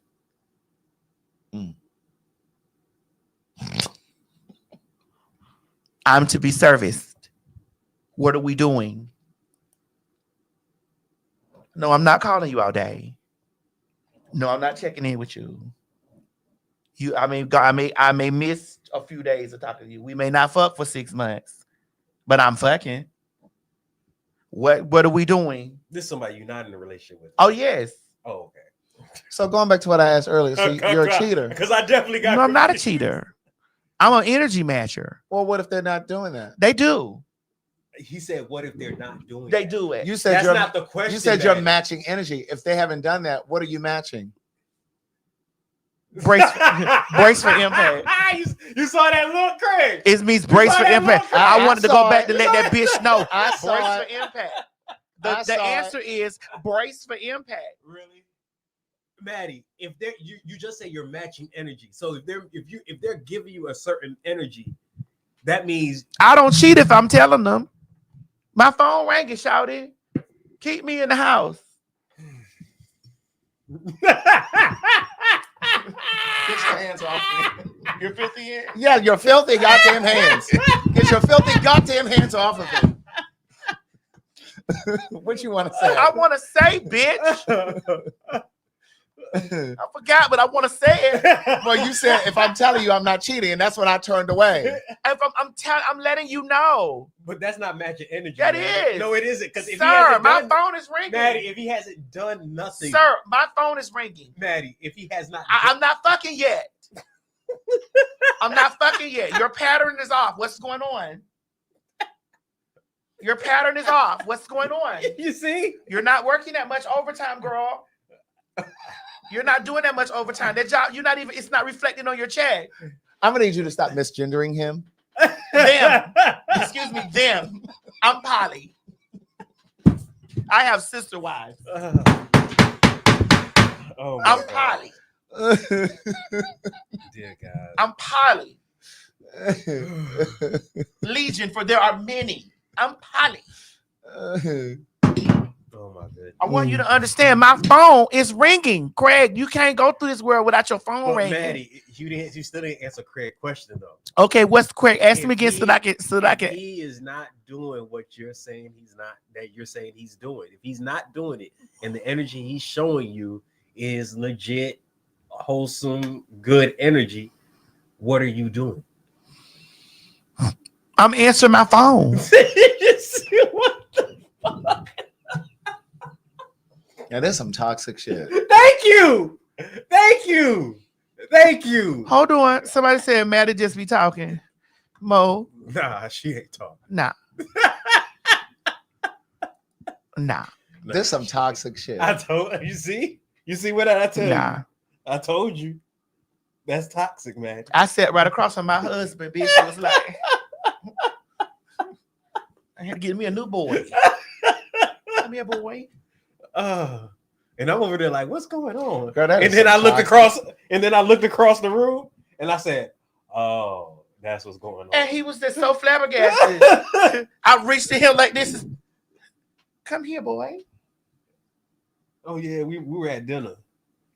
Come here, boy. Come here. You know, like she wasn't saying it. I out wasn't loud. saying it. She was just it was just. I was invoking the spirit on him. But she was mouthing it. And She it was wasn't rattling to take. His back was turned. He turned around very much so like.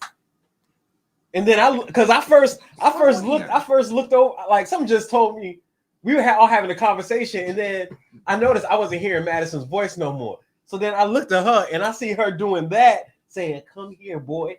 And then I looked across the restaurant and I was like, "Oh, he's already." Who trapped. else was at the table?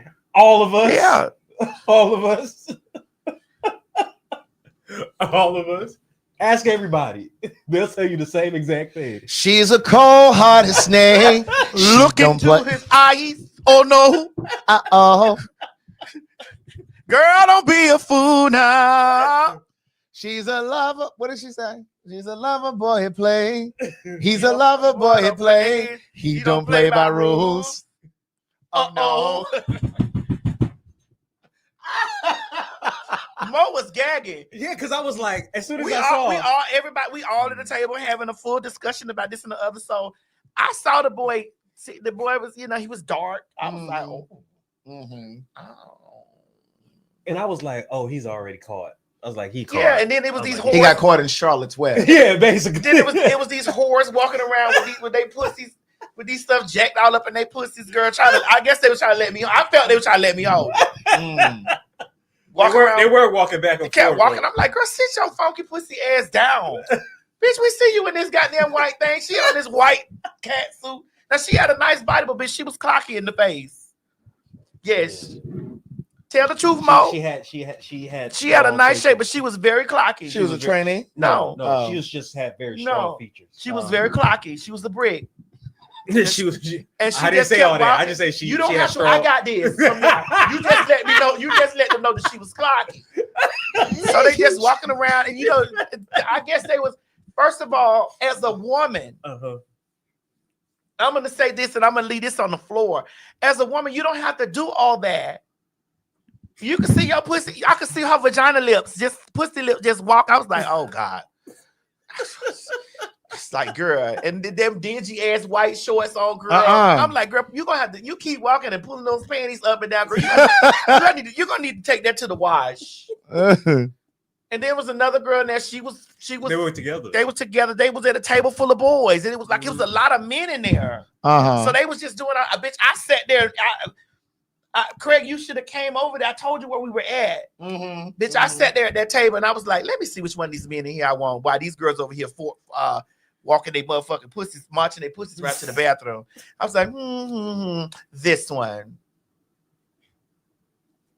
I stuck my finger in that water, bitch. She went to the bathroom. He stood up. I stuck my finger in that water. And then had his homeboy trying to listen. What was this?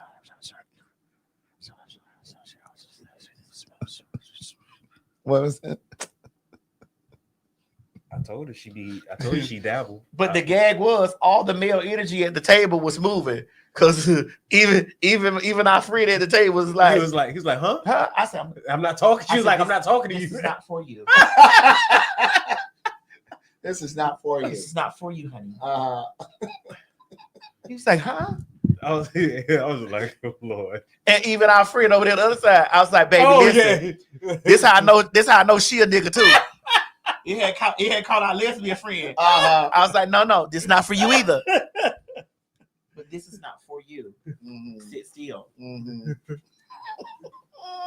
And so the boy was like, "What is going on?" It was just so much energy to the table. I was like, Right. yeah, And I just was sitting there. Every time he focused at the table, I would get in conversation with everybody else. Right. And then she went to the bathroom. Then I was like, "Excuse me, gee, I need to use the bathroom. Excuse me," because I finally had to pee this time. Now I got my big fat ass up and went over to the bathroom, honey. Bitch, and when I came out of the motherfucking bathroom, he had his friend distracted. He had G over there distracted, bitch. His friend was over there distracted G, bitch. And so Molden was over there just falling out. And instead of me falling into the trap, I said, you know what I'm gonna do? I'm gonna stay here and talk with. I'm gonna be right here with G in this. So I'm just talking. And I walked right past him like I didn't see him. And then I sat down and was like, right.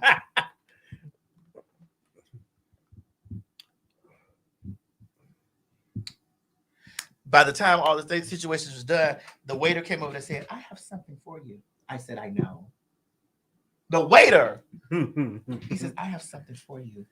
And paid him a good tip. The gentleman gave me money to give this to you. I said, "I know." Wow. I said, "I know." I told him to do that here at the table. Here at the table. While those girls was walking their motherfucking mangy pussies all up and down there.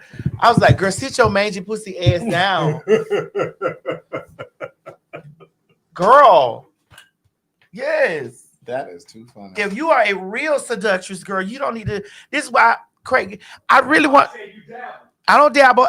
It's just attached to me. I really want you to understand, Craig. Yes, I struggle with weight up and down, but I am definitely not intimidated by nothing. Right. You do know that, don't you? I tell you this constantly. But I think that's the misconception about plus size women, period. I think there's a misconception that a lot of people who are not plus size, they think that most plus size women have challenges getting men. Yes. I'm like, bitch, I am mugged. I went to high school with some heavy girls and they stayed getting dick. Bitch, I am mugged. Yeah.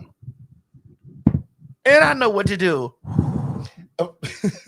And also, straight black men, thank you, they don't really care about the superficial shit. That no fats, no feelings. Right. They don't That's some faggotry. Right. That's why when those faggots be over there reading me about this and that, I'm like, baby, listen. Yeah. The dicks that you salivate over have paid everybody's not interested in the gym body. Have paid a numerous bill in this motherfucking crib, bitch. Mm-hmm. By command. Right. I'm just not like the rest of the girls that be out there, which we gonna. Well, I don't want to. I want to talk about this, but I don't want to say she's a girl that does it. So did you see the Cherry incident? I never really talk about Cherry. I never really talk about Cherry stuff on the show. I know, but I'm gonna talk about it today. Why weren't you going? Why have you never talked before? Well, because I very much so. I respect her, mm-hmm. and I also just watch from a distance. I really don't never dabble in having a conversation. But my thing is with. But why? Well, because I have conflicted views on it. Things you disagree with her on? No, things that I agree. Oh, okay. That I agree, actually. Uh-huh. And so you don't talk about it because? Well, I don't really talk about it because I don't want her, because there are little parts that I might be like, well, I wouldn't have done it this way, but I don't want her to think that I'm, or feel just like with Laverne, like I'm very careful with people who I'm good Judy's with, because I can pick up the phone and call them. Mm-hmm. But I watched this last incident with Cherry and this gentleman. And I said, you got to be a nigga with some big ass nuts to play with Cherry. Why you say that? You got to be a nigga with some balls. Or either they just don't know that they shouldn't play with her. Bitch, they know, because bitch, the boom dooms them. What did she do? Oh, honey. We don't have none of the assets. We don't have any of the assets. assets. But bitch, Miss Cherry does not play with those men. And I just be like, how do y'all play with this girl? Y'all know this girl y'all know this girl is gonna crack y'all skulls wide open on the internet. Right. Y'all know she gonna put your phone number, your address. She's gonna put your wife's name. She's gonna put your banking information. She's going to dox you, bitch. It's just what it's gonna be. Yeah. And so my thing is, you have to have some very, very, very Bitch, coconuts. You got to have coconuts in your boxer briefs. Bitch, to play any fuck hostro games with Cherry. So tell them what happened. Well, I watched her. And it's Cherry the Boom, for those of you who are in the comments asking who is Cherry. So I watched her, a gentleman call fraud on her account for, I think it was about $3,000. From what I was gathering was he had been sending her money, you know, and for her to come see him, but it was her birthday and she went on her birthday trip first and she was going to come see him after. And so what she did was, bitch, I just saw him plastered everywhere. I woke up and he was plastered. I was like, oh dear God. I saw his phone number. I saw the Apple Pay. The Apple Pay. I mean the Zelle. I saw his phone number. I saw the Zelle. I saw the monetary transactions. I saw text the conversation. text conversation. I saw her number. She blitzed social media. I was like, oh. And I said to myself, sir, why would you play with this lady? And so they took her money. He called him. He got his money back from. He paid her and then got the money. He back. got the money back. Disputed it. He got the money back from Navy Federal, and Navy Federal closed her account. Oh, I didn't know that part. Yes, they closed her account. Navy Federal closed her account, and she was like, "Girl, why would y'all close my account?" And this man is fraudulently reporting. Yeah. You know, she says, "I have messages, I have text, I have communication that this man was paying me, you know, for a service, whatever the service is, right. You know." Now here they closed her account permanently with money in it. Right.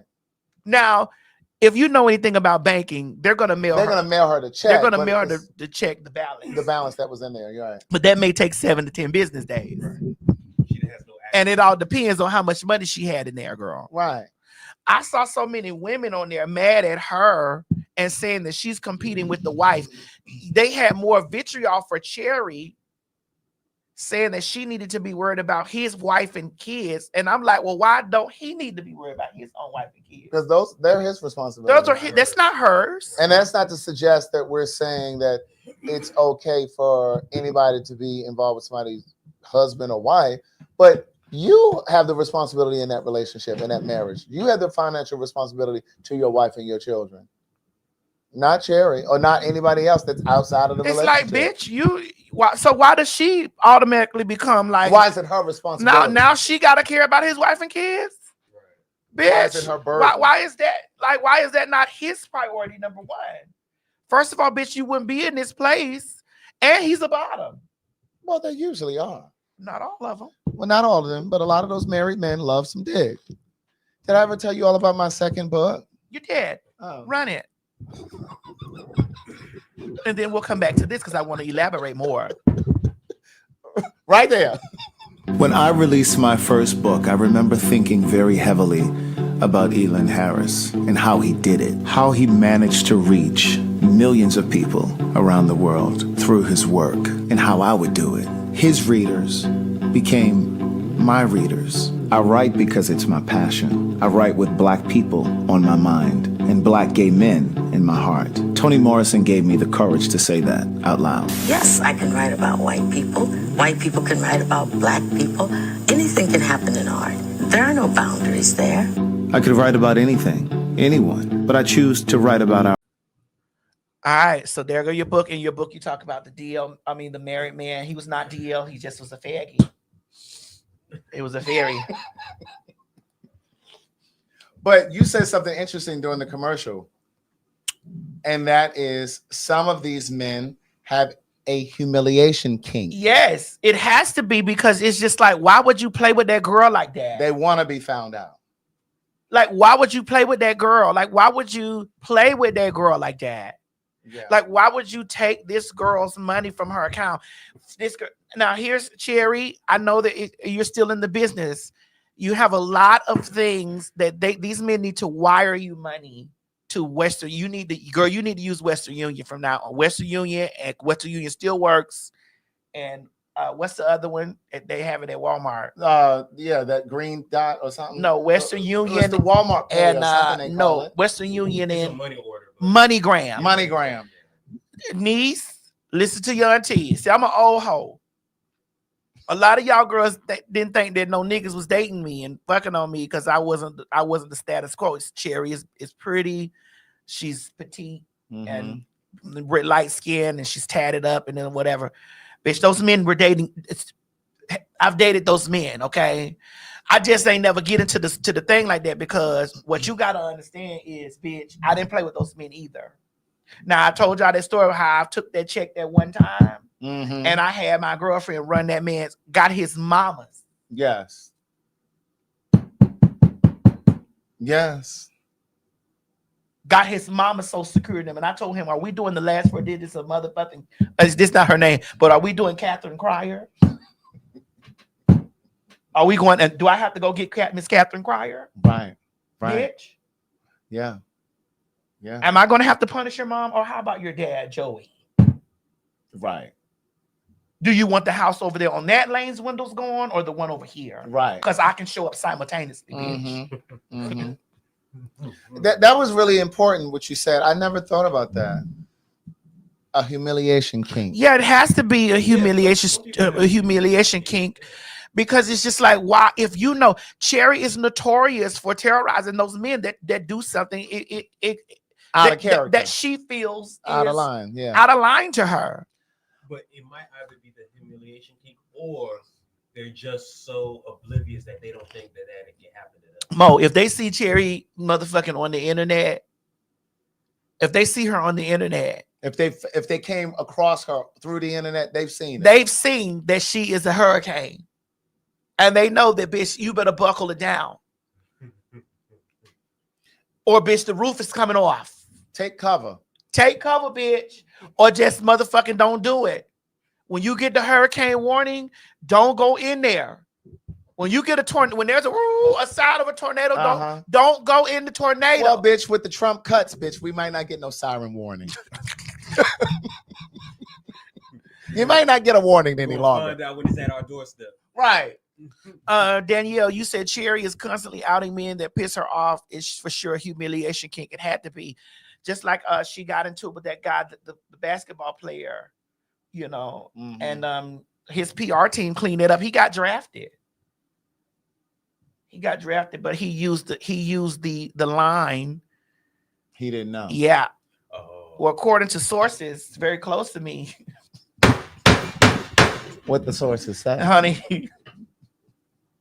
What's in your bottom? You lick the tip. You just need one lick. That's the game that they all play. Right. And I get very upset with that. That's the game that they all play. And people are so ready to believe that. They're so ready to believe that, well, he didn't know because you know, but then I always pose back to the question. Yeah. Y'all always saying that y'all could clock us miles away. So how didn't you know? So it is very confusing to me. When when from the top of the highest mountains, you all scream, look at the shoulders, look at the back, look at the neck, look at the earlobes, look at the kneecaps, look at the toe bit, look at the fingernails, look at it's this. Like, I know. So I know a blind man could see, oh, there's no way you.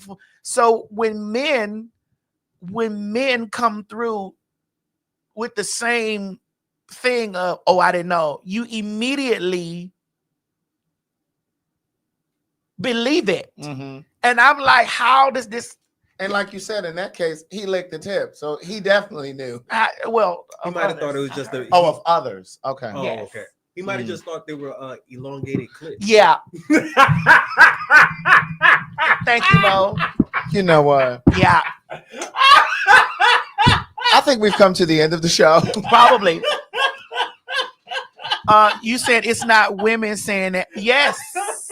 Queen of Hearts. Yes.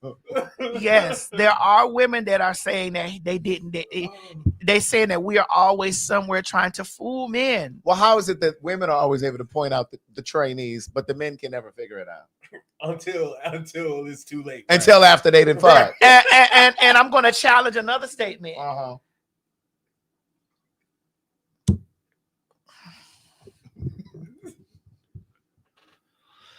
There's no way that a man and a woman looks alike.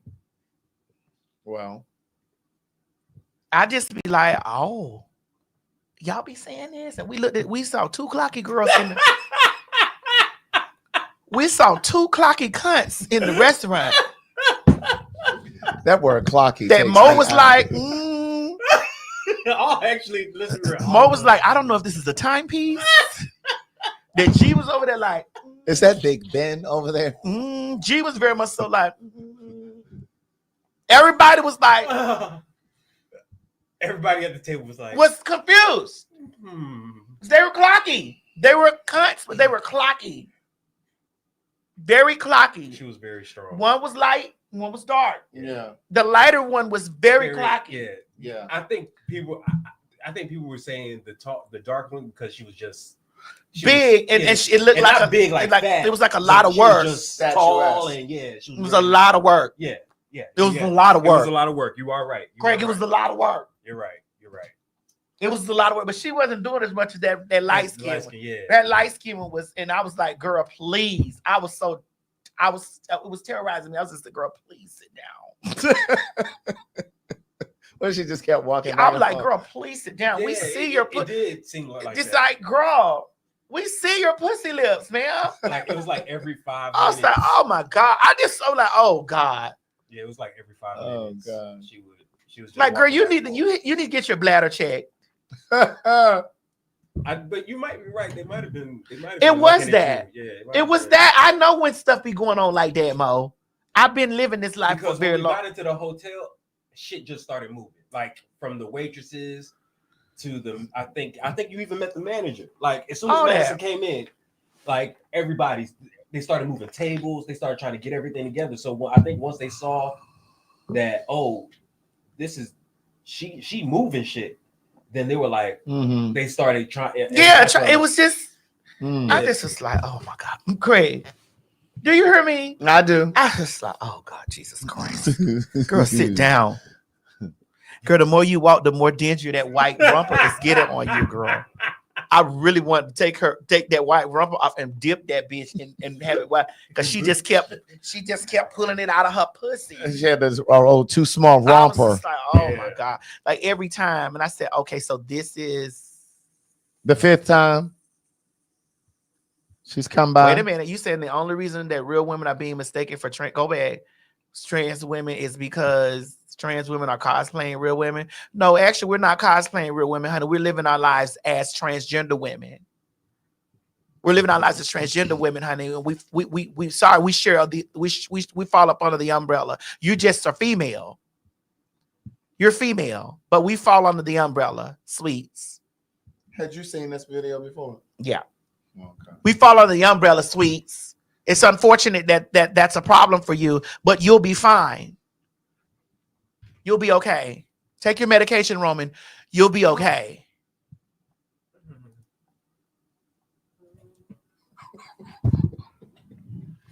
You'll be all right.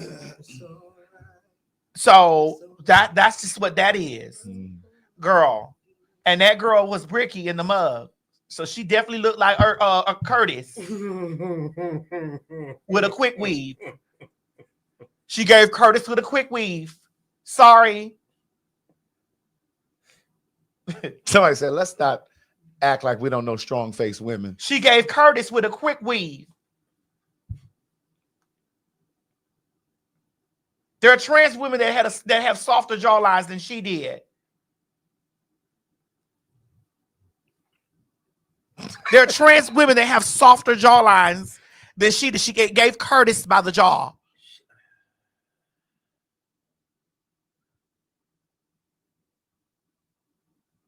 Somebody said Eddie Long with a wig. No, she did have that crimson chin. It was definitely crimson chin. Because we were sitting at the table like, oh, she did. And Mo, and listen, when the real men The real men. Hey, Why you gotta do it like that? when the real men at the table and the lesbian was like,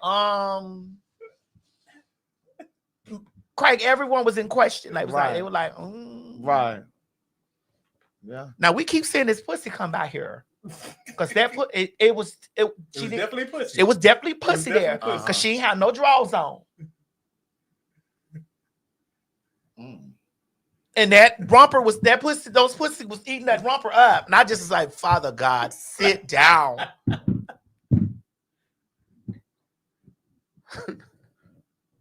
We were all at the table saying,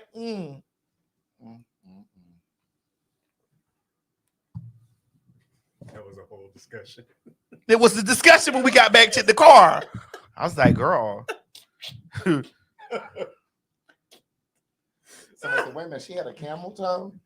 Bitch, that was a moose knuckle. That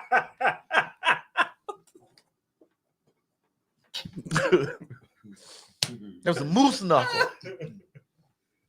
Yeah, because that it was out. It was out. It was out. Cause I looked over there at y'all like I was doing like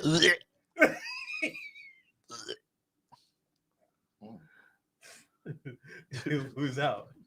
That moose knuckle was tiptoeing. I kept saying, sit down. That moose knuckle was tiptoeing in his heels. It was. And so I was so boy, me. It was shaking. Mo was like, Maddie, what is you doing? Oh, okay. And that's what happened because I just looked across the table and I looked across the restaurant and I was like, oh, that's why she doing that. I was like, oh yeah, he's enthralled. He's already enthralled. That's how you were looking.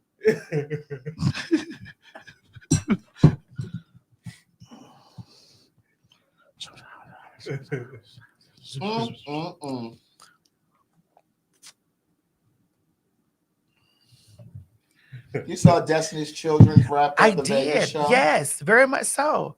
So do y'all think that's a sign for something? I was just about to ask that. Do you think that woman is filled with surprises? I wouldn't be surprised. How about if they just come out with an album? We'd be there. We'd definitely be there for it.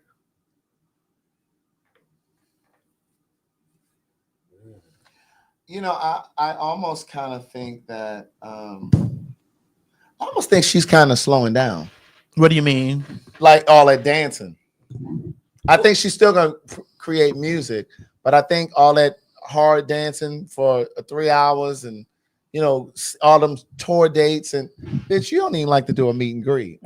How old is Beyonce now? Here you go, telling my motherfucking business. Speaking of media, run the commercial mode. There you go, telling my motherfucking. You don't even like to do a meet and greet. Attention, you meant me. Attention, attention. Houston, Texas. Honey, y'all have been calling for the fags, and now we are here. We need y'all to get up and stop what you're doing right now and run down there and get your tickets at www.PhagTawlk.com. That's right, bitch. August 19th, 20th, and 21st. The Fags will be invading Houston, Texas, coming to you loud, live, and in color from the House of Blues. Tell them, Craig. Now, Houston, I can almost guarantee that all 3 shows are going to sell out because guess what? They've already started selling. Yes, even before we release this promo. And remember, don't meet me there, bitch. Beat me there. www.PhagTawlk.com. Get your tickets. I'm sorry. Hallelujah. I beg your pardon. I'm rich. Say it again. I am rich. You're what? That's right, girl. No, I think she's still going to make music. I just think that she's slowing down with all of the dancing, which understandably, I mean, she's almost 44. Right. Yeah. You know what I mean? She's had 3 children. Like, ain't nobody trying to do all that pop locking and dropping and shit. All of them heels and boots. You can even tell how she's changed her shoes. Yeah. You know what I'm saying? Like, when she was in her 20s, child, she'd be in them heels dancing. You had left a message there? Oh, yeah, Trent had just messaged us. Oh, okay. So I had asked him a question about Do you that. think she'll still do the stuff like coming down from the ceiling and stuff like that? All those type of things? I don't know. Shit, Tina Turner was doing it at 70. Remember that one where Tina ran across that thing? So Steamy window. What the fuck is that? Where that come from? Steamy I wonder window. where she would go with it. You steamy window. You actually may have Tourette's. But Craig, that's one of Tina Turner's songs. It's called Steamy Windows. Oh, You don't know Tina Turner's music? just the black ones. Oh! Don't do Tina like that, Craig. Craig, don't do Tina like that. Don't do Tina like that. She left me at what's the song? What's love got to do? Got to do Craig, you're so this. small. What's love Craig, you're so but a small. second hand emotion? Craig, you're so small. And then she kind of brought me back when she did I don't care who's wrong or right. I don't really want to fight no more. Steamy window. Yeah, I don't know that. I mean, wasn't she like the first black rock? Yeah. Yeah. Okay. She was. So you mean to tell me y'all don't know Steamy Windows? And I know she divorced herself from R&B and all that stuff because of the relationship with Ike. But yeah, I wasn't really interested in all that other stuff. Oh, Tina. I did like We Don't Need Another Hero. We don't need Craig, so you only another- know that. Yeah, the stuff that's like black adjacent.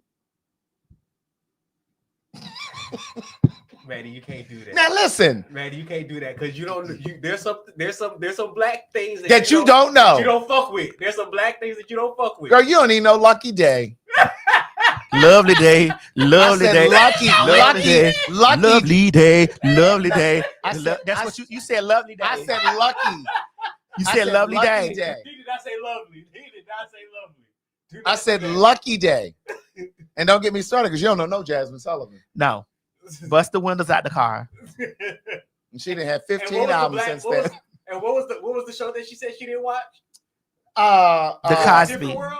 A Different World She and said she didn't watch Cosby. it in the Cosby. So she ain't had no connection to Malcolm Jamal Warner. Unfortunately. Now, one of them bitches from 90210 died. They just did. But That has nothing to do with me. But Craig, why did she say she watched 90210? Because she could see herself in the show. Yes, I was a white faggy at the time. Okay, Laverne. I mean, Beautiful blonde hair and blue eyes. okay, Laverne.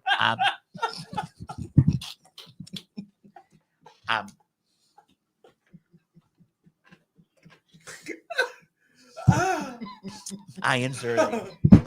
Oh shit. I always hated his name. Ian Zerling. Why wasn't his name Ian? Why it had to be Ian? Heather Locklear. Oh, Oh my goodness. Shannon Doherty. Shannon Daughtery. Bitch, I used to think I was from the house of Daughtery. Really? Yes, ma'am, bitch. Shannon was my gay mama. Oh my! Is she still living? No. I thought she died. No, Yeah, she was gathered. she was gathered up. How? She had breast cancer, I think it was. Oh, for real? Yeah. Oh wow. She rest in peace. Yes. They say she was a nasty snatch though. Oh really? They say she was a nasty ash. That's what when a white person calls you, when a white person says you're a nasty gash, that means you're a nasty cunt. Oh, for real? Because they call pussy gash. I heard she was nasty. They say that Mama's was a nasty gash, bitch. The stories I read about her, I was like, yikes. Wait, can you tell one of the stories? Bitch, they said, bitch, that Mama's was very much so like, girl, honey, she wore Charmed out. That's why they got rid of her over there at Charm. Oh, that's why? Maybe they got rid of her over there at Charm. Mo, you watch Charm? I did. They said she was a nasty You just gash. made me a faggy. I've never even seen Charm.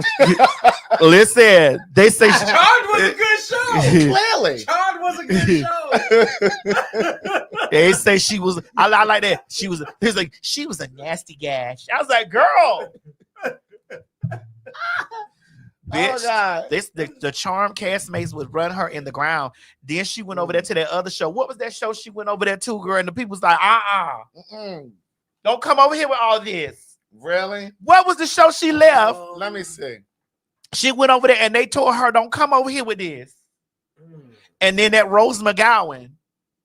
I done seen they tell that Rose McGowan up too. Wait, Matt, is it true that her and Alyssa was going at each other?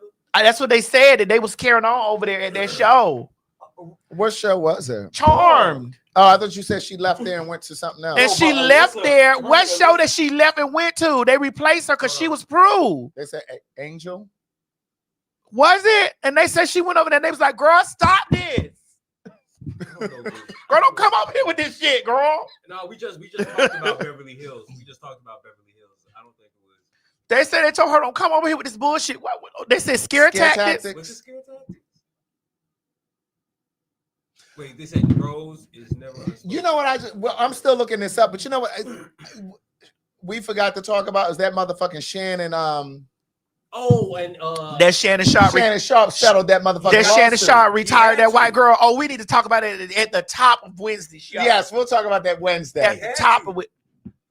That's what y'all niggas get. Right. I'm not. That's what y'all niggas get. With his dumb ass. Y'all niggas get that. That's Y'all what he go wanted out to there. play. You done That's retire who he this. wanted to play You done with. retired this white bitch, and these black girls still out here.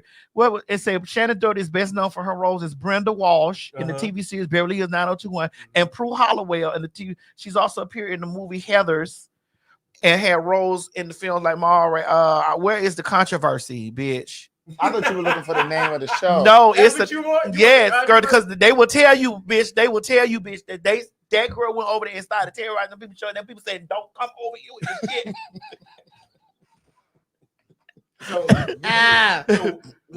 So you would say she had like a queen mentality? She very much so was a white woman. It gave very white woman. Bitch, they was like, don't come over here with like this. I'm hot and I'm white. I'm 51 years old in the country. But what are we doing here? Right. What are we doing here? I'm white. What's it? Hey Siri. What was the controversy with Shannon Doherty? Fight in between. 1992 and 1994. Bitch, that bitch fought for 2 years. Between Doherty and her co-stars dominated tabloid headlines, particularly concerning her heated feud with Jenny Garth and further reports of heavy partying, on-set lateness, and physical fights. This answer is from Wikipedia. She was over there. She was physically. She was over there tearing the set up. They would have never let a black girl do that. Ever. And still have another job to go. Ever, bitch. Well, would have been that black woman's last. That would have been the last job. Hell, I ain't worried. But what's the rest of it? Hell. A white bitch, I ain't worried. But you, on the other hand, should. Oh. I've been to the bank. And that is just how she says it. She carries on. Oh my God. Oh my Lord. Oh my God. Can't deal with y'all. Oh God. Oh God. Oh my God. All right, y'all. We'll see y'all Wednesday. We'll talk more about some stuff, y'all. We done been here 4.5 hours, girl. Right. We get out of here at midnight, bitch. Because Right. Craig got to transform, bitch. After 12 before 6. He's about to transform, honey. What am I going to transform into? The Nosferatu. Nosferatu. Getting ready to sink your teeth in it tonight. A nasty gash. We'll see you guys on Wednesday. Listen, Houston, Texas, because I saw people in the comments say, oh my God, you're coming to Houston. We've been promoting this for weeks now. One of the shows is already sold out. So please get your tickets because we don't know when we're coming back to Houston because we're giving y'all 3 shows this time. Yeah, because I'm not playing over there in Texas. Y'all not finna get me caught up over there, honey. Ice snatching me. Trying to send me to the promised land over there in El Salvador, bitch.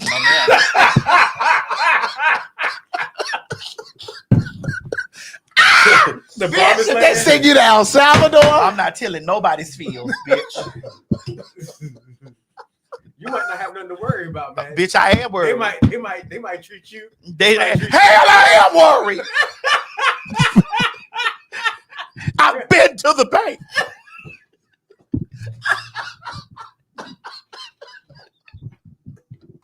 Bye, bitch. Attention. You meant me. Attention. Yes. Attention.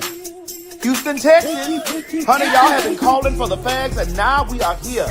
We need y'all to get up and stop what you're doing right now and run down there and get your tickets at www.PhagTawlk.com. That's right, bitch. August 19th, 20th, and 21st, the Fags will be invading Houston, Texas, coming to you loud, live, and in color from the House of Blues. Tell them, Craig. Now, Houston, I can almost guarantee that all 3 shows are going to sell out because guess what?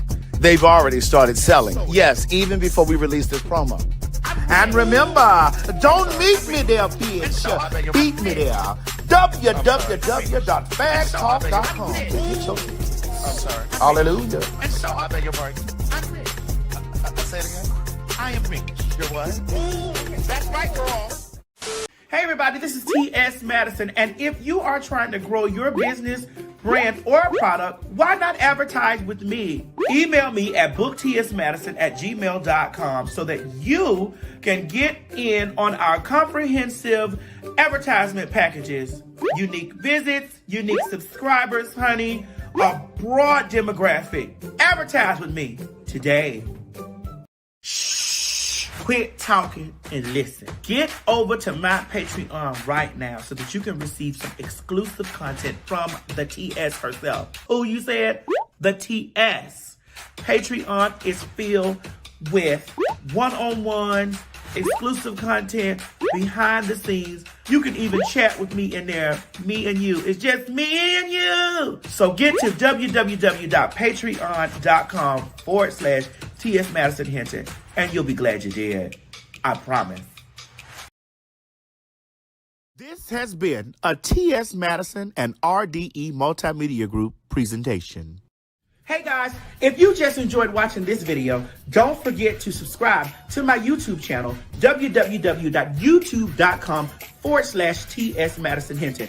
Or if you're already here, click that bell up there, one of them, and subscribe so that you don't miss this or any other excellent content that I have for you.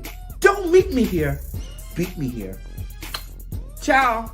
You ain't gonna have no other choice but to see me because I'm in everything. There it is, you right ain't gonna there. have no other choice but to see me because I'm in everything and everywhere. Ooh. I'm in film, television, streaming, music, bitch, and pornography. Bye.